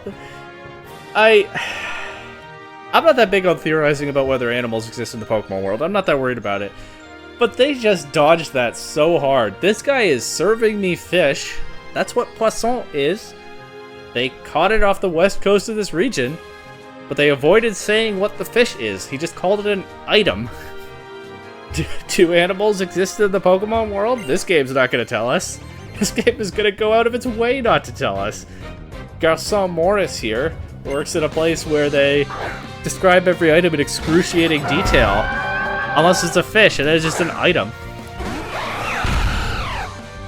I hope his boss is okay, though. What do I want to do here? This is like the worst lineup. You know, I'd love to Aura Sphere that shield on, but... Wait, does Aura Sphere go that far? I actually think it might. Some moves do. Mostly flying type attacks, but...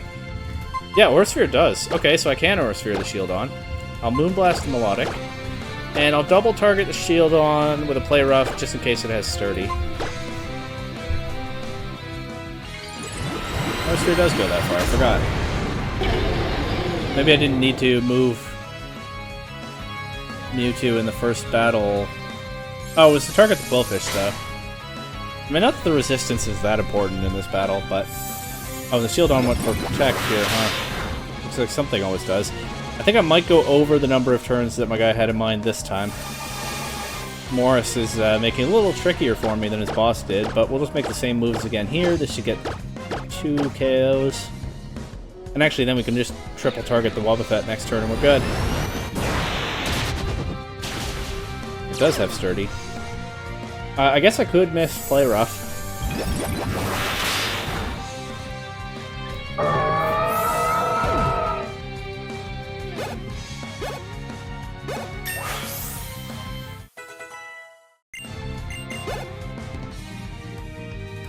But I don't.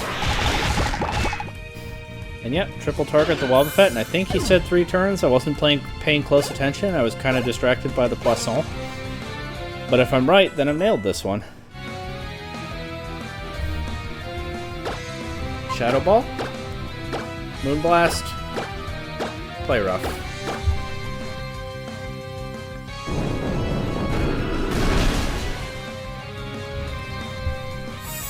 Goodbye. Oh, I didn't even realize Cake is benefiting from Fairy Aura, isn't it? Not that it mattered in this battle. But that's a good thing to keep in mind. Perfect Pokemon battle, much like a perfect blend of magnificent spices. Thank you for joining me for a battle. Let me summarize your efforts. 3 turns, 0 Pokemon fainted. I felt the same beauty that imbues our dishes in the clean purity of your battle. And he's gone. And he's back. I've brought the Beyond course, sir. Today is a fantastically finished roast. I hope that you will not hold back, but will devour it as your primal instincts urge you to. It is just moments from being ready. I could not possibly serve an overcooked meal. You will need to wait 3 turns if you wish to begin it with perfect timing. Alright, let's go. Togekiss, Floatzel, and Lucario. Those are all Gen 4 Pokemon. Was there common thread in this last team? What was it? Wobbuffet, Shieldon, and Melodic? They're all, like, defensive Pokemon. I don't know. Maybe I'm looking too hard for themes.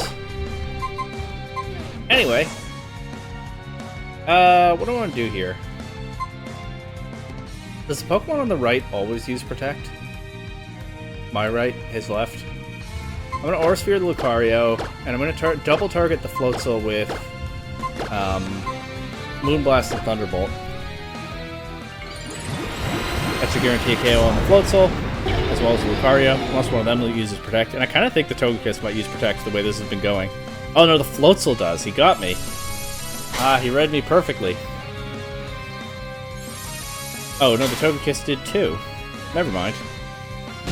He didn't read me, he just hedged. But I'll get rid of the Lucario here. Call it a metaphor if you want for how this Mewtwo took my Lucario's place on my team. And this time I'll double target the Floatzel with Gene and Big X, and I'll Thunderbolt into the Togekiss. Can't say I'm very afraid of that. They're all using they're all Gen 4 Pokemon, but they're also all using priority attacks. So Morris knows what he wants to do here. Anyway, we one-shot the Floatzel, so we'll probably get rid of the Togekiss this turn too. Once again, wrap the battle up just a little too quickly for a perfect meal. But whatever, I'm hungry now. I want to give in to my instincts and tear into that Beyond or whatever he said.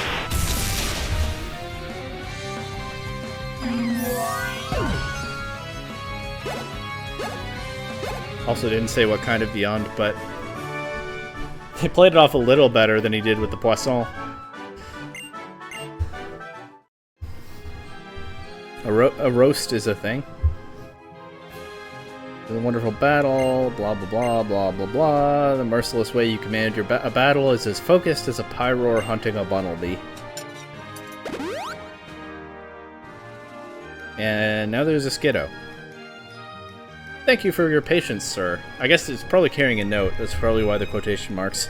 Thank you for your patience, sir. May I present the day's fromage? This sublime tom cheese has been made using the milk of the Skiddo before you. It will taste its most delicious if you could begin eating it in precisely 3 turns.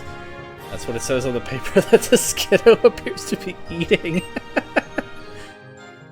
Oh, who's this? Don't tell me Morris also had a medical emergency. Is this place okay? Alright, Waitress Paula, Chatot, Exploud, and Auroras. They definitely have themes, because these are 3 loud Pokemon. Auroras might seem like a bit of an outlier, but I think it gets, like, Refrigerate, Hyper Voice to go crazy with the boosted Ice-type attack, doesn't it? The other 2 are certainly noisy Pokemon. Anyway, Auroras also goes crazy at dropping the Aura Sphere, so we'll do that. Moonblast the Exploud and Thunderbolt the Chatot, see where that gets us. Something will probably use Protect. Maybe they'll all use Protect this time.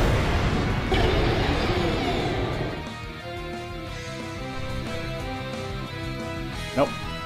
No, nothing did. Wow. Okay. Well, we won't get to check for Refrigerate Hyper Voice, but that's my guess as to what it would have done.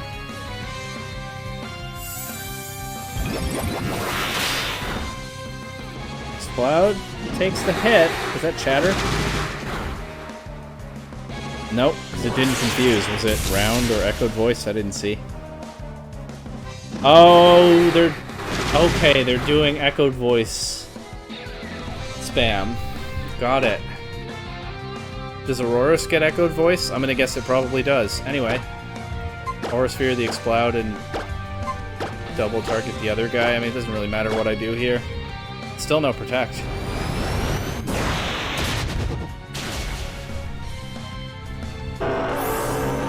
Sorry, I'm a little far in this game to be handled by Echoed Voice spam. A good effort. Shouldn't they be going for Round if they can all get that? Doesn't Round power up when you have multiple Pokemon on the field using it? Or something like that? Gandalf wants to learn Will-O-Wisp. I do usually teach Will-O-Wisp to my Delphox, and I still have Tail Whip at this point, so I might as well. Could have used the TM earlier, but I didn't even think about it. I feel like I usually teach Calm Mind to my Delphox too, but at this point in this playthrough, safe to say I don't care. Calm Mind and Will-O-Wisp is a nice combo, along with the Fire and Psychic coverage. Would have been in so much trouble for messing up like this. Messing up how? This is what happens here. I beat your boss so thoroughly in battle that he's probably in the hospital now. That's the impression I'm getting anyway. Oh, sir, I'm so terribly sorry. I only looked away for a moment. But in that moment, the Skiddo here dashed away with my crib notes. Okay, so the Skiddo was not supposed to be sent alone. It's a good gimmick, but they didn't do it intentionally. I guess she was supposed to bring the Skiddo with her and say all the stuff that was on the notes. Let me summarize your battle. Please remember our dear Skiddo as you enjoy your fromage. This is a very cute Skiddo. And now what? Paul is back. This dessert will be your final course today. It is our cool and crispy house special, creme brulee.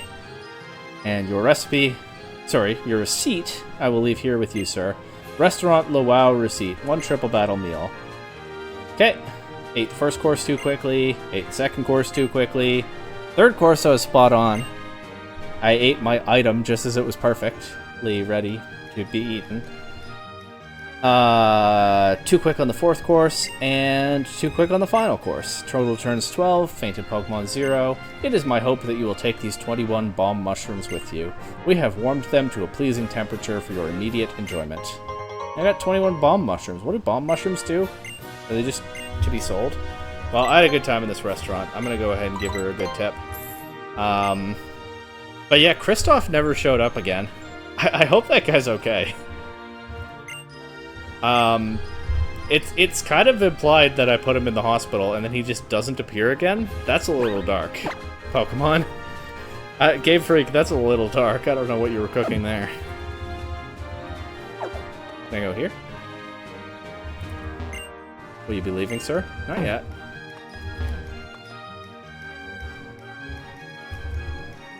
Maybe the Kristoff stuff is different in Japanese, I don't know. So nervous you can't taste the thing. Look at him chewing so slowly and quietly. His manners are very refined and proper. You think he might be a renowned food critic? I should have talked to her first.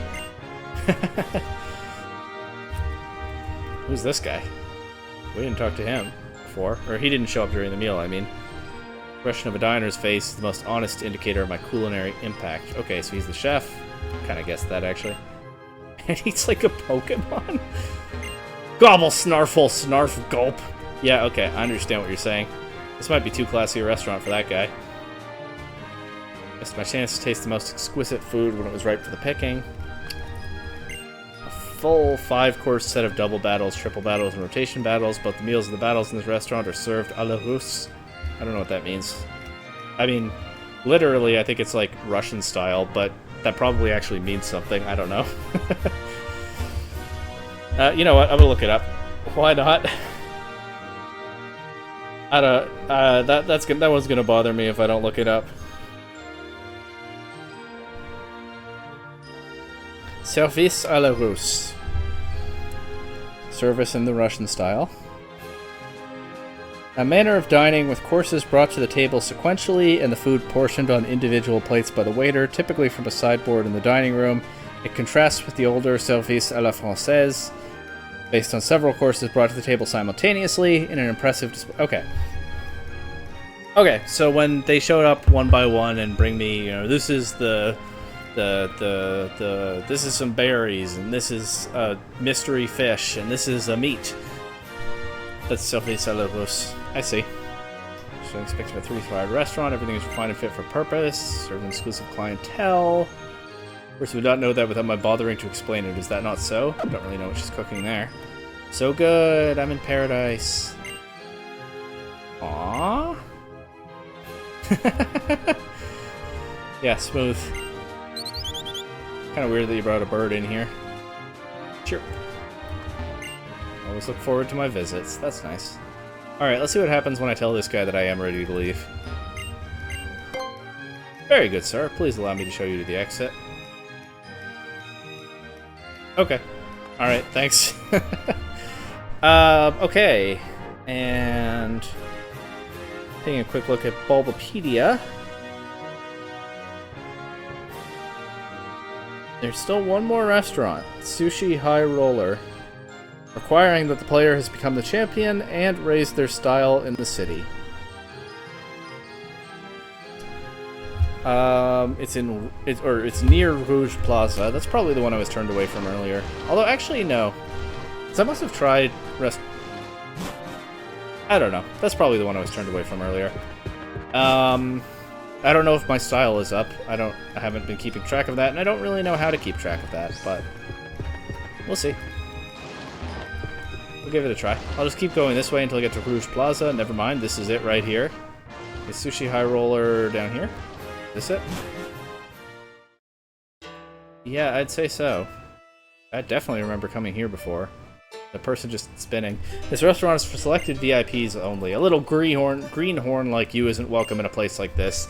Get on! Vamoose! If you don't scram, I'll throw you out myself. If you don't like it, get famous and then come back. Okay, hang on. Oh, what's this? I seem to have the Honor of Kalos in my bag. A precious symbol that is awarded only to an individual who's done great things for the Kalos region. I seem to remember having a whole parade in this city after I became the champion. But no, you're right. I'm too,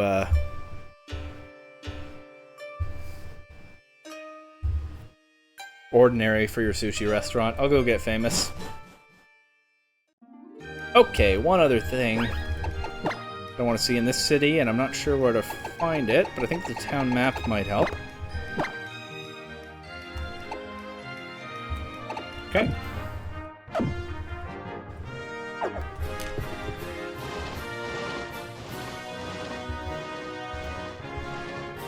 Actually, I want to go this way because I want to get onto one of the boulevards. Get famous. I think I'm more famous than whoever that guy was. Okay, North Boulevard. What I'm looking for is the Battle Institute. It's definitely something that I've completely overlooked in this game before, and I don't really know anything about it. I don't know what to expect there, but it's an institute, and it probably has battles. And apparently it's a post-game thing. I looked up post-game stuff in this game before I started recording this episode, just in case there was something I didn't know about. And yeah, the Battle Institute was pretty much that. I recognize the name, I've heard of it before, but I don't think I've ever checked it out. And as you can see, I'm not exactly sure where it is. But the town map just told me that it's on North Boulevard. I feel like it would probably have a sign out front, so I don't think it's that building.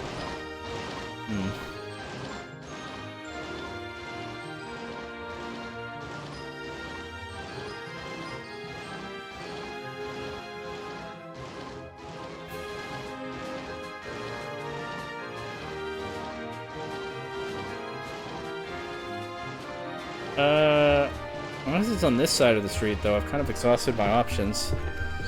So let's start checking buildings.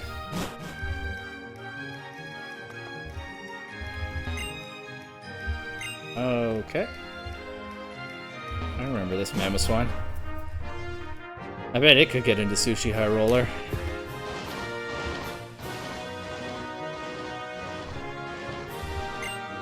Huh, they're out of galettes. I actually wanted to buy some. What a shame.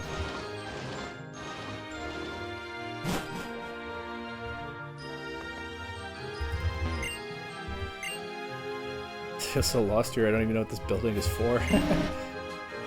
We moved from a very rural part of Unova. I don't think this is the right building.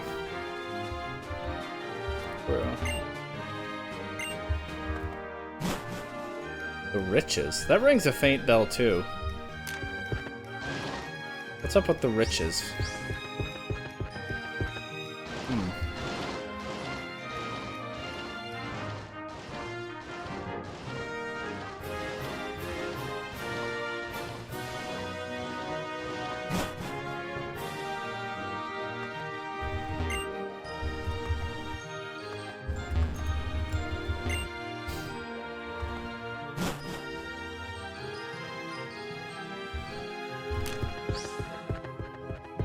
There's cafes on this side.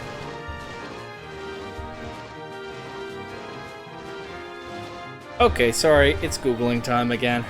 I don't know where to find this place. And, might as well look up the Riches while I'm at it. Also, by Google, I mean, I already have a Bulbapedia tab open. I might as well just stick with that. Oh, the Riches are a Gen 5 thing. Family of 7 living in Undella Town. I've probably encountered them in those games. Black 2 and White 2, the Riches house has been demolished, and a maid states that they have moved far away.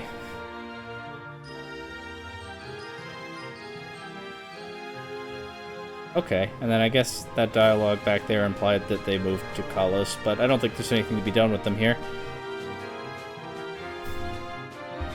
Battle Institute.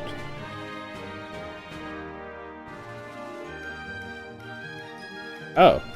Battle Institute is also a Gen 5 thing, but it also exists in Gen 6. But I don't think I've touched it in any game. Huh. It just says it's on North Boulevard. Alright, it is Google time.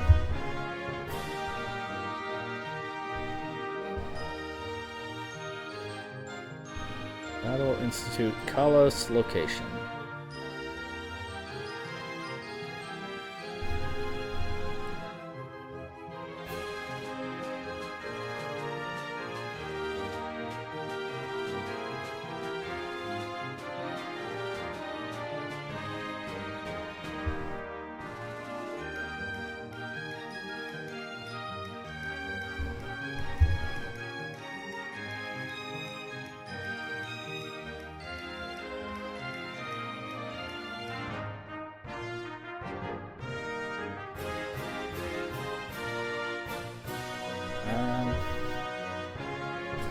You know what? I'm just gonna look up someone else's YouTube video and see... watch them go to it. That's sometimes the best way to find things in a game like this.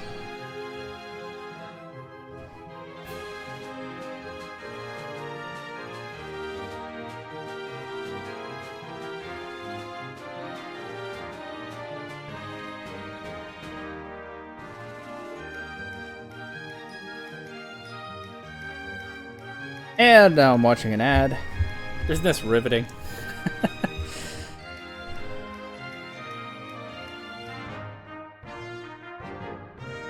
Moosehead Beer, if it's worth doing. I'm not going to say the slogan, they're not paying me.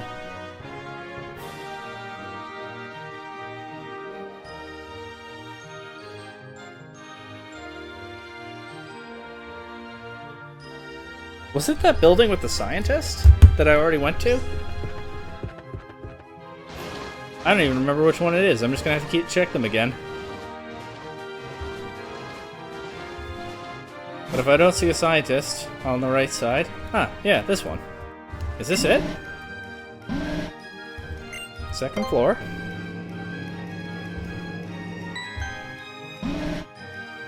This is not a battle institute. What about the fourth floor?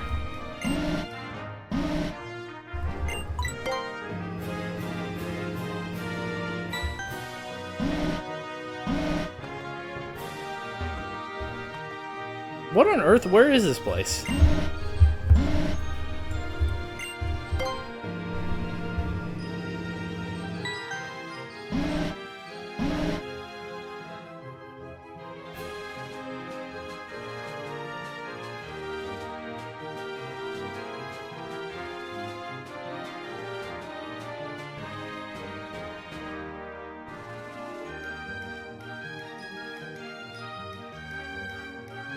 No wonder I've never played it before. I'll tell you that if I can't find it when I'm looking for it.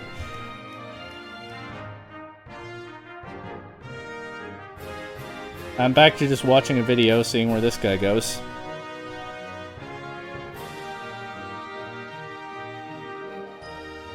Not moving right now.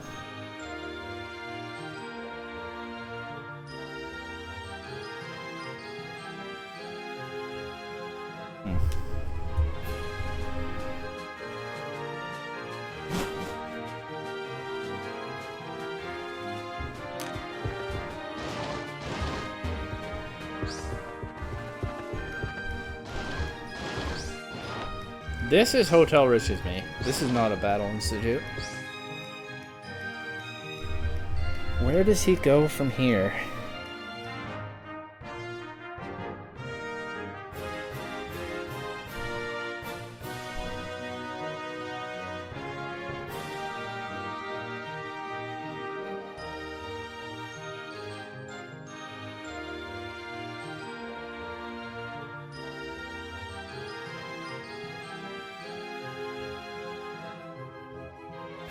Gets on a go-goat.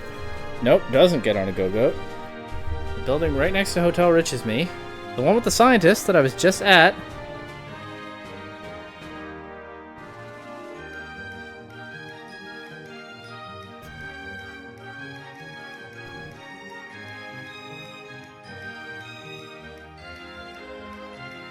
I don't want to try to skip ahead because I keep accidentally skipping past it.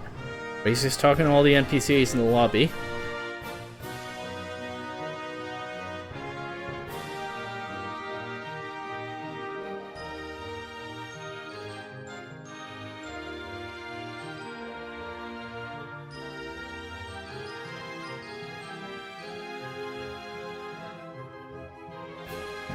Going to a Pokemon Center.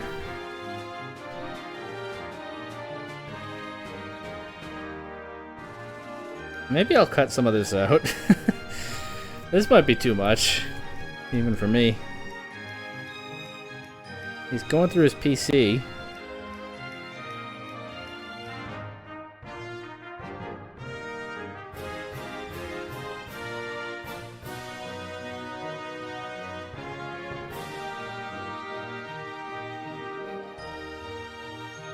Back in that building with the scientist. Oh, he's doing some other side quest.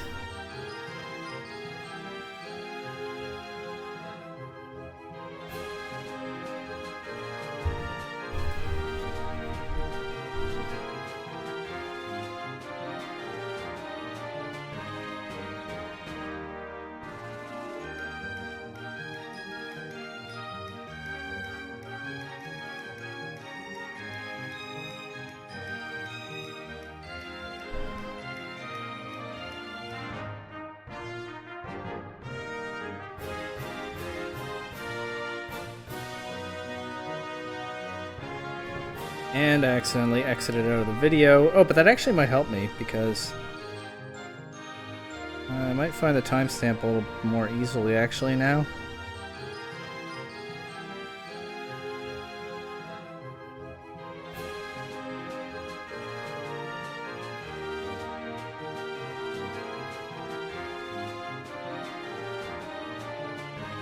Oh my god, it's right next to the train station. Okay. Well, thank you, Abdullah Smash on YouTube. Your 10-year-old video has saved me here. How did I miss this? There's a sign and everything. If I've cut out some of the search, welcome back. But honestly, I might leave all that in. I don't know. Laugh at my expense. By all means. Battle test. Double. 5 battles without a break. I'll use the Pokemon in my party. Oh, I can't use restricted Pokemon. Okay, I'll lead Cake and Gold, and I'll bring Gandalf and Chester in the back. That's fine. Let's go. Is this just a mini battle facility? Like a smaller scale battle maison kind of thing? This guy's training for the sake of his dreams. Got a Pineco and a Snover. Is this somewhere I was supposed to go earlier?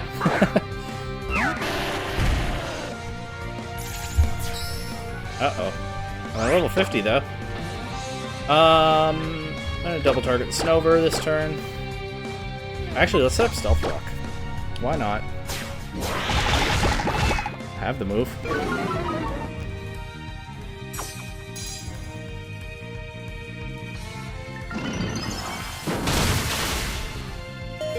Okay, clutch sturdy with survival there. Never mind. But now I get my fire type in on these. That's good.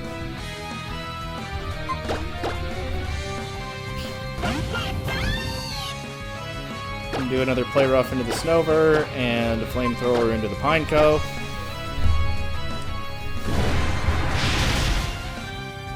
Oh, it has sturdy too. And I missed the play rough. Oops. Uh-oh. This battle is taking a turn. That fire type was not the win button that I thought it would be. I'm down to Cake and Chester. We'll just finish the Pineco off with Thunderbolt. And go for... Oh, I don't have a fighting attack on my Chestnut. That's interesting. I guess I'll go for a Pin Missile into the Snover. And it hits. So that's good.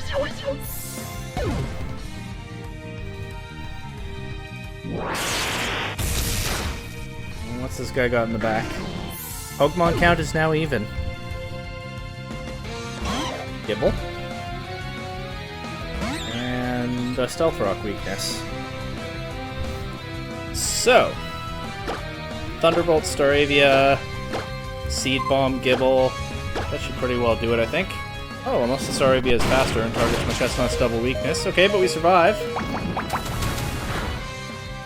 Get rid of the Gibble.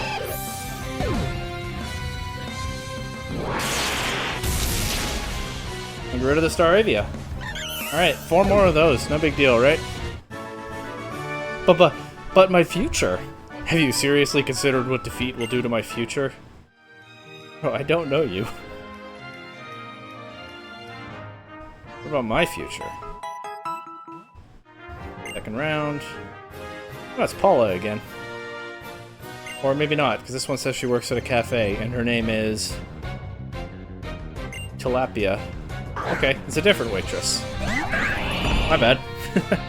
Swampert and Carbank. I kind of want to switch to Chester, but I don't think I have to. I think I can just Energy Ball the Swampert and go set up Stealth Rock again. I didn't even think about Stealth Rock when I... Oh, wow, that Swampert took that Energy Ball uncomfortably well. Let's see if I still get the Stealth Rock up. I will, because I have Sturdy. And also I'm faster. I didn't even think about Stealth Rock when I put Gold in a lead spot. Oh, not faster, it just used Roar. Give me Chester. I just decided to put the 2 starters in the back because I wanted to lead, and I wanted to lead Cake. I wanted the 2 starters together, and I wanted to lead Cake. So Gold got the other lead spot. But I'm having fun setting up all these stealth rocks. I'm actually going to Energy Ball the Carbink this time and Seed Bomb the Swampert and hope that KOs even though the Reflect is up. Maybe I should have double targeted Swampert. But yeah, that's kind of what I expected. What? Copa Berry. I didn't even remember that was a thing. This place is full of surprises. Justifying how hard to find it was, although in hindsight, not that hard to find. It did kind of stand out. I'm pretty sure it was a skill issue. Okay. I'm actually going to go for Surf here with Cake. And that means I'm going to leave Chester in and not switch to my Fire type. So I will target a Seed Bomb into the Carbink. But I thought the Charizard might just knock Chester out. But instead, they went for Cake. Didn't do a whole lot of damage. Let's see what the Surf does. Not much, actually. Great. Of course, they do have both screens up. I'll just make the same play again. Actually, I could... Might have been better to single target Thunderbolt the Charizard there, because I'll get rid of the Carbink here, and now I'm only spreading Surf to hit my own teammate. I just keep thinking the Charizard is going to knock Chester out, and then it doesn't even try. What berry is this? Oh! Alright then. Well, by all means keep attacking Cake, because I would like to get rid of this Barbaracle before I have to bring my Delphox in. Actually, I'm going to double target Barbaracle with Seed Bomb and Energy Ball. Probably land at least one of those into it. Cake goes down, but the Seed Bomb might just KO. Especially after a Shell Smash, although I wouldn't put it past this thing to have a White Herb.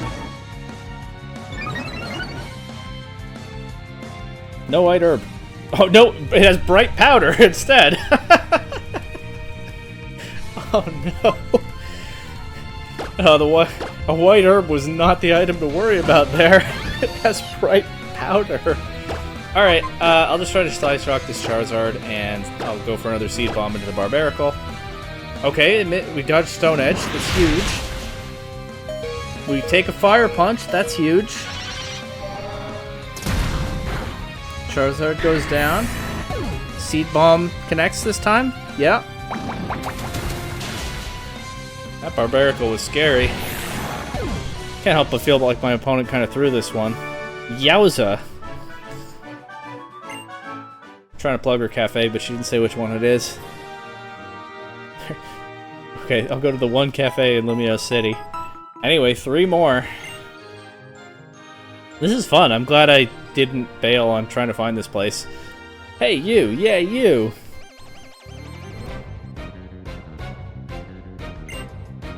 Nidoqueen and Torterra.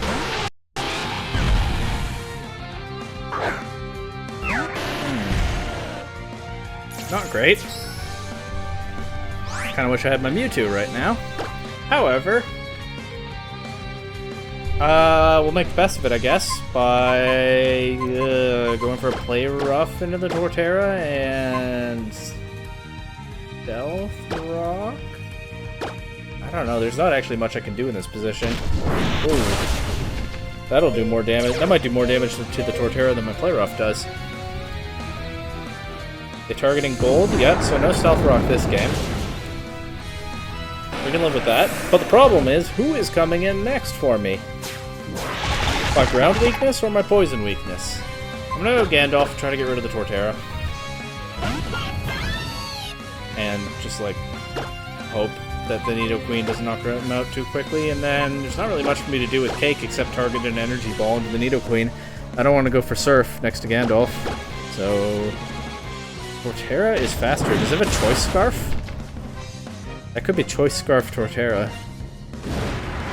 Things I don't typically have to think about in-game. Not that Scarf Torterra is something I have to think about in VGC either. Okay, Gandalf takes 1 Earth Power. I could Psyshock the Nidoqueen next turn, but let's see what's coming in next to it. That was a crit? That did, like, nothing! Okay, well, as long as we don't get Sucker Punched here, we can Play Rough Almost hit the wrong thing. Play Rough Absol and Psyshock Nidoqueen. Okay, no Sucker Punch. Oh, Nidoqueen barely holds on. Gets rid of Gandalf.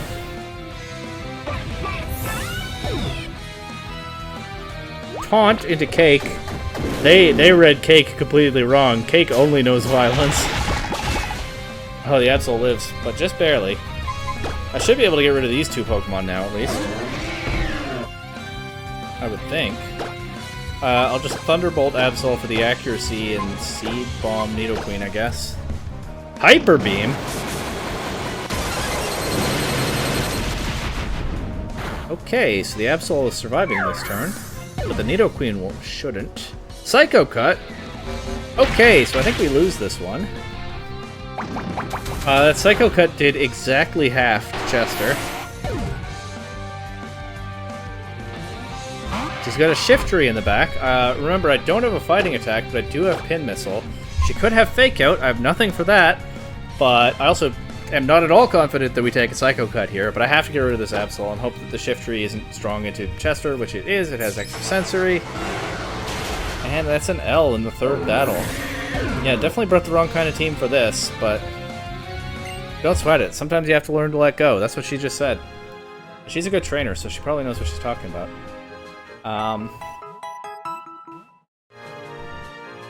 Wait, I keep going? I'm not just eliminated after a loss? Mwahahahaha. I'm afraid of this guy. After what just happened. So it's just 5 battles no matter what. Well, good thing it's fun. Aerodactyl and Tentacruel. Oh, man. I'm more afraid of the Aerodactyl. I mean, it kind of beats my whole team except this Graveler, and it's paired with the Water type. I'm not even going to go for Stealth Rock this time. I'm just going to Thunderbolt and Rock Tomb into the Aerodactyl slot. Okay. So they get rid of Cake, turn 1. Gold hangs on with the Sturdy. Oh, they also hit their own Aerodactyl with Surf. For a second there, I couldn't figure out where its HP had gone. But we should pick up the Aerodactyl here. That's good. That was a giant threat. I don't know what Pokemon to bring in here. Neither one is great against Tentacruel, but if it's going for Surf, I guess I'll bring Chester. Into a Raichu. Okay. Alright. Let's Seed Bomb the Tentacruel. And go for Earthquake, but we probably won't get to connect. No, there goes Gold. Too bad, Earthquake would have been strong. There's the Surf. They'll hit their own Raichu. Not do a whole lot of damage to Chester. They crit the Raichu. Kinda wish Seed Bomb did more back. And is that Black Sludge? Yep. Alright. Well. I don't want this getting off the Surf into my Delphox. I don't know if I can stop it, but we're going to double target it with Seed Bomb and Psyshock and hope for the best. Thunderbolt into Chester is a weird choice. Maybe they think the Surf will pick up Gandalf. But, nope, Tentacruel goes down to Psyshock, and now we get off a Seed Bomb into the Raichu. Pokemon count is, I believe, even, and now it isn't because the Raichu goes down. Well, how are my Pokemon doing so much damage all of a sudden? I don't know, but I'm not complaining. And we got a Drapion. That's pretty scary. I think Chester's best move into this might actually be Rollout. And I also think I want to try to Will-O-Wisp it. Good thing that connected. I would feel awful if it missed. And I hadn't just gone for Flamethrower. Cross Poison into Chester. That doesn't even look like a 2-hit KO. Does Cross Poison have a boosted crit rate? I think it might, but we're not going to worry about that right now. Now we'll keep going with the Rollout, and we'll go for Flamethrower. I think we might win this one. Oh yeah, look at that damage. That was a crit. And that was not a crit. I think Chester gets the KO. Yeah, okay, and we're 3-1 with 1 battle left. Ho-hum is not how I'm feeling right now. Let me tell you. 1 battle left. Our lives have plenty of ordinary days, so I gotta have Pokemon. Relatable. Probopass and another Swampert. Okay. Don't love it. I'm gonna try Energy Ball and Stealth Rock. Swampert just goes for a Waterfall this time instead of a Roar. That'll probably knock me down to Sturdy. Don't know if it'll flinch. But also, might get knocked out by the Probopass first anyway. That was a crit? Why are these... what are these Swampert eating? Okay, no Stealth Rock.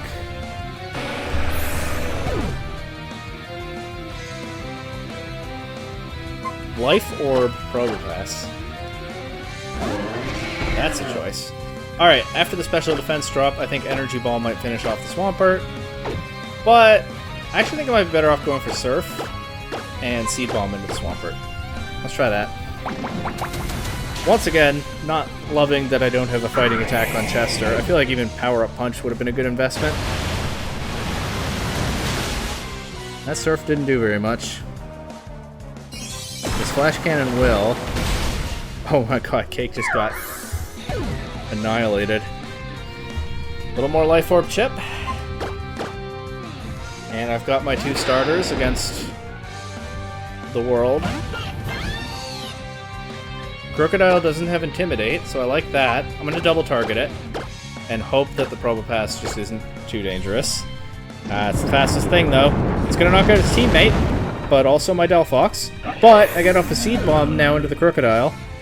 And I believe this battle goes down to a one-on-one, if I'm counted correctly.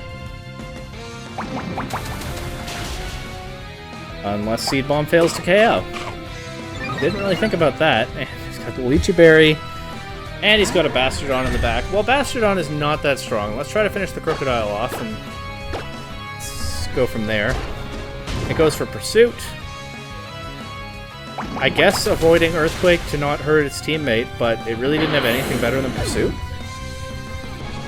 Rock Slide shouldn't do too much. It would be nice to have Drain Punch right now, but of course I don't have a fighting attack at all, so Seed Bomb it is. Not feeling confident. Oh, really not feeling confident. Oh, really not feeling confident. But you never know. I can get some crazy crit. I need more than one of those. That still did okay damage, but this is boosted now.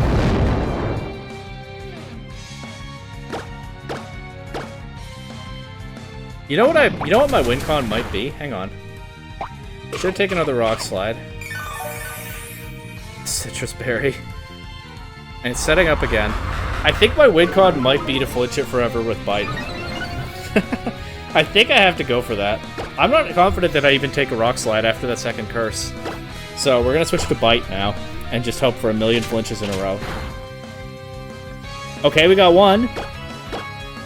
Just 999,999 more. Nope. I guess the other option is it keeps setting up and I crit it with Seed Bomb. So maybe Bite isn't the play.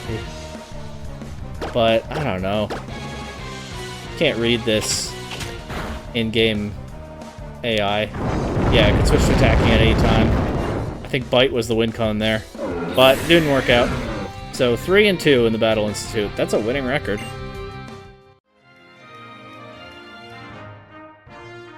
And that was definitely fun. Maybe I slept on this. As a post-game activity in these games. I don't know. I'm super, so that's nice. Based on my results, she said, based on your results you are, and then this thing said super. Super is a rank. Okay. I'm quite strong, aren't I? I get an Iron. 9 BP. That's not bad. Okay, the Battle Institute is kind of nice. Kind of wish that I paid any attention to what it is years ago when this was current gen. If not even back in Gen 5, because apparently it existed there too. Yeah, that was fun. It's an hour later, but I have, like, no leeway. Let's see if I can make it to the sundial before it shuts down.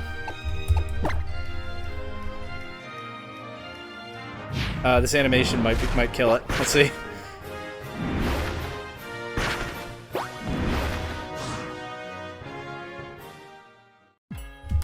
This way. Almost went the wrong way. Not gonna lie. Oh, it's 9 o'clock on the dot. No, I missed it by literal seconds. Well, you're used to that by now, right? I'm sure it looks cool.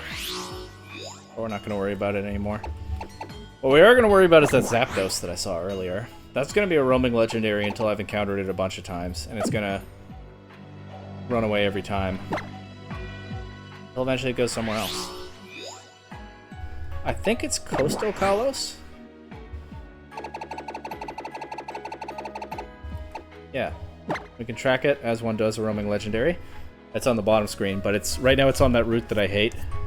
No, it isn't. It's on the route. It's on the swampy route between Lumiosa and Laver. That's fine. That's not even that far from here. We can head toward it and hope for some luck.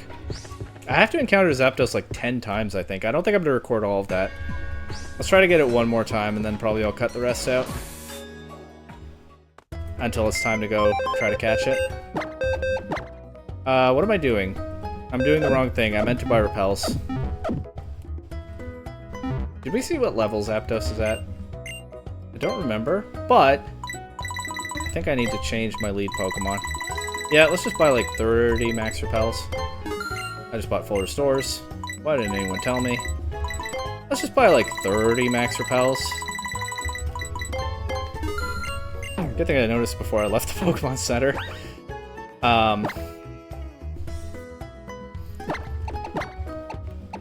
I'll move Gandalf to the lead spot. I had a bit of a money crunch in Violet recently because I was trying to train a VGC team, and I tried to buy a whole bunch of PP ups. I love being able to buy PP ups now, but they're expensive. And only after I made the transaction did I realize I'd bought a whole bunch of bottle caps. So hyper training hasn't been an issue in a while now. But I was really pinching my pennies in Violet to get PP ups for my NAIC team. And I've just demonstrated how that can happen, huh? I've forgotten how annoying the Zapdos is going to be to track. Also, it's still on the same route. I suppose the good news, if it's annoying to track, is that there's only the one. You don't get all 3 legendary birds in this game. It's not my favorite choice that Pokemon makes. They did the same thing with Raikou, Entei, and Suicune in Fire Red and Leaf Green. But they do only give you one, and it's tied to which starter you pick. It is pretty unfortunate because, of course, my favorite Kalos starter is Fennekin. And that means the only legendary bird I can catch, if I've chosen Fennekin, is Zapdos. My favorite legendary bird, and in fact my favorite legendary Pokemon overall, if you've watched some of my earlier videos, you know, is Articuno. But, to get that in this game, I would have to start with Chespin, which is probably pretty low in my rankings of all starters. Not even this region specifically. So, it makes for some annoying choices for sure. Although I guess if you're a kid going in blind, you don't know that. You just see a cool legendary Pokemon in the post-game. Anyway, point is, only one bird to track in this playthrough, and I'm trying. It's still on the same route. I feel like I'm gonna get there and it'll move, but maybe I don't. Maybe they changed something about roaming Pokemon in this game that I don't understand. I don't know. It would be nice if it happened to be here on Route 15, numerically between 14 and 16. That ought to be pretty appealing to Zapdos, which has a number in its name, oughtn't it? Oh, it's gone to the other side of Lumio City. Okay. Well, actually, though, I think I'm in a good spot to manipulate it, aren't I? Because I just go down here, I'm on a different route. What if I could just go back and forth until it shows up in one of these? Let's see. It's still on the same route, but I'm going to go back and forth, I don't know, up to a few more times and see what Zapdos does. Does it just stay on the same route for a while until you've changed your location a bunch of times? I don't know. It's been a long time since I've... It's still, yeah, same spot. It's been a long time since I've chased a roaming legendary in this game. In any case, if it is, like, change your location a certain number of times and then it leaves, at this point I think I'm committed to these two routes until it goes somewhere. Still in the same spot right now. I really don't want to have to go through Lumio City. I don't even know how many location changes that is if I go in at North Boulevard and then down to South Boulevard. Zapdos right now is on the route towards Santaloon City. I don't know. I'm just going to do this a few more times and see what it does.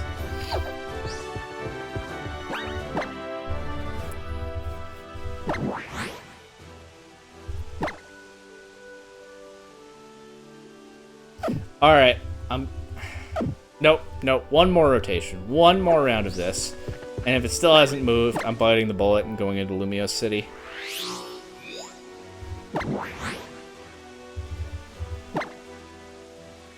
Okay, it's moved, but it's on the other side of the region now. It's between Campfire Town and Silage City. Alright. I'm gonna try going through Lumio City and out that way. And then checking the Pokédex. We'll see what happens then.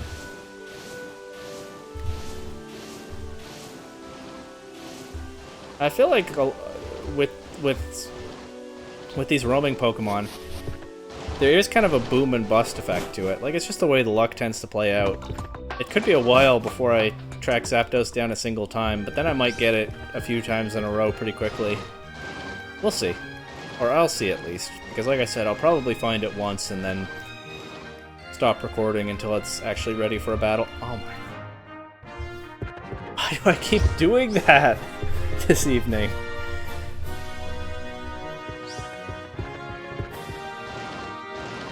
Okay.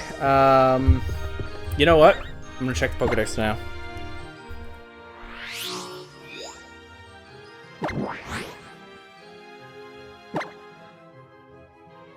Still in the same spot. Let's go out onto Route 5 and then see.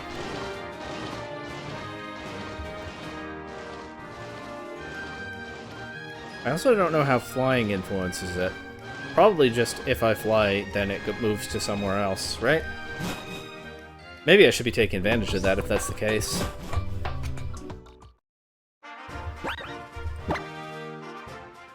That might be worth trying out as well. But for now, it's still on the same route. I have to change my location twice to get there. I'm just gonna do it, and then check the Pokédex, and then be salty if Zapdos is no longer there. Sound good?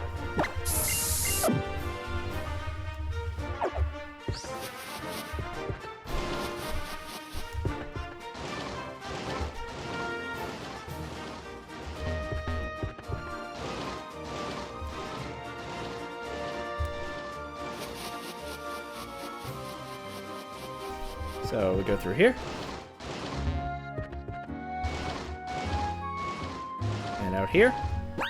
Moment of truth. And I am not salty, it's here. I was really kind of expecting the worst there.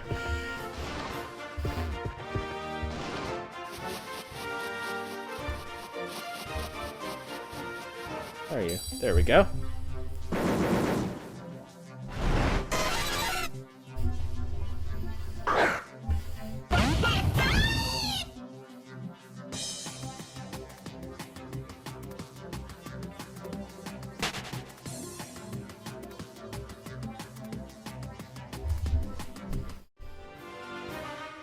Okay, I think I have to do that like 8 more times, and I see no need to record at all, so... yeah, see you when it's done. Zapdos is ready. I think that was 9 more encounters after I stopped recording, so 11 total, or you could say 10 after the first one. But also, I'm the guy who bought a bunch of Max Repels by mistake, and Can't go up a staircase without going back down, so it's entirely possible that I miscounted. Anyway. This is where I last encountered it. Oops. Case in point, but now it's time to go try to catch it. So, fly on Santa one more time. Over to Monorail City. And then I need to get a Pokemon with Surf. I'm not just carrying one of those around, am I? Too bad Graveler can't learn Surf like Rhydon. But it's okay. We'll just bring...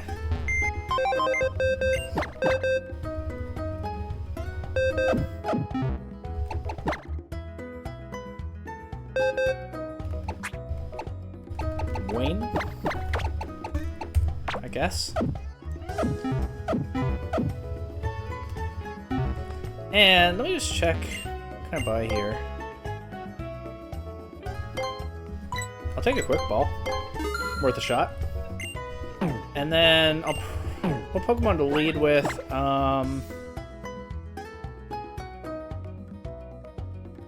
Actually, I should probably bring my Graveler just for its matchup into Zapdos. I can probably just sit on the field for a while. And maybe help to weaken it. In fact, I think it makes sense to leave Chester behind. Zapdos probably has a flying attack, like Drill Peck. And I'll lead Gold. How many Max Repels do I have left? 20. I think I'll just keep one up for the rest of this.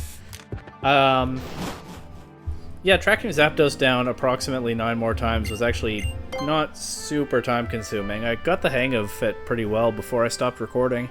Not that it was worth recording anyway. The only parts that were kind of annoying were some of the routes through Lumio City, where it would move just as I got through there. And it did end up making some use of Fly. I would fly back to Dondemille Town to reset it when it was just impractically far away. But by the end, I was just kind of bouncing... You know what, I can finally get that Acrobatics TM now. By the end, I was just kind of bouncing around the middle of the map and racking up encounters pretty quickly.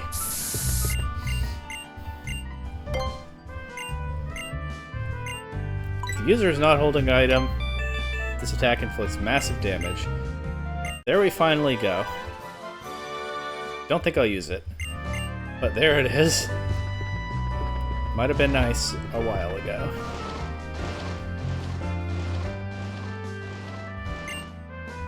Might as well take this Chesto Berry too. I'll remember to tip this time. I'll tip extra because I forgot last time. Or I messed up the input. What's this guy steal? Oh right, incense. Okay. Enough stalling. Let's go get the... Well, let's go make an attempt to get that Zapdos. I don't know if it'll work out or not. Cake, no Surf. I had a Pokemon with Surf. Oh, I'm not turning back now. Except when I go the wrong way like that. I didn't need to get out a Pokemon with Surf. How could I forget that, of course, I already have a Surf user. My Swirlix, obviously. Well, it's that kind of episode. Nope, not falling for that. There we go. The Sea Spirit's Den. Well, listen to that flapping. That's loud. There must be a big bird in here. Whether you get Articuno, Zapdos, or Moltres, this is where it goes. A lot of people interpret the Sea Spirit's Den thing as a reference to Lugia and sort of like a soft confirmation that there's a connection in the video game canon between Lugia and these three birds as there is in the movie. Makes sense to me, I guess, but anyway. Go in the middle of the room, and oh, something dropped down on my head. That's pretty scary.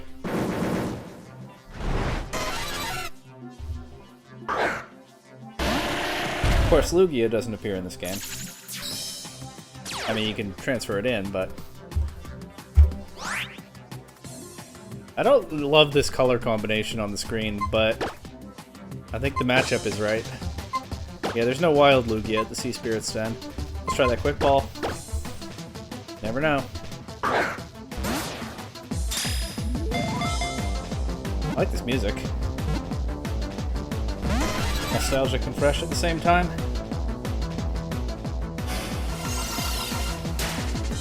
Yeah, Bulbapedia. What did it just use? Was that light screen? I'm gonna try Rock Tomb. I don't think it'll one-shot. Bulbapedia has a trivia section on this location with just 1 point. The name of this cave possibly alludes to Lugia, the leader of the legendary birds in the anime. Leader is a funny way to put it. It shows up to fight them when things go nuts, but I get what they're going for. But yeah, that's it. There's no source or anything. It just possibly alludes to Lugia. A lot of people have speculated that, but who knows what they were going for. Anyway, it's just spammed Rain Dance while I've weakened it pretty nicely. And I have 27 Ultra Balls. And 3 Dusk Balls. And I guess 4 Great Balls and 4 Timer Balls if it really comes down to that. I guess the Great Balls... There's no need for the Great Balls, I'll just go to the Timer Balls first. Hopefully that would do it. But hopefully an Ultra Ball will do it. Not yet.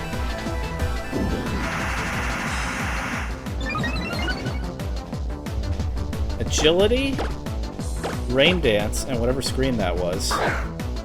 So it can only have 1 attack. I don't think it has 0 attacks. It must have 1. Light screen was the screen, indeed. But you probably knew that already. I just wasn't paying attention.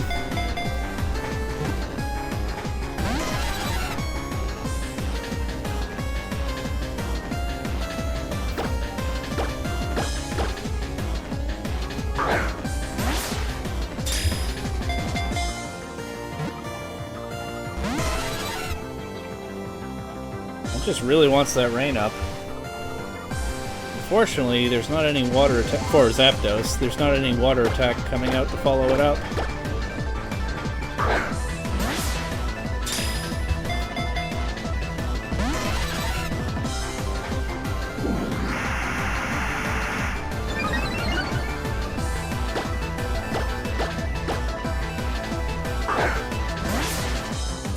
Should I hold B like I did when I was a kid?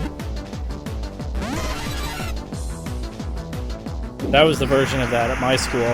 You never ever touch A if you want to catch the Pokemon. Pressing A will sabotage it. You just hold B down as hard as you can, like I'm doing right now. Let's see.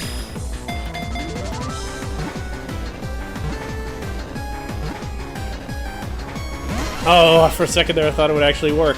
Discharge is the attack. Yeah, so it can't do anything to Gold. Oh man, I would have been excited if that had worked. That would have vindicated a lot of the rumors in my childhood. Let's try it one more time. From the moment Pokeball makes contact, hold B as hard as you can. Only 1 shake that time. And whatever you do, don't press A. Unfortunately, I'm not making a great case here that it actually works.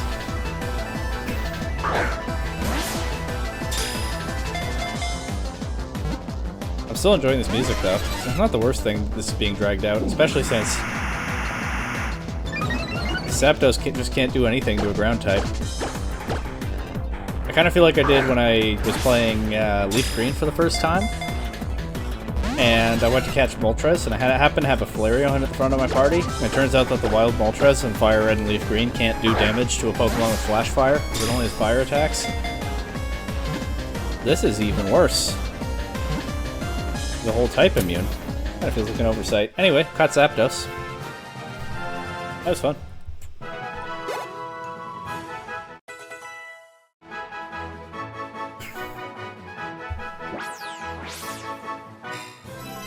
A legendary bird Pokemon that is said to appear from clouds while dropping enormous lightning bolts.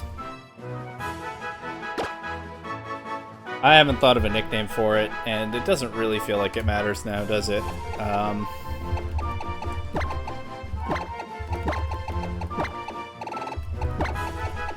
Oh, whatever. I'll just name it Throwback.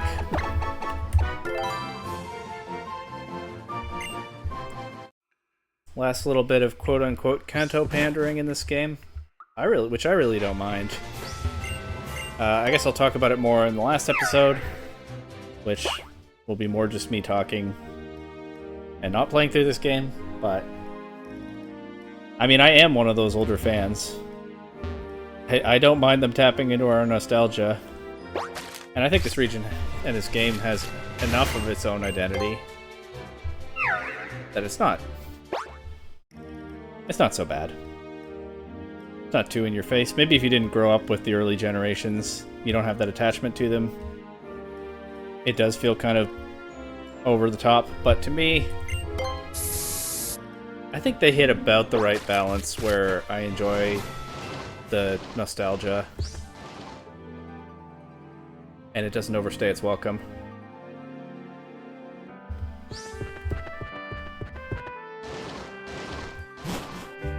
Anyway, I just realized if I keep going this way on foot, I'm gonna have to go through the Badlands, so instead let's fly one more time. Get to our last destination. Actually, I should stock up on balls too. Where can you buy dusk balls in this game? That's what I want to know right now. It wasn't here.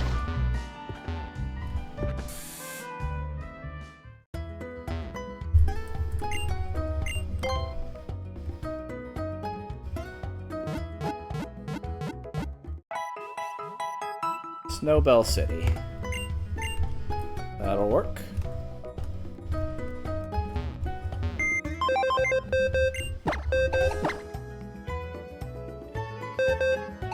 So let's grab Santa one more time.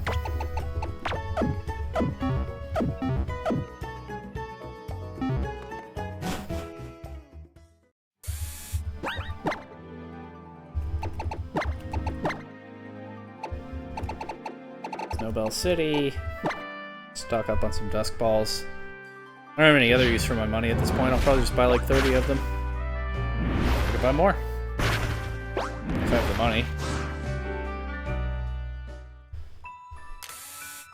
But I feel like if I buy 30 dusk balls and that's not enough, then it's just not meant to be.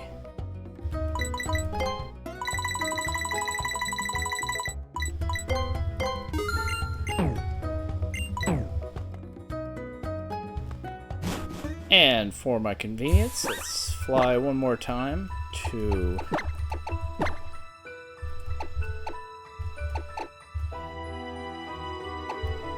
Corway Town.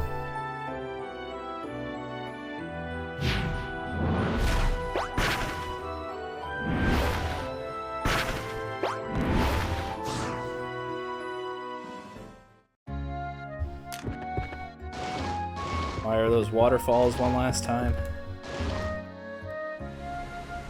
This has been a pretty good game for just sitting on a bench and admiring stuff. Look at those waterfalls. I didn't mean to do that. Into the Pokemon Center.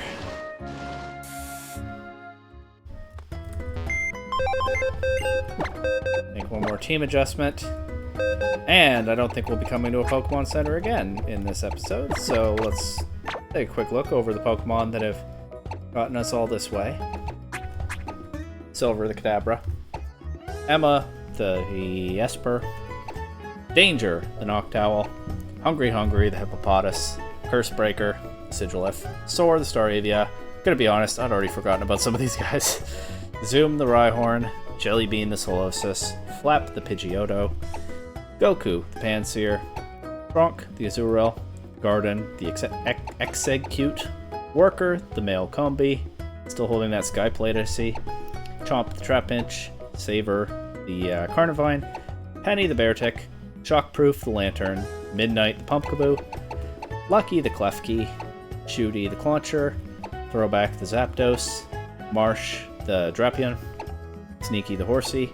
Smile, the Mantike. Chosen One, the Haunter. Holy moly, the Sandslash. Of course, there were another Noctowl and another Sandslash, but I traded those away. Barry, the Lapras. Annette, the Ludicolo. Santa, the Delibird. Mr. Fuji, the Snorlax. And over in box 2, Annette 2, the Poliwrath. Elizabeth, the Tyrantrum. Viney, the Venusaur. Hero, the Lucario. Wayne, the Bibarel. Charm, the Medicham. And Gardevoir. That's who's sitting on the bench. For this last battle, we're bringing the final team, the final squad, the best of this playthrough. Gold the Graveler, Gene the Mewtwo, Cake the Swirlix, Big X the Xerneas, Gandalf the Delphox, and Chester the Chestnut. And I think I'll move Cake to the lead spot. That feels fitting to me. Anyway, it's probably pretty obvious what I'm doing. I caught Zapdos. I don't get to catch Articuno and Moltres. I have Xerneas and Mewtwo. There's one legendary left. At the end of the game. We're in Terminus Cave. I could do another inverse battle, but I feel like this has dragged on long enough. I think I remember most of the way to get there, but let's see. Did some decent exploring in an earlier episode. Gotta get over those bridges. Right. Down here. Up and over.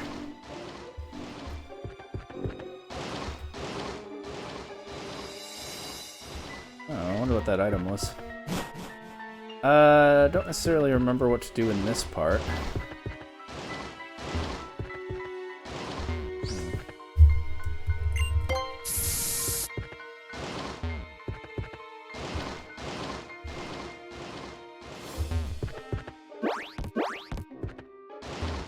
This doesn't feel like the right way. But I feel like I do have to find a path back upward on the left side.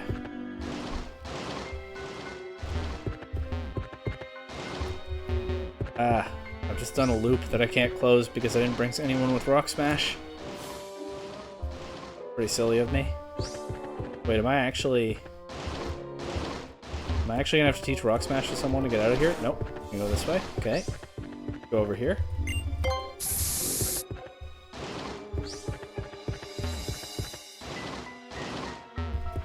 That's the dead end.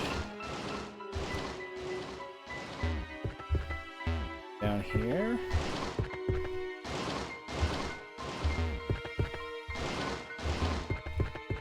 This feels more promising. This way, and then a path to the left. Already battled that worker. Nobody blocking the path. Mysterious room with no music and a windy...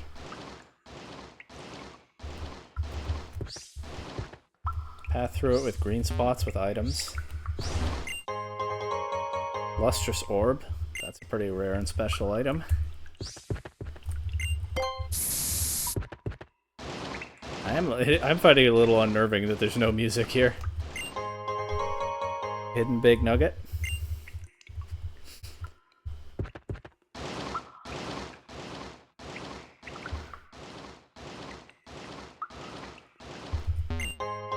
Adamant Orb.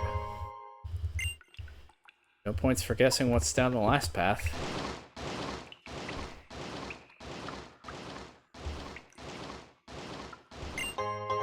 Yeah, there it is.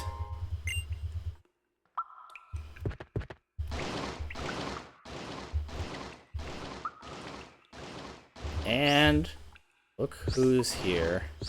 Honestly, looking a little odd in this model. Look at that head. I had a whole ramble I wanted to do about Zygarde. Basically, so we got legendary Pokemon Zed here, Zygarde. And, of course, we found it in a location called Terminus Cave. Which, similar to its Alola location, Resolution Cave is a name that implies endings. And I don't know what I make of that. On the one hand, Zygarde is the Zed to go with Xerneas' X and Yveltal's Y. It might not be any deeper than that. I don't know if there's any great significance to Xerneas being X and Yveltal being Y, except that those are like common letters to use for variables and pretty reasonable to pair together in Pokemon game titles. But Z, of course, is at the end of the alphabet, and here's Zygarde in the Cave of the End. And there's a lot of talk about beginnings and ends in these games. AZ talks about being the beginning and the end. That's why he's called AZ. And it works for his character on a couple of levels, right? He's a relic of Kalos' ancient past. He's over 3,000 years old, and he's immortal, so he'll be around long after the rest of us.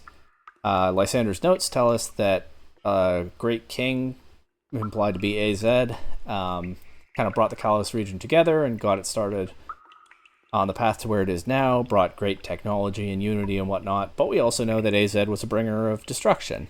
And again, because he's immortal, he'll probably be around for the end of this region, whenever that is. And beginnings and ends come up a lot. Even in Omega Ruby and Alpha Sapphire, which sort of tied some of the same themes into the lore of the Hoenn region. There, Kyogre is the Alpha that is just an unstoppable force of nature that will bring the world back to its primordial state, and Groudon is the Omega that will bring all things in the world to an end.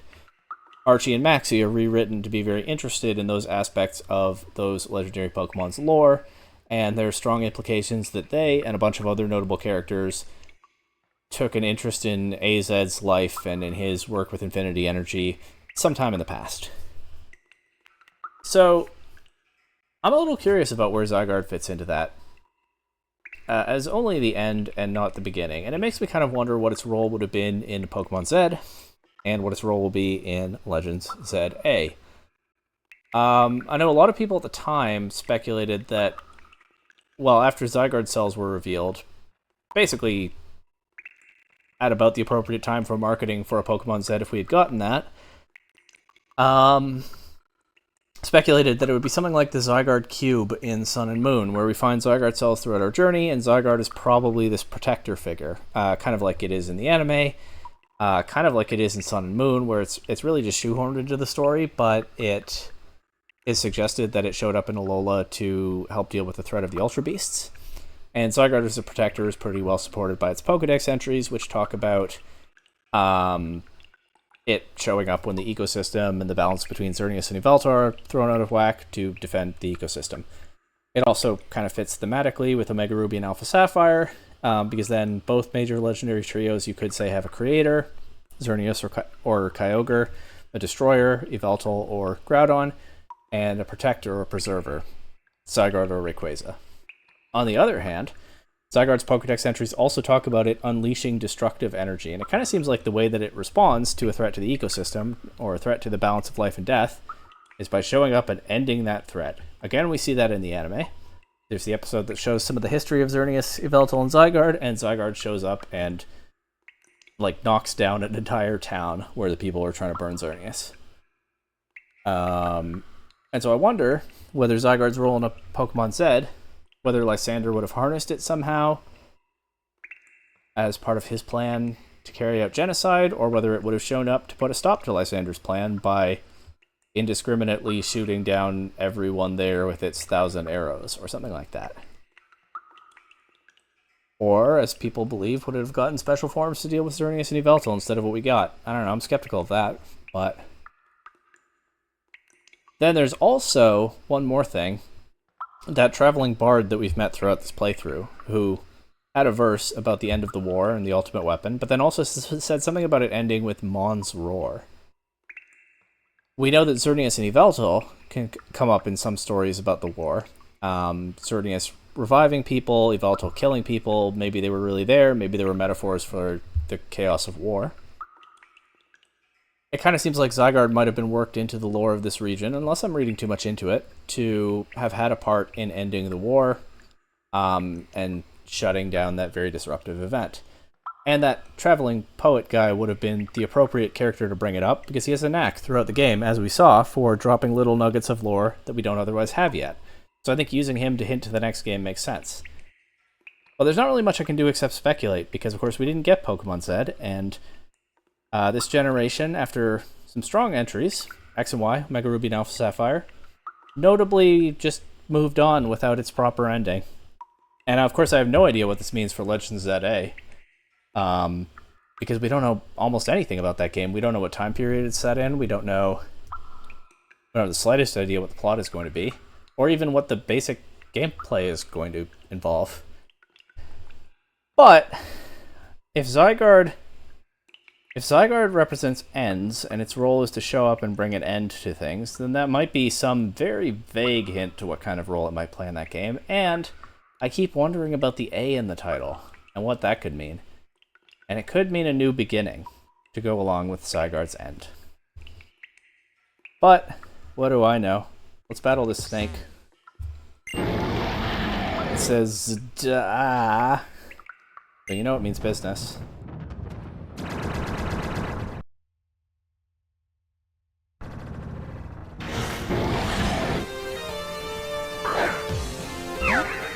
But so does my Swirlix. But I have one quick ball left, so I won't have to prove it if this works.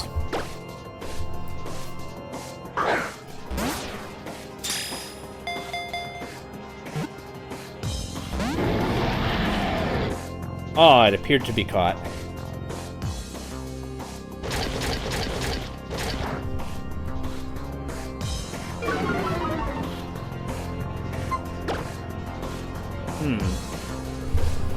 I feel like I could probably take a play rough. Let's just try. YOLO. Dragon Pulse is not a problem. Oh yeah, it's gonna take another play rough. Especially if it just keeps throwing off Dragon Pulse like that. Okay, nicely weakened. Perfect. Even got the attack drop. Cake is just too strong. They should declare Cake the new legendary Pokemon when this is done. And I'm just gonna go straight to Dusk Balls. I do still have 15 Ultra Balls, but why mess around? I bought all these Dusk Balls for a reason, right? Camouflage. I forgot it gets that. Turns into a rock type in this cave. That's cool.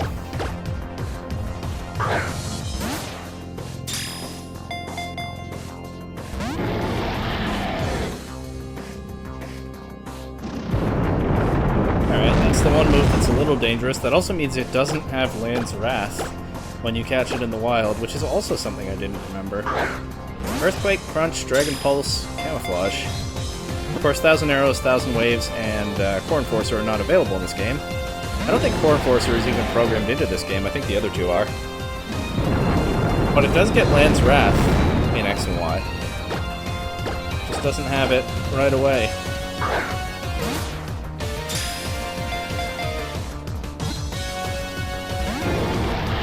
Alright, we're getting there.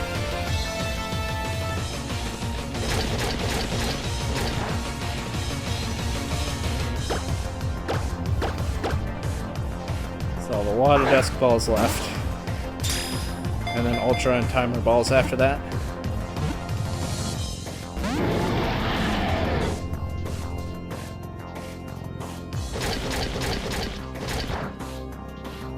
You know what? I don't want to let Cake faint here. Cake deserves better. So, Zygarde, you might recognize this guy. Say hello to your friend. If that's what it is to you.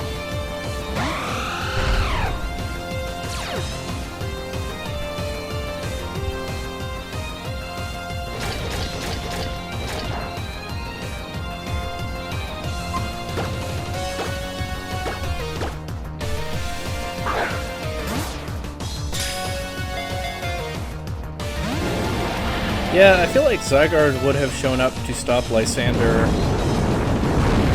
but not necessarily as a friend to anyone else there, is the most straightforward guess. Although they love to do, like, this legendary Pokemon shows up, it wants to help.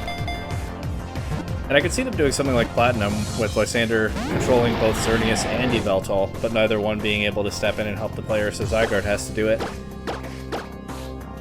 I don't know. I think Zygarde would have been interesting as a force of nature that is neutral in the battle, but just wants the disruption to end.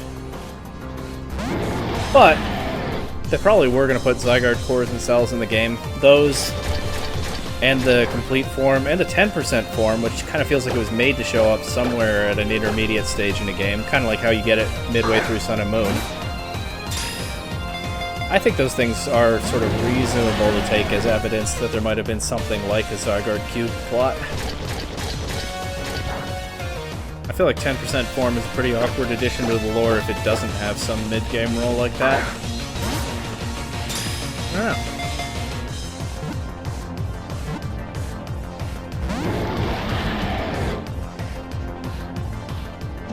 I guess then there's also there's still the question of how much their plans for Zygarde changed.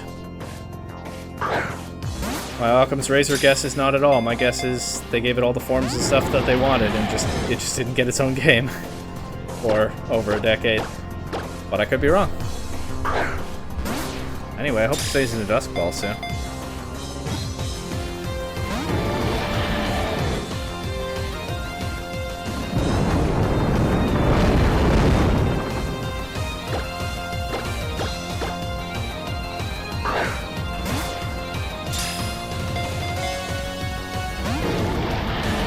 Not even shaking anymore. Let's try holding B. One more time. Third time's the charm. Or not.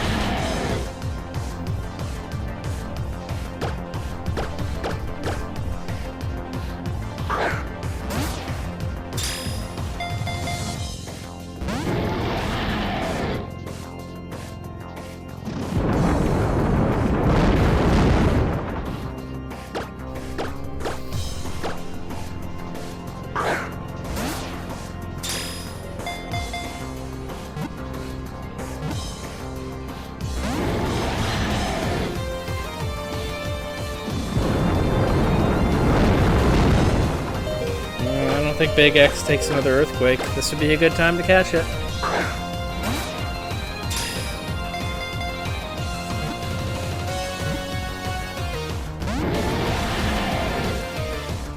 Uh-oh.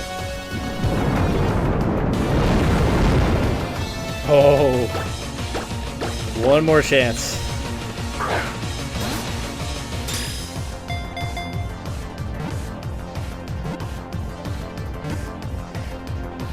Alright, that was pretty good.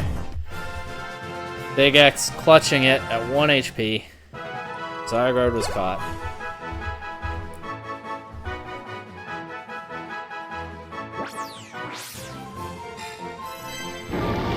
When the Kalos region's ecosystem falls into disarray, it appears and reveals its secret power. And as I said, some Pokédex entries talk about that being a destructive power. We'll see if they expand on that at all next year, as we're going to go ahead and promote upcoming events with this Pokemon's nickname. Just bear with me for a second.